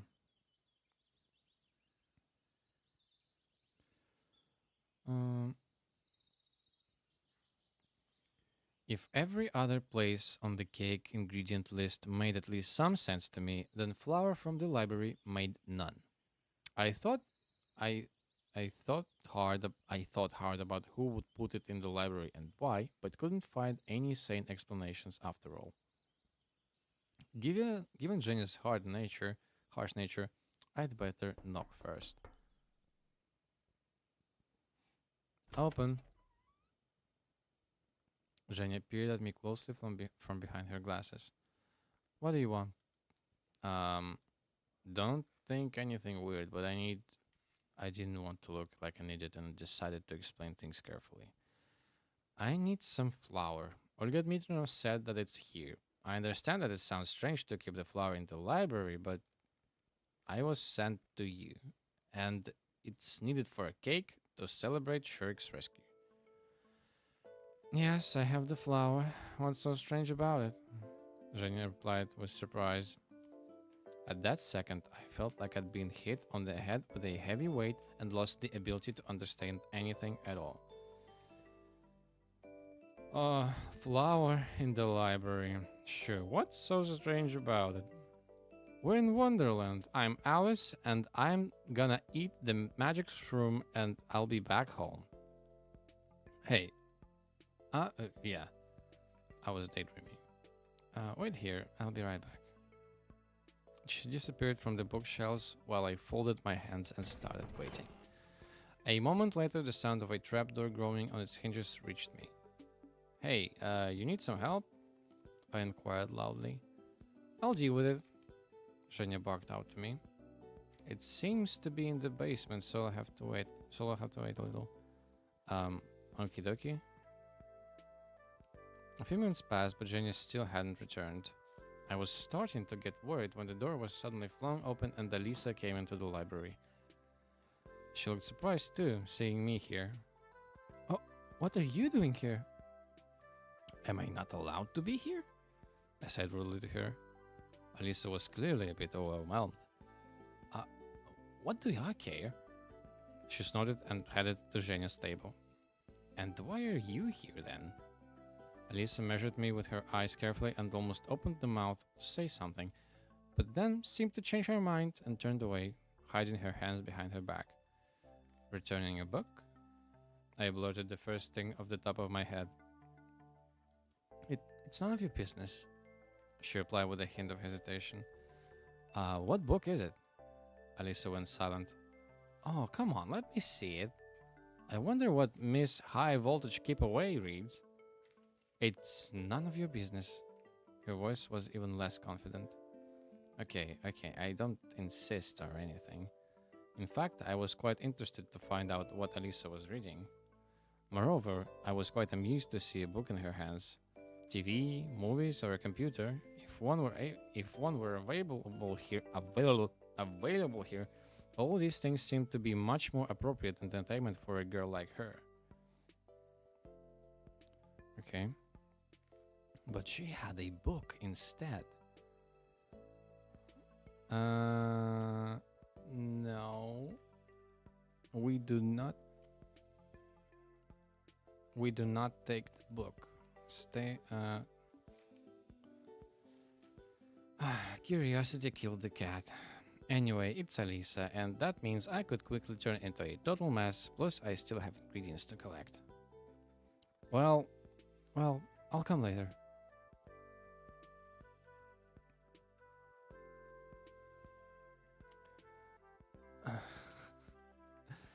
Every time I hear yeast, I think of SpongeBob. East? I thought you meant west. Yeah, that's classic. Although yeah, that's fun. Alisa left the library quickly without looking at me. It got me thinking. What could this book be about if she was so ashamed of it? An ashamed Alisa is something extraordinary by itself. But Alisa ashamed about a book? But what's the point of guessing? What's the point in guessing now? There's no way to find out anything about it. Finally, Zhenya's deep groan rang out, reaching each and every corner of the library. Grab it! I passed by the bookshelves and beheld the perplexing librarian sitting near the trapdoor leading into the basement with a small sack next to her. Well, they might have some sort of storehouse down there. Thanks. I took the sack and left the library. Okay, cool. Thank goodness it wasn't too heavy, so I carried it down to Olga Dmitrievna's cabin without too much effort. Now we'll do everything else. We'll do infirmary last. It feels like I've gone through more things today than all the previous days combined. Thus, approaching the clubhouse, I'd even forgotten to think about how awkward it must be to look for Sugar there. What are you building, guys? What kind of robot is this exactly? Huh? Okay, you naughty, naughty boys. Shurik and Electronic were enthusiastically building something. They were so busy that they didn't even notice me. I looked closely. It was some kind of robot, or at least the body of one. Moreover, the robot was female and had animal ears. I didn't want to make up theories about purpose of such device for luminaries of camp cybernetics. Even though the design looked particularly workable, I had my doubts about this robot ever being able to conquer Earth, or at least being able to do anything on his own. Oh, this thing will do things. Certainly, these motherfuckers will make sure that this robot does things. I don't like Alisa, so I skimmed through her out. Well, that's understandable. She has a nasty temper. Um, when they finish, they'll be loaded with rice balls until the end of their lives. Okay. Yeah. Plus 10 points of social credit to you, my sir. And the cat wife. Кошка жена и миска риса. Okay. Where was I? Ah, yes. Yeah, I don't like the tsundere archetype, so we'll just deal with Alisa for now. Maybe she has something, I don't know, some huge revelations will come out. Okay. But they seem to be enjoying the process more than the end result itself. And that was something we shared, even though I didn't want to admit it. On the other hand, they weren't afraid of possible failure, criticism or jokes. They were working towards their goal without paying attention to others who would call it unrealistic or even absurd. Oh, it looks like I'm truly comparing them to luminaries of the sciences. Hey guys, I greeted them uncertainly. Oh, Simeon, come in. We're always glad to see you. I was actually already inside. You know, sorry for what happened yesterday. I barely remember anything, but, well, never mind, it's okay. And what brings you to our humble abode? Electronic looked at me slyly. Sometimes I feel that he makes such a face when he knows something about the other person, something he can use in a right moment. Sugar. I need sugar. An image from an ancient video game suddenly came to my mind, where some kind of unit, like a boulder or something, cried out for all of its 5 pixel stature. Gold! We need more gold! We got it, said Electronic calmly. Uh, why would you want it? I felt that I shouldn't explain to Shurik that they want to bake a cake for him. I shouldn't spoil the surprise. I don't know. Olga Dmitrievna told me to get some. Oh, okay, hang on. Electronic disappeared behind the door into the next room. And why do you have sugar here? Why not in the canteen? When the food truck came last time, it was the last thing to unload. And given that our building is the closest to the entrance, they decided to leave it here and save some effort. That's reasonable, isn't it? The door opened, revealing electronics holding a huge bag behind them. I really don't know what the size of the cake will be, but that was obviously too much sugar. Well, thanks, but I don't need it all. But where would we put it? Electronic gave me a surprised look. We don't have a place for it. You asked for sugar, so take it. It seems that the previous smile of his wasn't there without reason. Maybe you'll help me then. It's not that far to carry. We're busy? He pointed his hand at the robot. I gazed at Shurik. He owed me after all. He hesitated and then looked away in shame. I sighed, took the bag, and headed to the door. Thanks anyway. I said it I said at parting, exerting myself.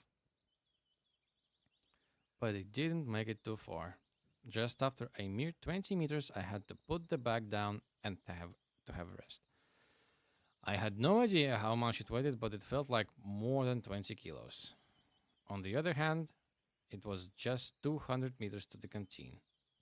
On the other hand, even such a distance with this payload on my shoulder, or alternatively in my hands, or on my legs, or under my arm, or even on my head, looked impossible for me to cover.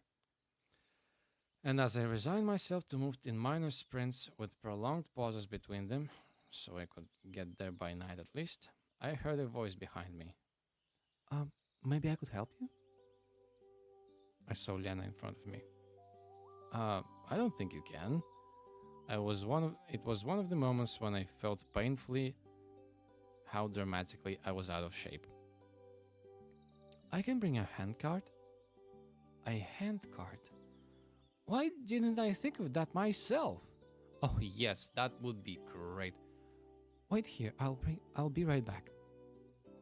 She smiled and ran in the direction of the square. What would I do without her?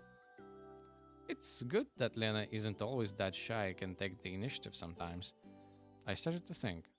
She seemed quite unusual now, with no trace of shyness on her face and actually the complete opposite, smiles and confidence.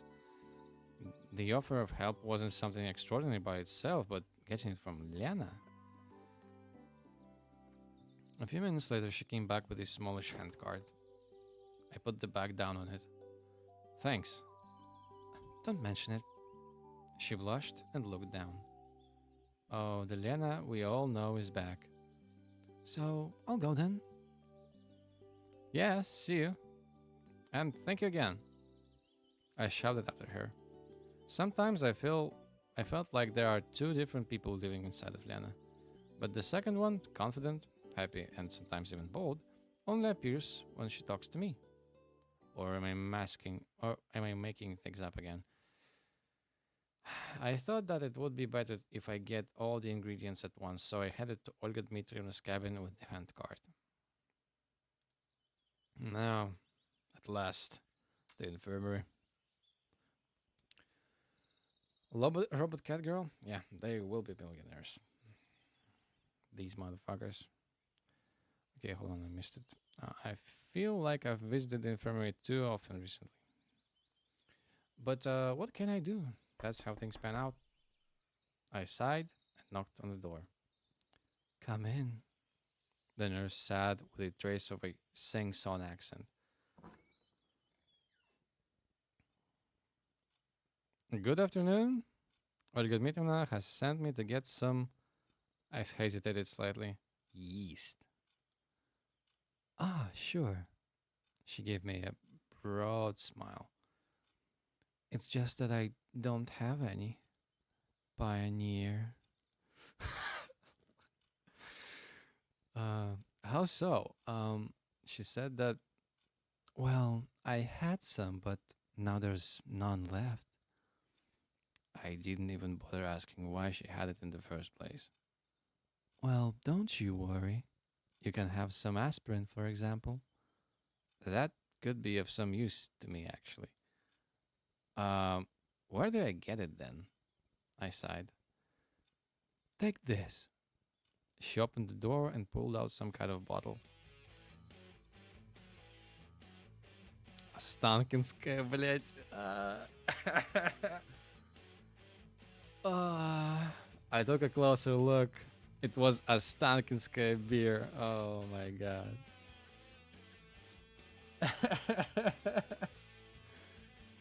Okay. I actually don't know. I think they rebranded it. I think it's called Rижskaya now. It's like 14. No, it's not 39 rubles, which is like less than $50 for a bottle. What's the matter? Beer is also a fermented product. She gave me a deep gaze. Nobody will ever notice. She had a point, but everything just looked so grotesque to me that I couldn't find anything to say. Are you sure? Absolutely. Okay then. The bottle clearly wouldn't fit into the pocket of my shorts. Well, thanks. I mumbled shyly, leaving the infirmary. Well, beer certainly could replace yeast. Even my limited knowledge of chemistry and biology was enough to accept this, but generally, walking around with this bottle in my hands looked like a silly idea to me, so I decided to bring it to Olga Dmitrievna's cabin and hide it there. But I had to reach it somehow without anybody noticing the beer. I hid the bottle under my shirt, and everything would have been fine, but Slavya called out to me at the square. Actually, she sprang out from behind me so suddenly that I even gave a start. How's it going? What exactly? Your search for ingredients. Ah, so you know already. Huh. Yes, I do. Slavia smiled. It's going all right, I answered, trying not to give away my unrest. What do you have there? She pointed at the bottle sticking out from under my shirt. Ah, this. She got me. Ah, it's nothing. I blushed away. I blushed with a silly giggle. It's time to go. I was almost running, leaving the square with the puzzled Slavia behind. It's great that she's one of those people who don't ask unnecessary questions. But there are people in this camp who like nothing better than to poke their noses into other people's business. Passing the pioneers' cabins, I stumbled upon Ulyana. Oh, for fuck's sake. What are you hiding there? What are you hiding there? She gave me one of her cheeky looks. I thought there was no point in denying anything, so I replied in a provocative manner. It's none of your business. I am a cipher officer bearing a message to headquarters. That's certainly a big message. Yeah, well, I was carrying a bottle at waist height, so I was slightly embarrassed. At waist height, so I was slightly embarrassed. You want some help? I'll deal with it on my own. I walked past her confidently and proceeded on my way. To my surprise, she didn't say anything, nor try to pursue me. There was nobody at Olga Dmitrievna's cabin, so I successfully managed to stuff the bottle under my bed. Once I got outside, I sighed with relief. Whew, really, I couldn't believe that I would ever worry about that much about a single bottle of beer, like I was back in high school. Well, you kinda are, my dude. What else have I done? Well, that would be the first one. Uh, I just started playing it on stream last week, so this will be our first route. We've decided to go with Alisa for the first one. It's a good thing it's safe now. Even if somebody finds it, I'll claim that it's not mine. I could always think up of a suitable excuse for my enormous experience. Finally, it seems that everything had been collected. I took the handcart with sugar outside and put the sack with the flour in it, followed by the two baskets of strawberries and somehow fitted. I'm sorry. Followed by the two baskets of strawberries that somehow fitted in between. And the beer was hidden under my shirt, just in case. The day was coming to its end, so I had to hurry, as cake itself will need some time to bake. Of course, I'd rather enjoy lying down, closing my eyes, and getting a decent sleep, but I just couldn't let Olga Dmitrievna down. Indeed, after all the trouble I'd gone to, I even felt passionately responsible for the success of this event. Coming to the square, I stopped for a moment to catch my breath. It wasn't that the cart was that heavy, it ran smoothly without any noticeable effort required. It was just that any physical exertion caused pain to me somehow, to me now, for some reason, both a physical and mental one. I sat down on the bench and closed my eyes for a moment. What's that? I didn't really give a damn who it was. Probably just a fellow pioneer girl taking an interest in an unfamiliar companion in distress. What are you talking about? I asked her tiredly. She didn't reply. Those are the ingredients for a cake. Do you like cakes? I don't know. What? You've never tried cake? I don't know. Obviously, the girl didn't get what I was talking about, but it didn't surprise me at that moment. I really wasn't interested in the conversation. I was so tired that I had zero intention of classifying external distractions and tagging them as either common or uncommon. I see. Come down the canteen later and have a bite. Really? Really. And what are they made of? What? I asked indifferently. These cakes. Well, some flour, some sugar, various fillings. Now, that's a strange question. Doesn't she know what cakes are made of? And you have it all here? Yeah, sort of. And sugar? And sugar. Could you lend me a little? What for? I thought it was over the top. A sudden gust of wind made me grab the card instinctively and open my eyes. However, nobody was there. Am I daydreaming? I noticed, though, that the sugar sack was untied and a small heap of it had poured out. Could it be that she was scared by the wind and ran away? Having fixed the sack, I got from the bench and continued on my challenging strawberry way. There was the single person in the canteen. No wonder dinner was still an hour away. I brought the handcart to the rear exit and handed the foodstuffs to the camp cook.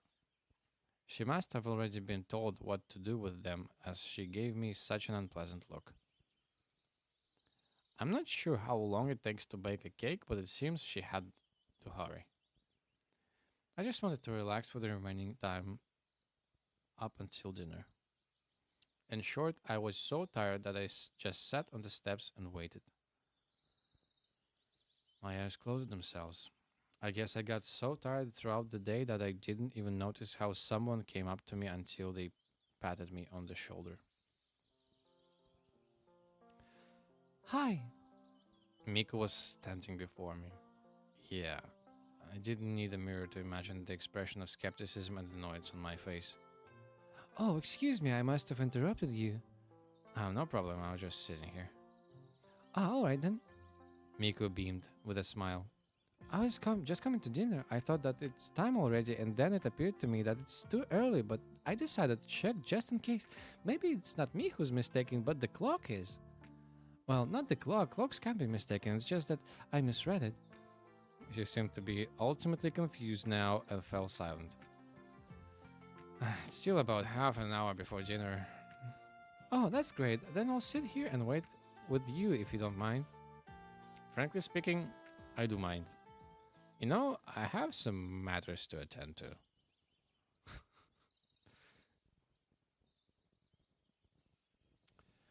You're using your guide for the first route? Yes, because we wanted to specifically choose the Alisa's route.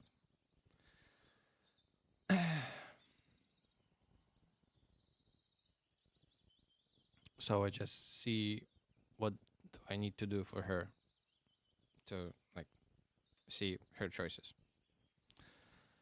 I stood up quickly and left without saying goodbye, ignoring Miko as I always did while she screamed something after me. A minute later, I got to the square and sat on the bench with the firm intention of finding a quiet and safe place here to wait for dinner. At first, the first plan was to get whatever ending we can, like the Simeon ending, or I don't know, basically whatever we could get. But then we just said, okay, let's go for Alisa. She seems fun. She's all right. Let's get her out of the way and get to the good stuff later. A minute later, I got to the square and sat on the bench with the firm intention of finding a quiet and safe place here to wait for dinner. Yeah, blind one is almost always gets Simeon, and some of the choices are rather arbitrary. Yeah, we'll get Simeon's ending later. I mean, it's the fuck around and find out ending from what I understand. It doesn't really matter what you do.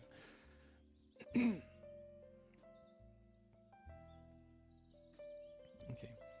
I think this is the first time in the last 4.5 days when I felt like this. I wasn't just irritated because of some insignificant details, but indeed, I was really angry. I've completely stopped caring about where I am and why I am here. I don't care about how to get out either. What's driving me mad is that I always have to carry out some stupid task given by our camp leader, and it's always me who gets into stupid situations and sometimes even ends up looking like a clown. All of this is some alien is If all of this is some alien trick or a plot of the universal mind, they better consult with their psychiatrist. I gritted my teeth and clenched my fists. And most annoying thing is that everything that happens seems to happen by itself somehow. I'd be happier not having to carry around bags of sugar that weighed a ton, but I had no choice at all. I mean, any other option would lead to much worse consequences than a muscle strain or hurt pride. Who are you angry with?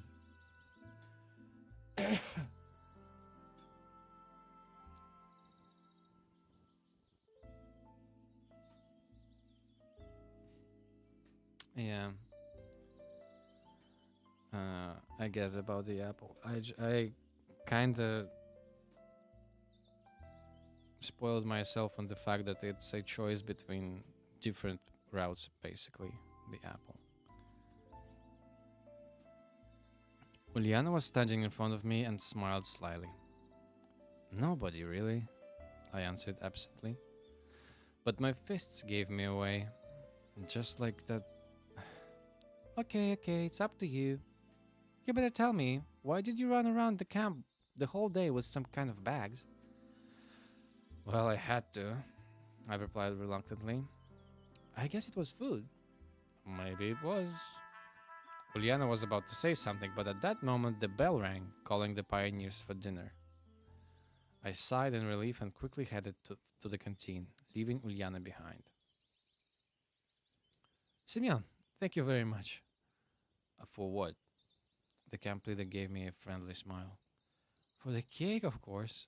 Ah, sure. It was at the exact moment that I understood the true meaning of the saying, keep your thanks to feed your cat. You didn't tell anybody? This had to be a surprise. Yeah.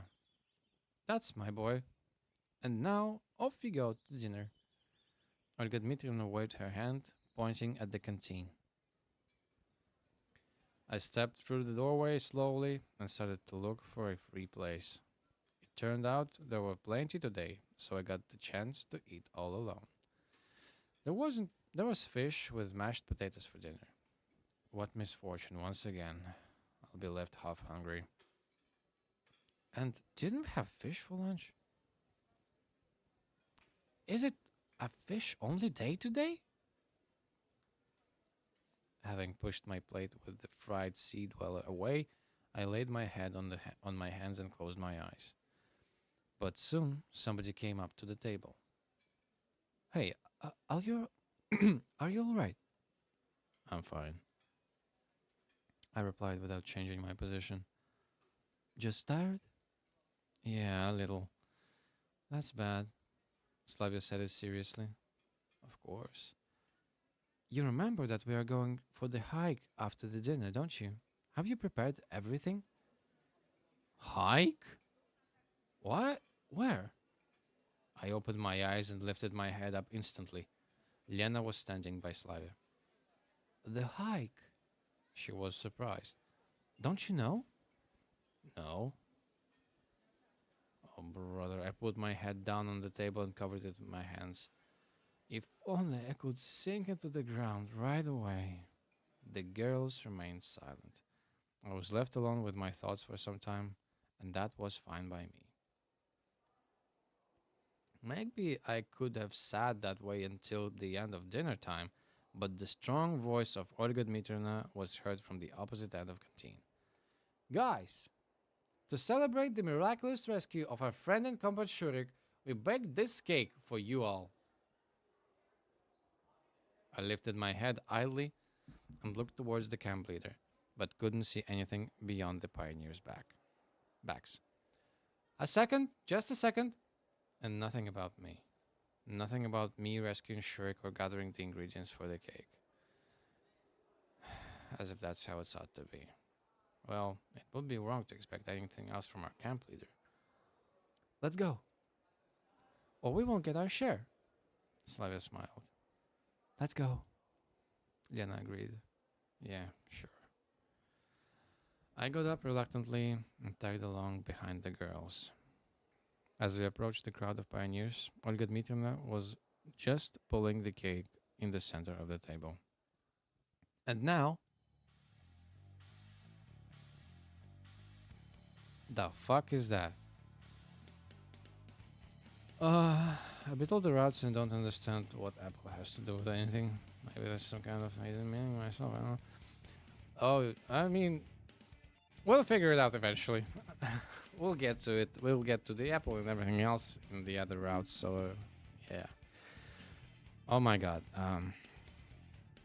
The camp leader wasn't able to finish as Ulyana rushed out from the pioneer crowd and dived into the camp. Oh my god.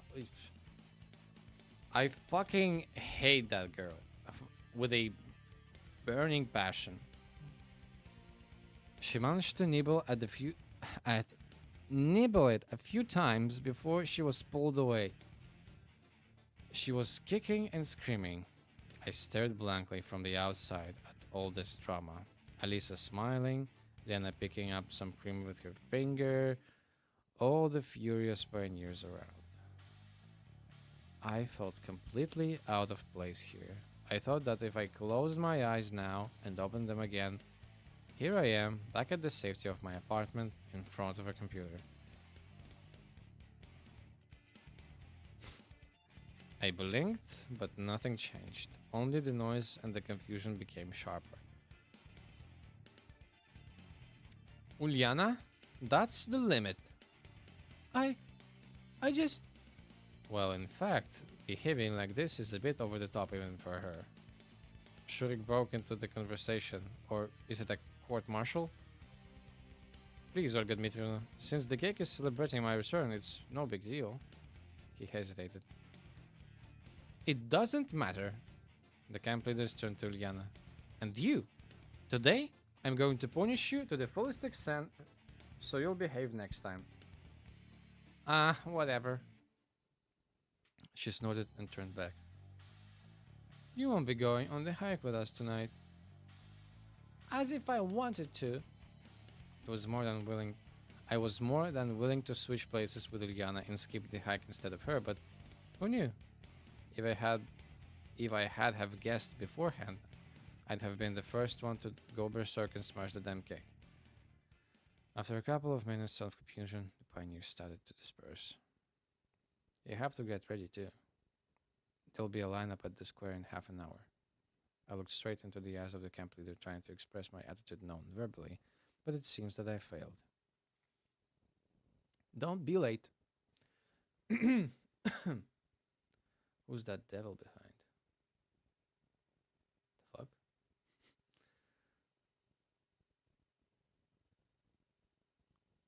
I don't get it. Ulyana was... who's that devil behind? I don't know. Okay, I understood. Ulyana was sitting at the table when I approached her on my way to the exit. So, why did you do it? She looked very upset, but she had a right to be so. I wanted to, Ulyana replied abruptly. So, you're happy now? Of course I am. And you, good luck with the hiking. She smiled mischievously, sprang out, and rushed out of the canteen. Well, a little bit of luck wouldn't hurt. Walk and you shall reach, is what exactly the proverb that kept whirling in my head all the time down to the camp leader's cabin. Somehow I just couldn't manage to argue, to pretend that I'm sick, or to skip it without a reason. The events of this day taught me submissiveness, although sometimes whatever was happening made no sense to me. As I walked in, I had a thought. Well, in fact, how should I get ready? Clothes? I only have an overcoat and a pair of jeans. Anyway, I forgot to ask whether it's going to be an overnight hike or not. I couldn't think of anything better, so I grabbed my sweater that I had on me when I arrived in the camp. The night might be fairly chilly, and shuffled slowly off to the square.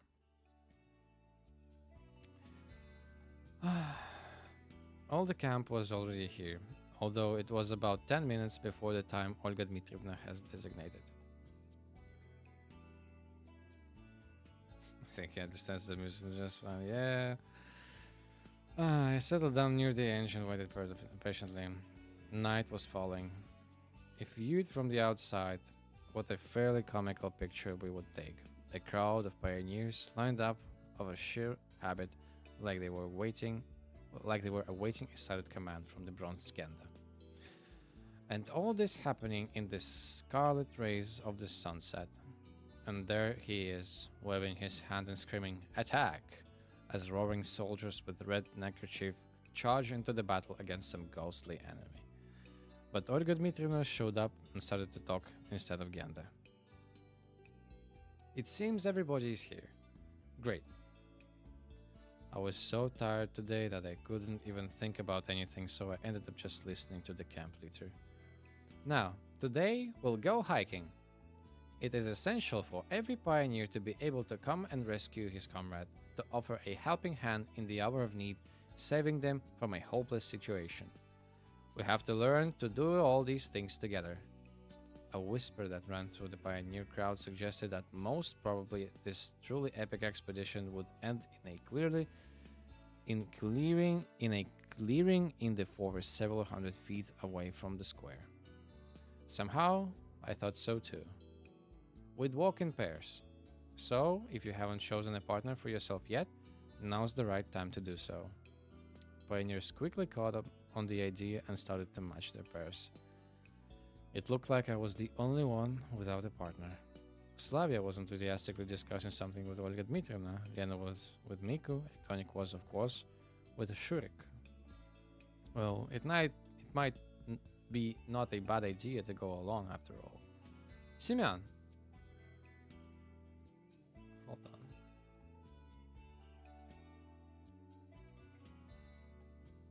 Simeon! The voice of the camp leader pulled me out of my thoughts. I went up to her reluctantly. I see that you haven't found a partner. Seems like it. Then we'll join Zhenya. She's alone too. I was struck with a special kind of despair that only a true loner can experience. So it appears that I'm left with the prickly librarian that I wouldn't risk spending a couple of hours with even if I was paid for it. Although we both seem to be in the same boat now. I slowly approached Zhenya. Well, I guess we'll be going together. She looked up at me. Don't you even think that I'm glad? Said Zhenya seriously. Why on earth you should feel glad? I asked naively. Never mind. It would be much better if you just shut up. It couldn't get any better than this. She turned her back on me and followed the other pioneers. I still haven't seen any special reason to walk in pairs. Anyway, we were walking on the well-trodden forest trails, and it would be quite difficult to get lost here, even if I wanted to. Moreover, while we'd already been killing... hold on. While we'd already been hiking for half an hour, we weren't rushing to the depths of the forest, trying to face all the dangers that could test our courage and harden our pioneer spirit. But instead, we were just walking around in circles. However, if we take into account that Olga Dmitrievna was our chief, this hike could be compared to a hobbit's march from the Shire to Mordor. Just as Zhenya insisted, I was following her at a distance in silence. The librarian seemed to be perfectly okay with it. Hey, don't you know when we'll reach our destination? Our what? The place where we'll settle down and set up camp. The whole point of this hike isn't to set up camp, but the hiking itself.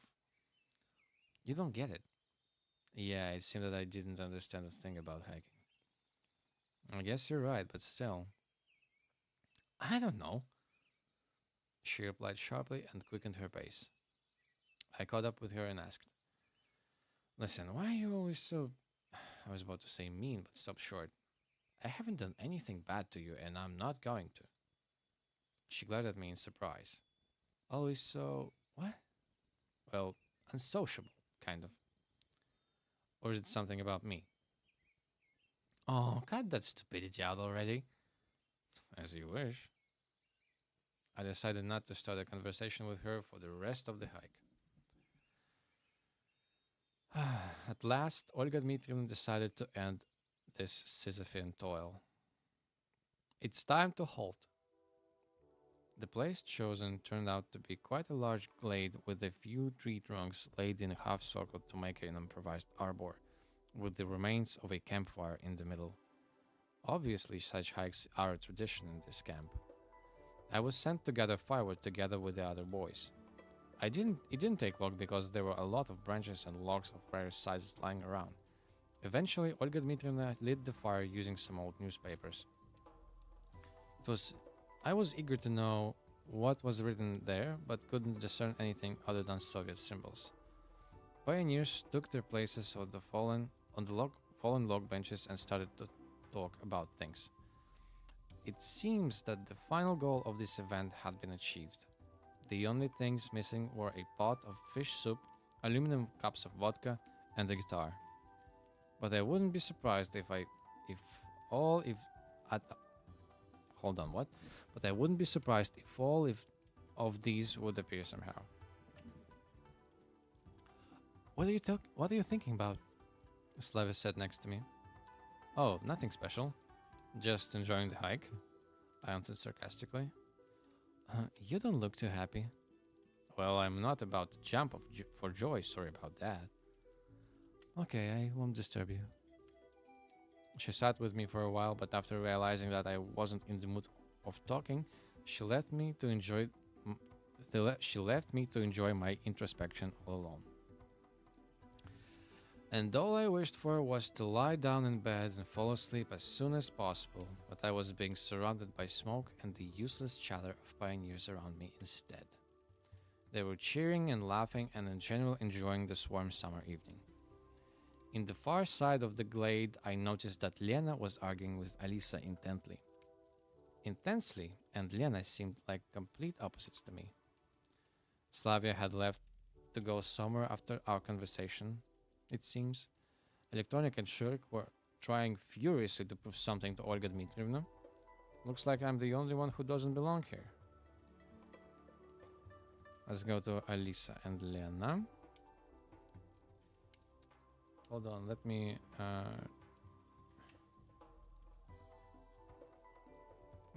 see one thing. I'm sorry. I need to check one other thing.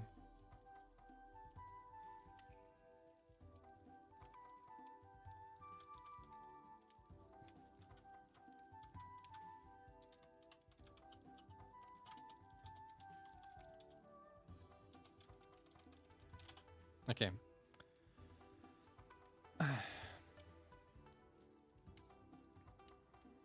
Okay. Only Lena and Alisa stood out among all this splendor. Well, of course, it was quite natural for Alisa to be arguing with someone like that, but hearing Lena talk in a raised voice, I came closer silently, trying to understand what was going on. No, you listen to me. Think whoever you want, whatever you want. I've said everything. It looks serious. I tried as hard as I could to not attract any attention and look like I'm just standing there with no intention of listening in on them.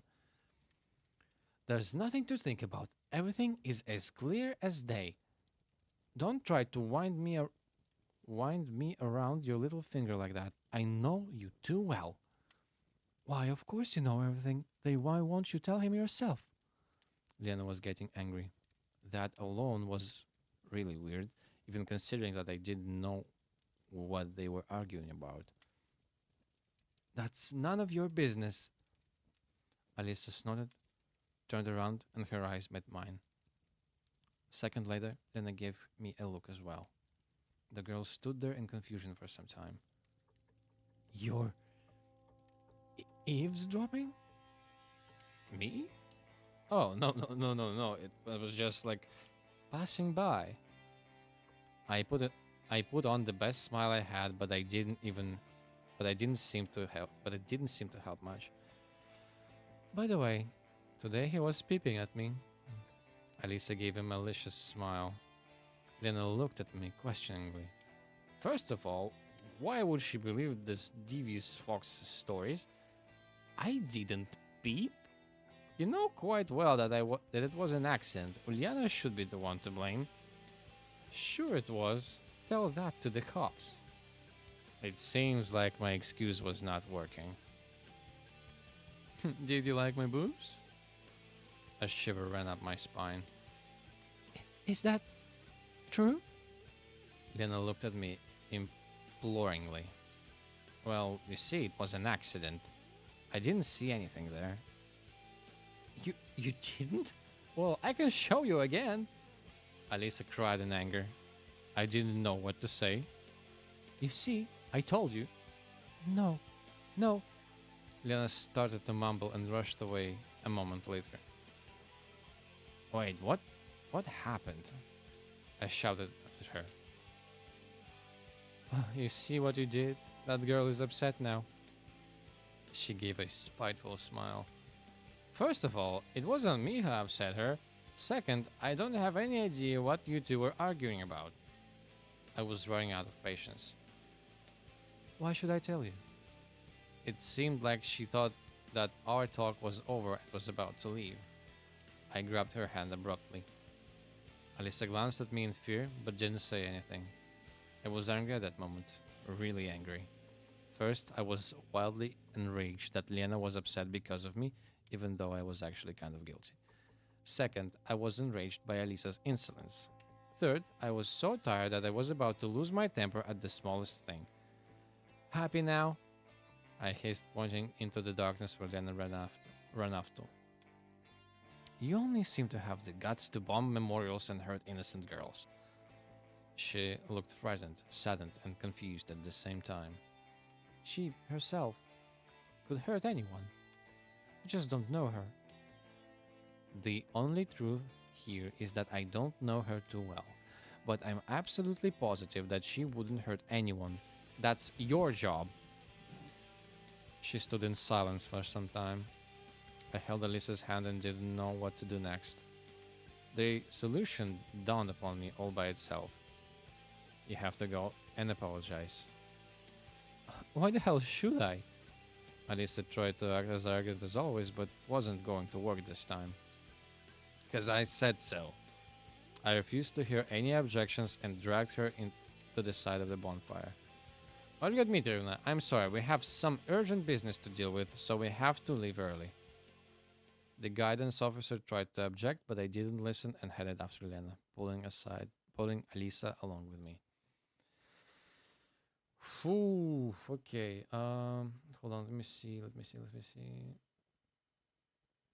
Okay, that's it. We're on the Alisa's route officially. At least will be in a moment. After some time, I released her hand. Any objections?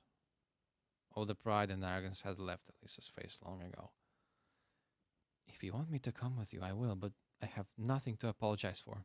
I told her the truth. We'll see about that then. I cut her short. We had been walking in silence until we entered the camp. We came to the square and I asked Alisa, where do we go next?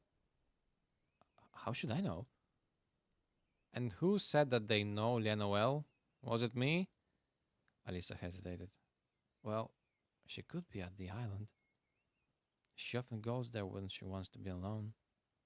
Excellent. We headed to the pier. Night came down on the camp while I searched for paddles and pottered around with the ropes.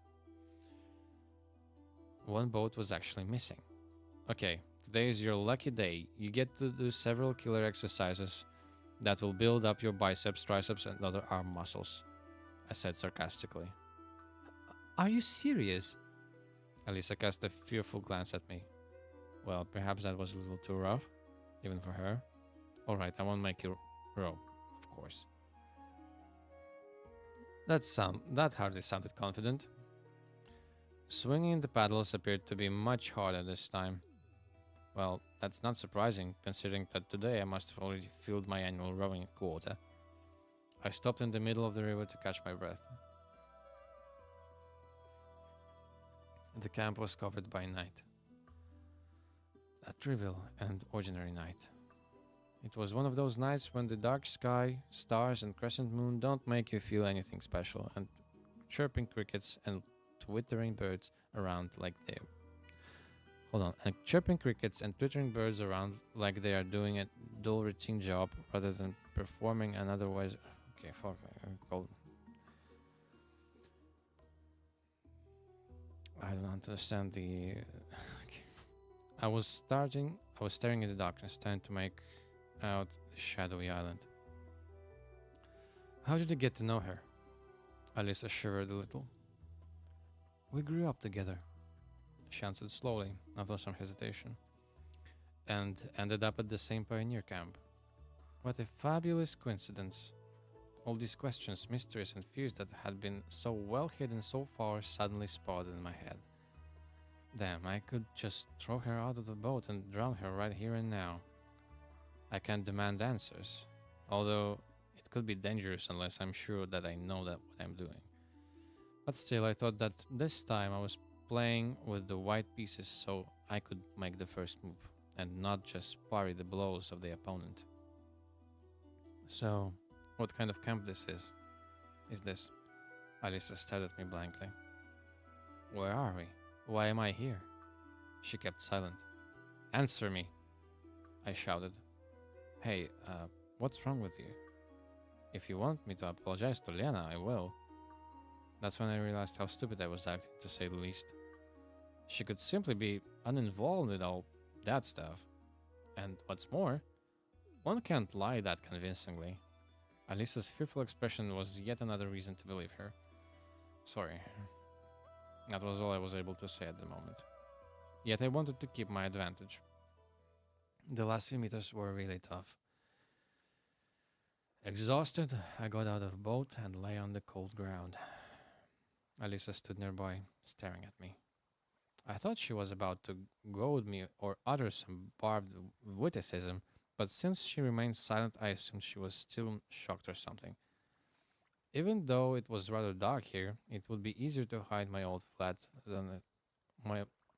It would be easier to hide in my old flat than on this tiny island. Hold on a second. Mm. Furthermore, Lena must have already heard us as we were crossing the river, so by now it's already too late to ask Alisa any more questions, even though I still had some. Listen. I looked at her but saw nothing. It was a dark night and I didn't have cat's eyes. Well, when we find Lena, you're gonna tell her you never wanted to hurt her feelings, and everything that happened in the morning was nothing but a misunderstanding, okay? My voice didn't sound as confident as I did a couple minutes ago, but confident enough. Although Alisa said nothing, it was clear by the look on her face that she agreed. I stood up and we went off to find Lena. Her boat was tied to a snag on the far side of the island. That's very clever of her. One wouldn't see the boat from afar, I mumbled. Well, that means she's somewhere in the trees. Let's find her. I headed into the grove, but Alisa stood still. What's up? I thought we'd discussed everything already. Um, it's not that. It's just that it's dark, and here I had to strain my eyes to make out her face. The grove is smaller than my grandmother's daisy garden. What's there to be afraid of? Alisa didn't answer. If you want to know what I'm thinking, I would gladly just leave you here. I never know what trick you're up to. Well, she came very close to me. Let's go like this. She took my hand. I hadn't expected this outcome. My cheeks turned red and hot. My breath was taken away, and I could barely say anything. The whole situation didn't favor conversation, which was probably for the best, since I doubt I would be able to say anything smart. Slowly, we headed into the grove. In a couple of moments, I regained some control of myself. Come on, there's really nothing to be afraid of. We came here during the day, gathering some strawberries. No big deal, just a normal birch grove. It's really nice here during the day, I added after a short pause. Alisa didn't look at me. She was staring somewhere into the distance. Well, it's up to you after all. A few moments later, she pointed somewhere in front of us. There she is. I peered into the darkness but could barely see anything. When we came closer, we saw Lena sitting beside a tree. She was crying. Why have you come here? She asked tearfully. And you? She looked at Alisa but didn't finish the sentence. That moment, Alisa released my hand. Well, you see, I just wanted to apologize for being somewhat harsh and rude. Alisa interrupted me. Her voice had regained her usual arrogance of hers. That usual. Maybe it's because she didn't want to look weak in front of Lena.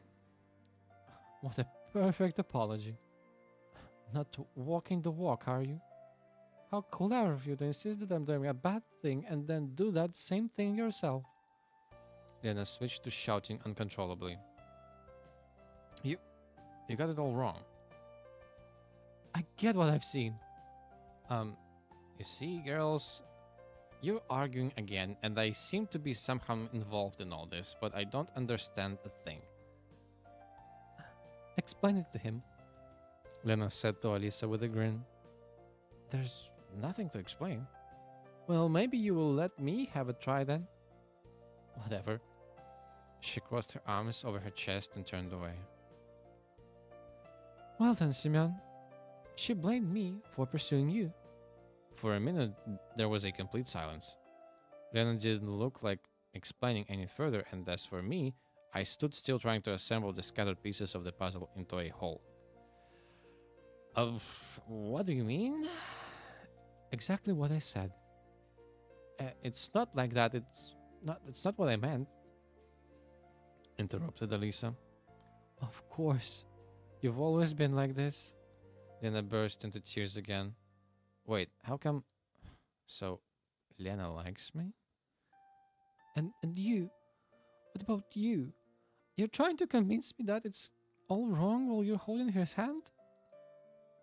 What? So, Alisa likes me too? What? Huh? Oh, come on, Alisa actually liking someone? This can't be happening. Okay. I thought my camera died. Okay. It's just, it was dark in here and... That's so much like you. Always so arrogant, always trying to control others, but when it comes to yourself... Alisa didn't answer. I really felt like I had to say something to defuse the situation. Hey, wait. Perhaps we just got it all wrong. This has nothing to do with you. Alisa's voice was oddly distant. Judging by the conversation, this has everything to do with me. Yes, it does. Ask her what she thinks of you and why she told me not to go after you. I don't think Lena was actually going after me. I'm telling you, once again, We've heard enough of your story already. Lena shut up and ran away into the darkness. I stood, nailed to the spot, not sure what to do next. If I followed Lena now, what would I say when I found her? After all, I don't even understand what this is all about. My cluelessness and silly attempts to console her would only upset her more. I guess we'd better let her be alone for some time. That didn't sound very confident. Whatever.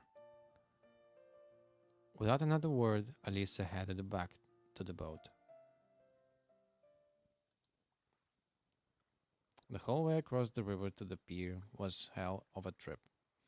I had to stop every 10 or 20 meters to take a break. Alisa was starting staring at the river and didn't pay any attention to me. Well, this seemed to be the first situation here in the camp that is completely beyond my comprehension. Even though ultimately it's just a trivial everyday situation. I wasn't I wasn't confused even during the all-night expedition to the old camp. After all, if you have a closer look, there isn't anything strange here after all. Lena is a very shy and perhaps even introverted person, yet she's human and can't completely avoid normal human developments. Considering that, her reaction fits the situation quite well. Even if I don't get the source of the quarrel, it's clear as day that the girls would not have would not behave like that if they didn't have a good reason. And as things were standing, I was the reason. And that's the strangest part of the whole situation. Hey, I'm sorry it went that way. If only I hadn't overheard your conversation. Seems like I was feeling a pathological need to excuse myself. It's not your fault at all, she said absent-mindedly. It's just that you appeared in the right place at the right time and restarted a mechanism that has stood still for a long time. I don't quite get it. Of course you don't. And actually, you shouldn't right now. You'll get it later. She cast an intense glance at me. Damn it. Why does this always happen to me? Both at school and college, trouble seemed to have chosen me as its primary target. Someone blocked the classroom's door with a mop. I got a written reprimand in my back book. There was a fight. All things considered, I must have started it.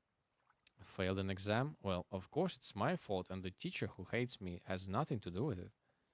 Even my parents always seem to prefer blaming me rather than unfavorable circumstances, a third party's involvement, or the decrees of providence. At some point, I even started to believe that I somehow do attract trouble. Remember Murphy's Law? In my case, it was like if something more nasty is gonna happen, it's gonna happen to me. For that reason, I always tried to stay out of any trouble where I could become the whipping boy.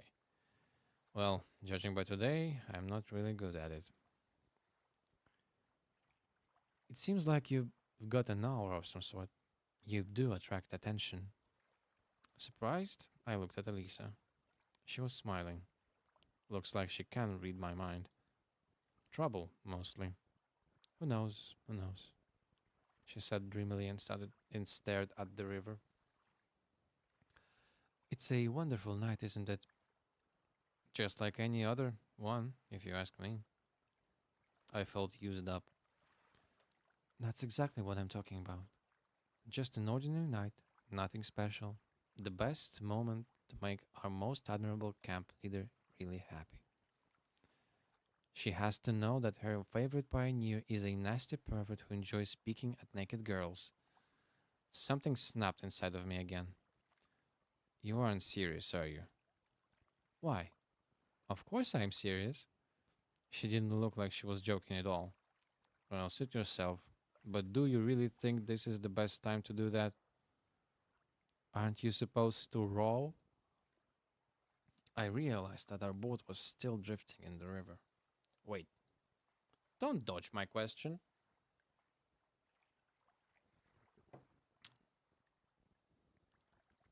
Let's get back to the camp. I'll have a moment to think it over. Getting to spend an entire night in a boat wasn't something I would aspire to, so I had to apply myself to the paddles. We barely made it to the pier. I was exhausted both because of the rowing and because of Alisa's intent to tell Olga Dmitrievna about this morning's incident. If I know our camp leader, her reaction will be quite predictable. So, you're actually going to visit Olga Dmitrievna now, are you? Why not? She gave me her most roguish smile. It's night after all. She must be sleeping already. Who knows? She might well be awake. Come on, you know full well it was a coincidence, a simple misunderstanding triggered by Ulyana. No, I don't. She flung her arms up and headed to the camp. I gathered all my remaining strength, jumped up, and followed her. At first, I considered grabbing her arm, but then realized it might not be such a good idea after everything that had happened today. Hold on. I trudged unenergetically along next to her. Let's talk this over. Is there anything to discuss? We silently walked alongside each other for some time. At least she walked slowly so that I had no trouble keeping pace with her, and I was thankful for it. Hey, is there anything I can do to convince you not to tell Olga Dmitrievna? Not sure, but well, there is one thing. We came to the square. Is that so? Well, stop chasing Lena, for instance. For God's sake, what makes her think that I'm chasing Lena? I started to lose my temper. Why are you making up such nonsense? You started the squirrel in the forest because of you. We had to go to that island, and here we are again. Enough is enough. I am not chasing her. Alisa stood still, bright moonshine lighting up her face, which showed evident signs of resentment and displeasure. Like I don't see how you look at her. How do I look at her? Like that. Like what? You know. She shifted her gaze but remained standing still. Hey, stop seeing everyone through your twisted imagination. If you can't stop making up nonsense stories, then at least keep them to yourself. Don't make others suffer because of you and your stories. I don't care if you pick on me, but now you got Lena involved. I really lost my temper for good, but Alisa didn't answer. We sank into an unexpected silence that was only broken by Alisa's sparse hopes. From bad to worse, now you are crying. Have you all gone mad here? I clasped my hands in despair. I could understand why Lena was crying, but seeing Alisa crying is unthinkable to say the least. I can't even see her reasoning. At any other time, I would definitely be shocked, but at this moment, I'm just too tired for that. My mind was absolutely blank. To be precise, it was so heavy and full of. It was so heavy and full so that not even a single idea would have the chance to dwell there. If I would compare my brain to as its prime, at its prime to a broad highway full of speeding thoughts overtaking each other and causing giant chaotic crashes, then now it's nothing but a forgotten tiny path in a distant desolate forest, which is only used in times of absolute necessity. Alisa kept silent. At least, she stopped crying. If you really think it's so serious, go ahead and tell everything to Olga Dmitrievna. I hope it makes you feel better. Okay, I won't do it, she said quietly and turned to me. The tears were all gone, but her face seemed to express absolute sorrow at the world. I'm just feeling hurt. What hurt you? I asked her tiredly. It's always like that. She gets all the attention and always pushes me aside. I had difficulty understanding what she was thinking about and decided to play along. Hopefully she'd finally leave me alone. That's not true. You do draw attention, people don't overlook you. I don't. I raised my eyes and looked at her. Her facial expressions had a mixture of amazement and expectation. See? So could you... All of a sudden, her voice became so tender that I flinched in astonishment. Okay, well, yeah. Alisa's face turned red, and she hid her eyes. So, you really think that I'm as good as her? I wanted to say something that even better, but stopped myself. Yes, I do. It seems she didn't understand that I said it absolutely instinctively. Insincerely, I'm sorry. Can't read. All right, time to sleep. Alisa suddenly yelled cheerfully. Now she was acting more like herself again. See you tomorrow. She waved her hand and ran away. I sighed in relief. Well, it was over for today. All my remaining energy was wasted on a sprint to Olga Dmitrievna's cabin. There was no light, so trying to not to awake the camp leader, I undressed quietly and lay down. It's still interesting. What did Alisa mean? And Lena? It's become totally unclear what is going on with them and with me. As if we got sucked into some sort of vortex which started to swirl with furious power. But what's going to happen next? And where will I be thrown then?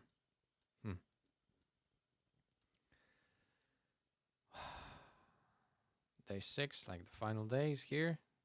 Yes. Okay, so we are on Alisa's route. Good. Uh,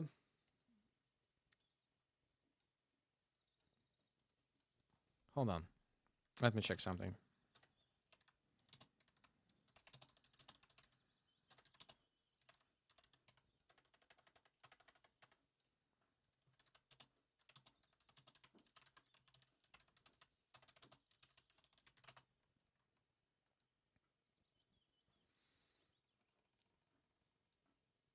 Mm,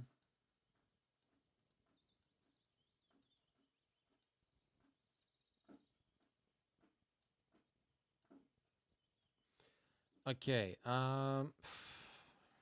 Let's do it, I guess.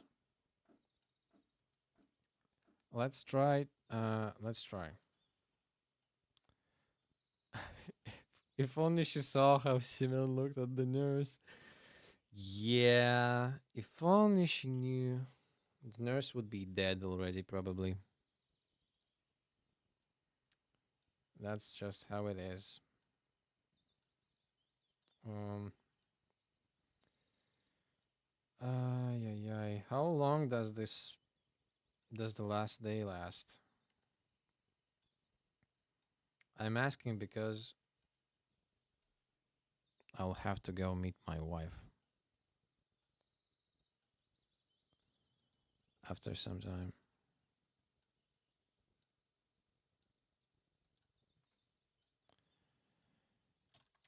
Uh,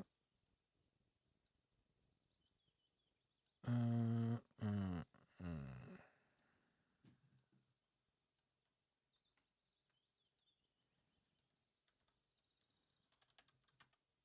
Okay.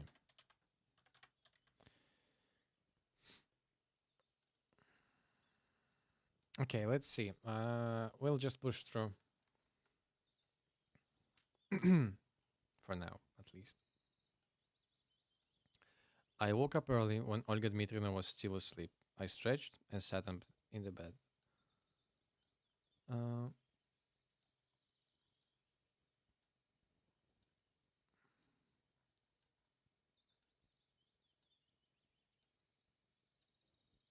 okay, that should be it. I felt surprisingly okay, although I should have slept through the day after what happened the night before. Quietly, so as not to wake the camp leader, I took the bag with my washing up stuff and went outside. I forgot to look at the clock, but it seemed like 6 or 7 in the morning. The camp was asleep. The grass was shaking off the night dew, a light fog hung above the ground, and the sun was just beginning to break through the treetops. Not warm at all yet, like the fluorescent lamp in the house across from mine. I took a deep breath of the tasty cold air and thought that even a night owl like me can enjoy waking up this early sometimes. The streets of the camp were empty, of course. The water here has always been cold, but today it seemed like they got it from the Antarctic depths. Even my hands went numb from it. Finishing with my hygiene, I decided to walk around the camp a bit.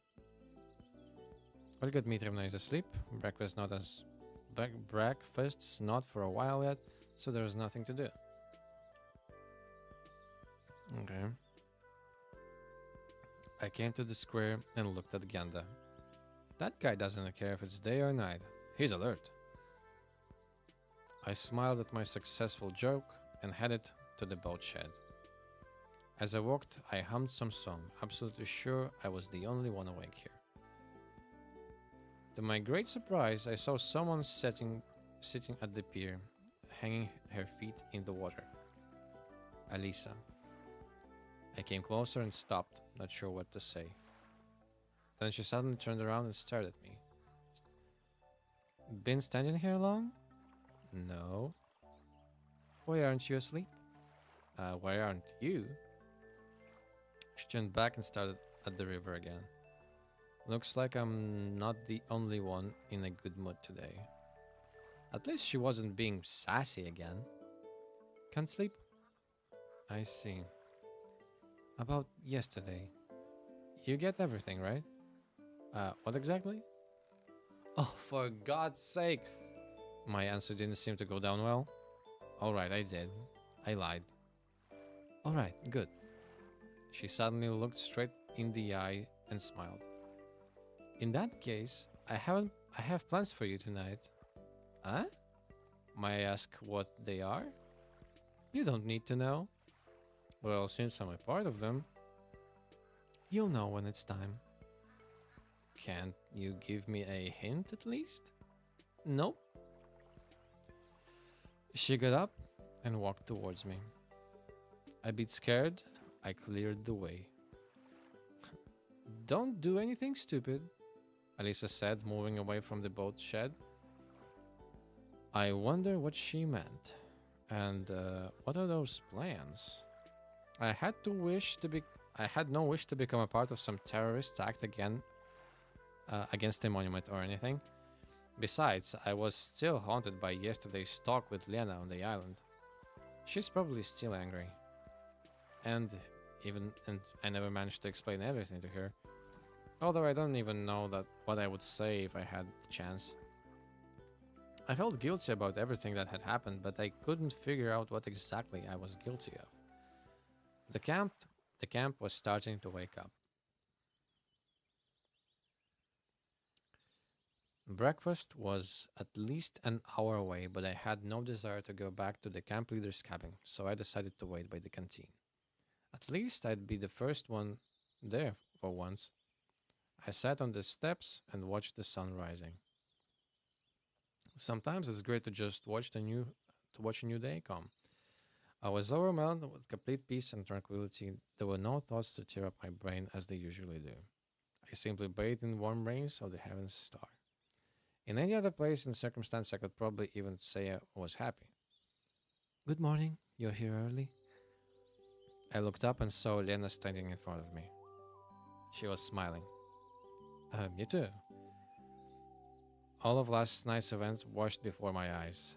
Listen. If this is about yesterday, please don't. She interrupted me sharply. I don't know what came over me. It was all... Just forget it. She stared at me. Lena seemed much more confident than usual. If only it was all that simple.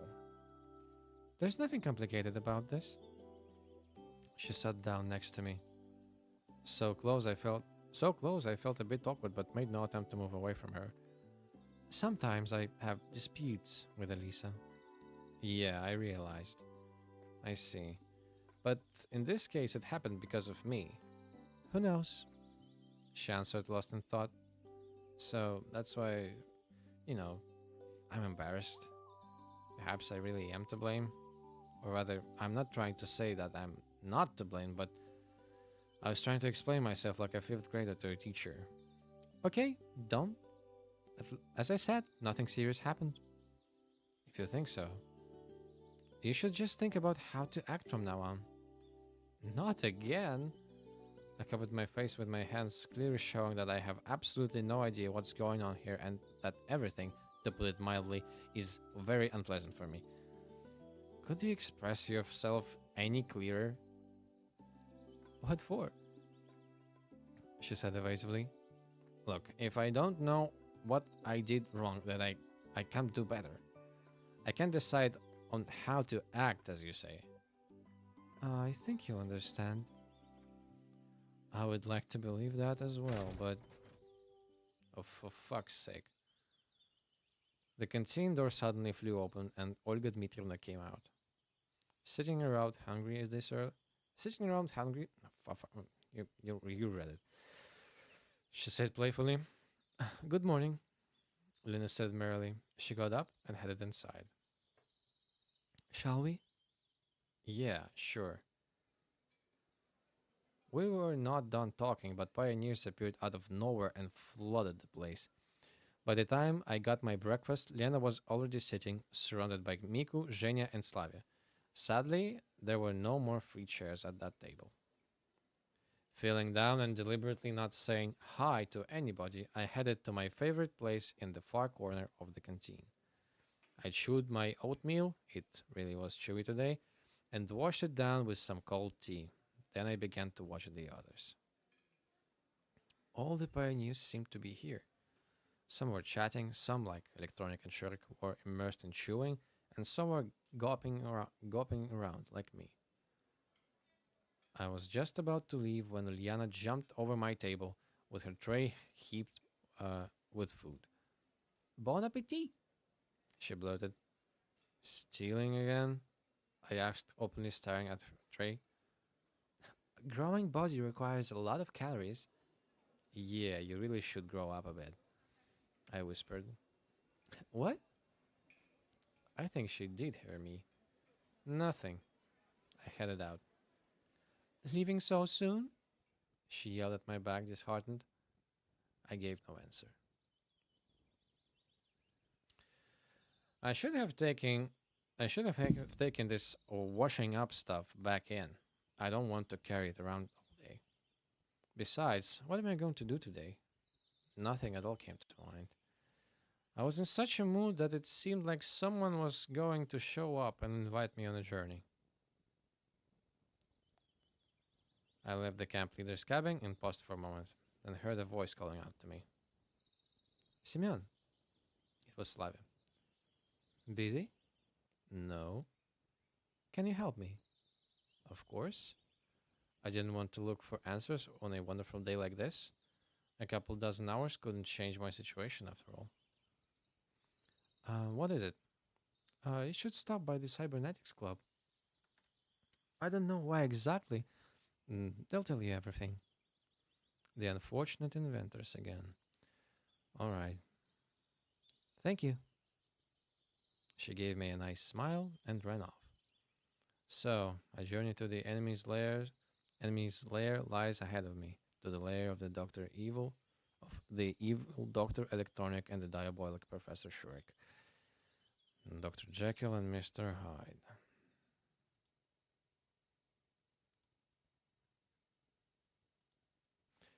I pushed the door firmly and entered. Semyon! Electronics said a bit ominously, glancing up from some contraption he had been poking with a screwdriver.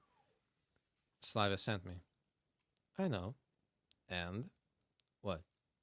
The second door opened and Shurik came in. Semyon! He greeted me in the same tone Electronic had.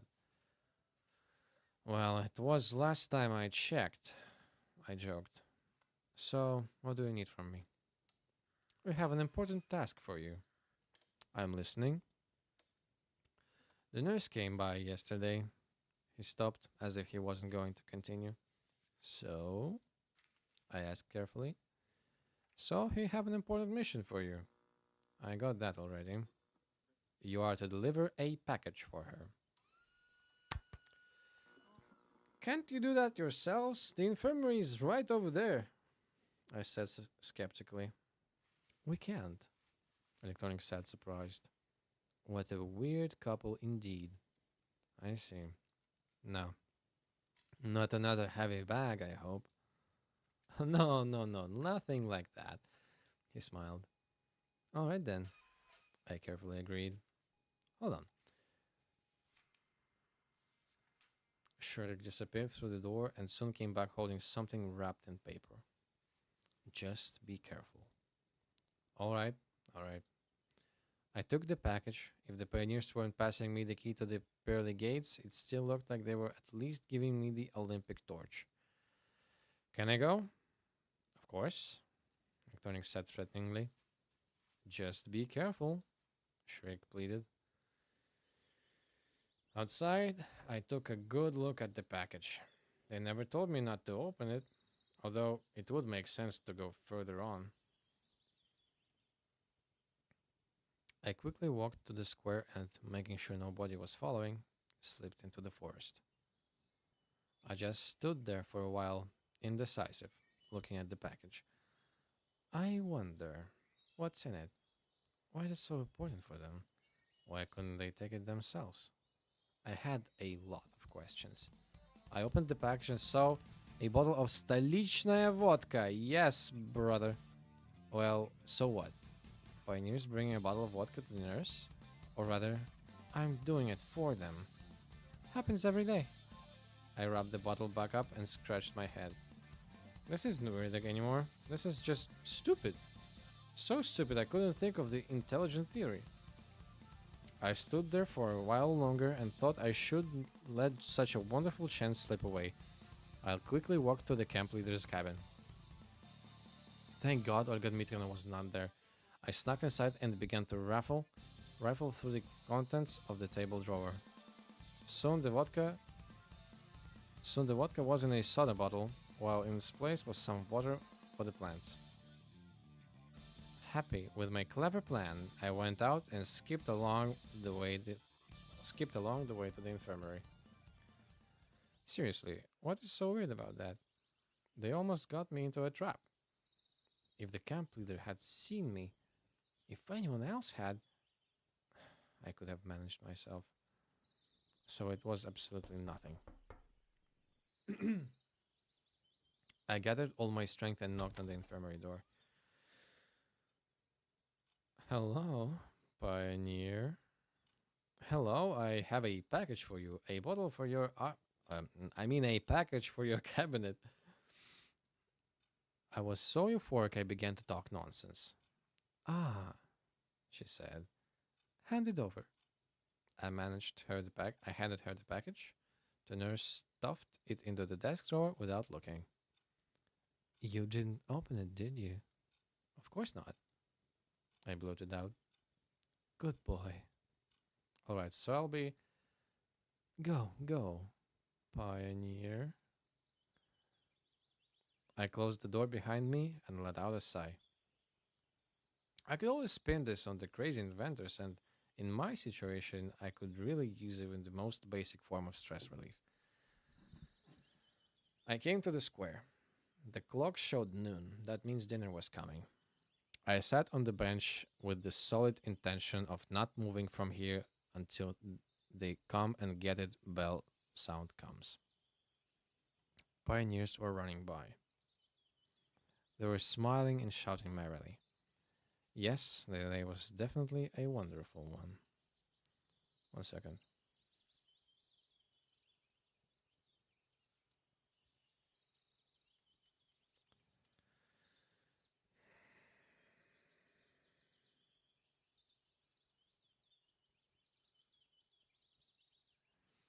Okay.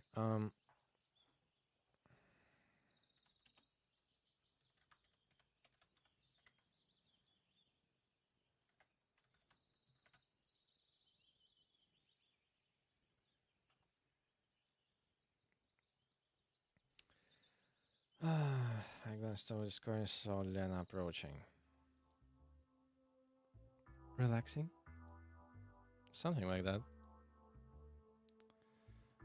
She sat by me and looked at the sky.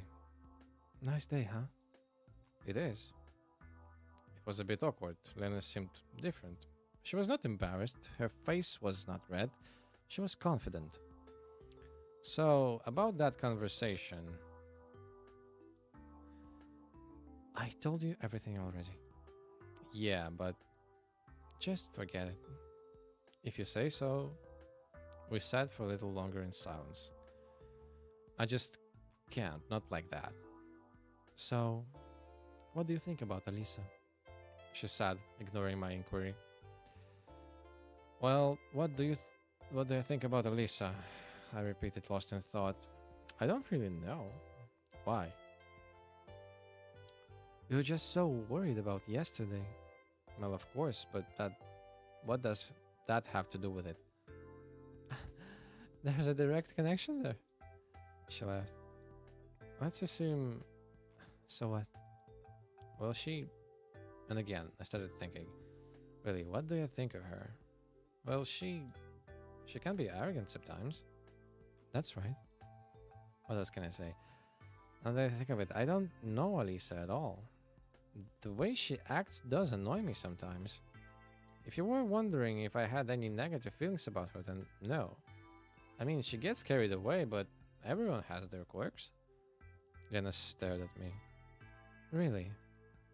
Did I say something wrong? No, not really. She laughed out loud one more time just before the lunch bell sound came. All right, see you.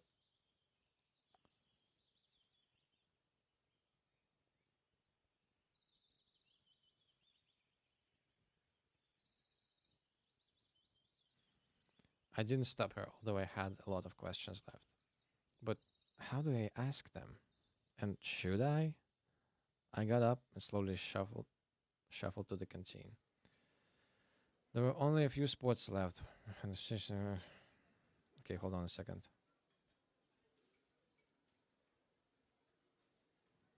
You know what?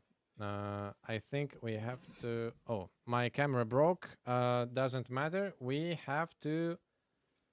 I'm sorry. I need to. We need to cut the stream short. I will probably go live and complete the Alisa's route tomorrow evening at around, I don't know, 6 or 7 p.m. Moscow time, which is probably like 4 or 5 p.m. European time. So yeah, I am very sorry that I have to go this abruptly, but I really need to go because my wife is waiting for me. I'm sorry. This is a bit of an emergency. Yeah. Yeah, FBA finally caught up to me. I'm very sorry for that. I will finish the route tomorrow evening. So thank you all for watching, for joining the stream. It was very nice to see you guys chat in the chat, and so on and so forth. Okay. Thank you.